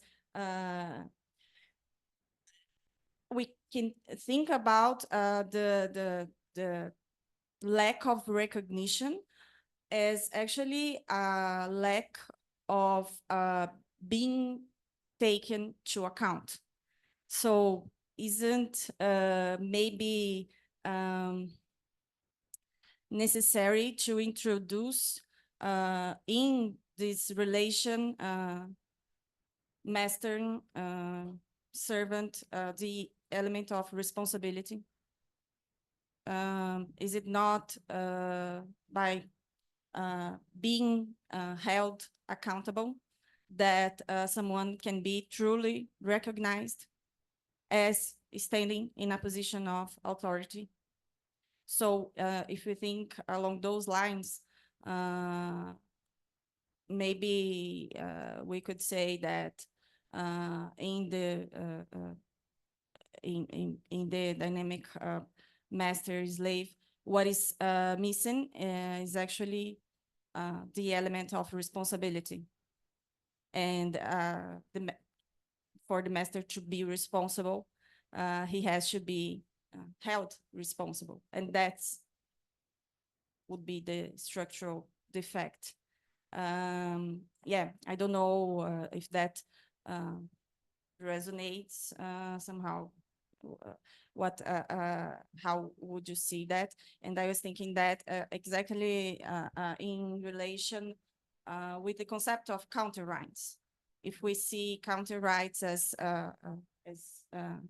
Menke was proposing, and he was quoting in the end of the Critique of Rights, Nietzsche, the genealogy of morals, the right to make the bird of prey accountable for being a bird of prey, or the right of the lambs of making the bird accountable, the bird of prey accountable. Can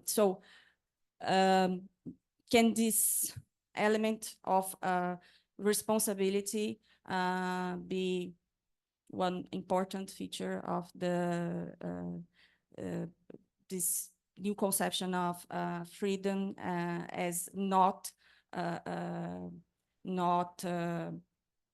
being adequately expressed by the mastery ruling, because you have to be taken account of. I don't know if that was sufficiently clear. No, it was very clear, yes. Yeah, so my thought was, so I don't want to deny that there is this aspect in Hegel's own, in his own argument, that he suggests that the masters are here recognized by someone that they don't recognize, so that there's a certain kind of vacuous quality to this recognition. So this is a point that he makes. But I wanted to point out that this in and of itself would not be a fatal blow to that constellation.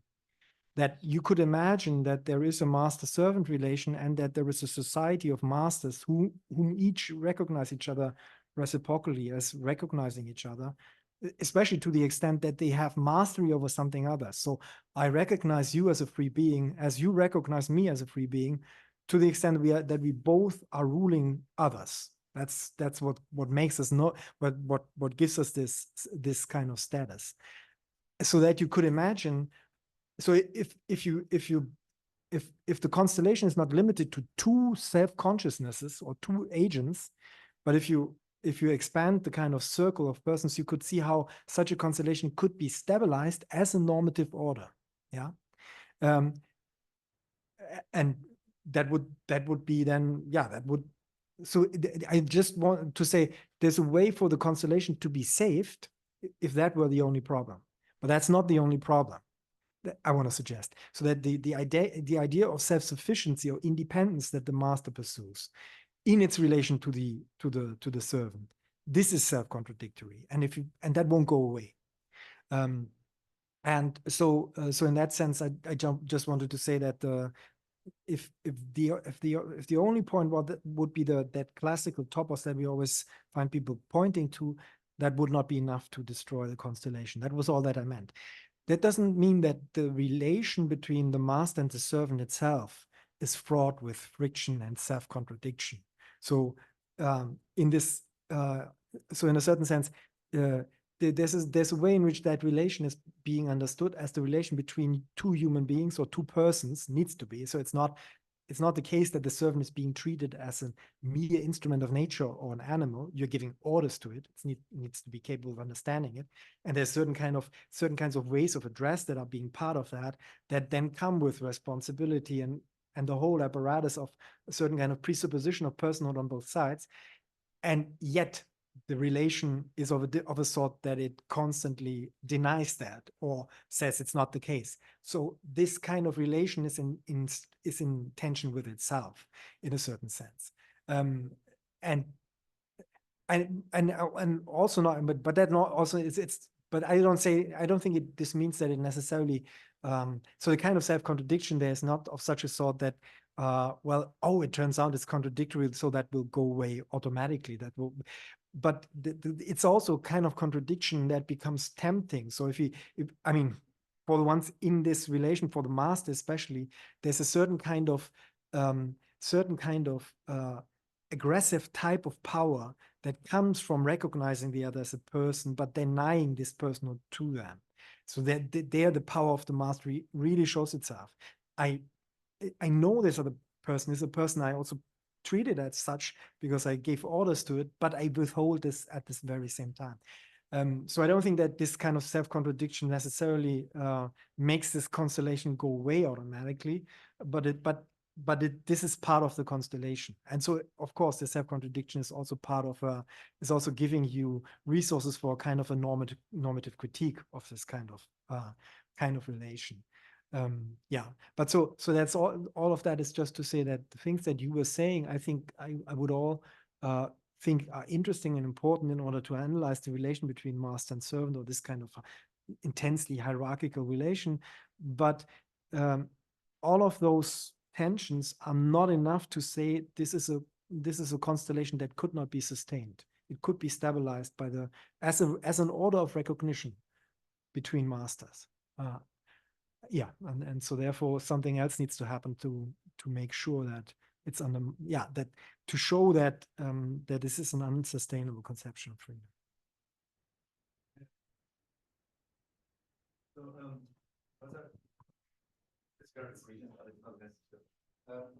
I found the reference to Nietzsche very interesting and by Luciana because and maybe that I noticed that this is maybe what I wanted to say and didn't know how to say.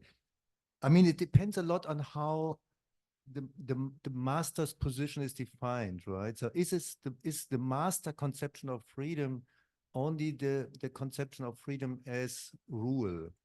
Because if you read the master-slave relation in the perspective of Nietzsche, it would, in a certain sense, maybe even a deeper opposition, namely that activity. Yeah, so freedom means to be active. So to be right, so to be the active principle, right? And the slave is merely defined there. I mean, it's a matter of. I mean, that is the question of trope that Oliver also raised before. So is here the position of passivity? Yeah, the slave is the one who patiently suffers the effects of the active master, and then the overcoming, and therefore that I think that was my question. So could one not ask whether, I mean, could one not start to think about what would be a concept of freedom that overcame the opposition between master and slave, that would in Hegel's context would mean overcoming the definition of freedom as rule and separate from that the executive power of the power of execution and performance on the side of the slave. But maybe the deeper question would be, would that not demand to develop a concept of freedom that overcomes the activity-passivity opposition, right?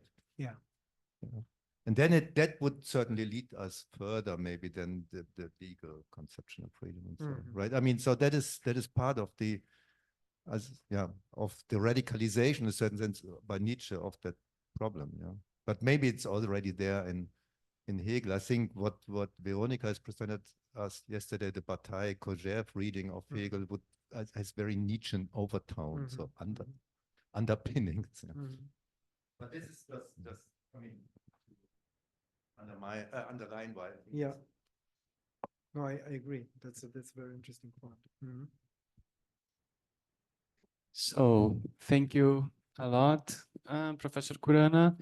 With this presentation, with this lecture, we come then to the end of our event. I would like just to invite Arthur and Luciana, if they don't want to make some closing remarks, but anyway, I would like to also say some words of acknowledgement.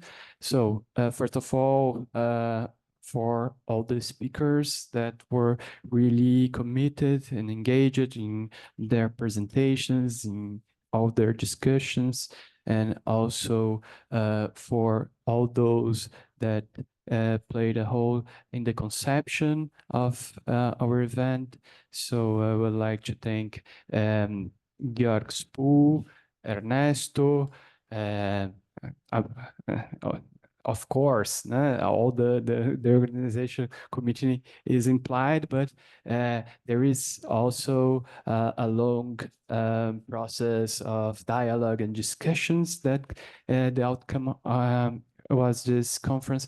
And also I would like to thank all the support in the various ways that we receive it from the staff here in Cebrap, Adilza, Marcia, Elaine, and all the Felipe, the guys that helped us, and it was completely essential with the transmission, and also the support that we received from our research group here in Cebrap, Law and Democracy Center, in the name of Julian, the coordinator, that helped us a lot in the application for FAPESP, and also Marcos that helped us a lot with the application to CAPES. So now Arthur, Luciana. Yes, that's it.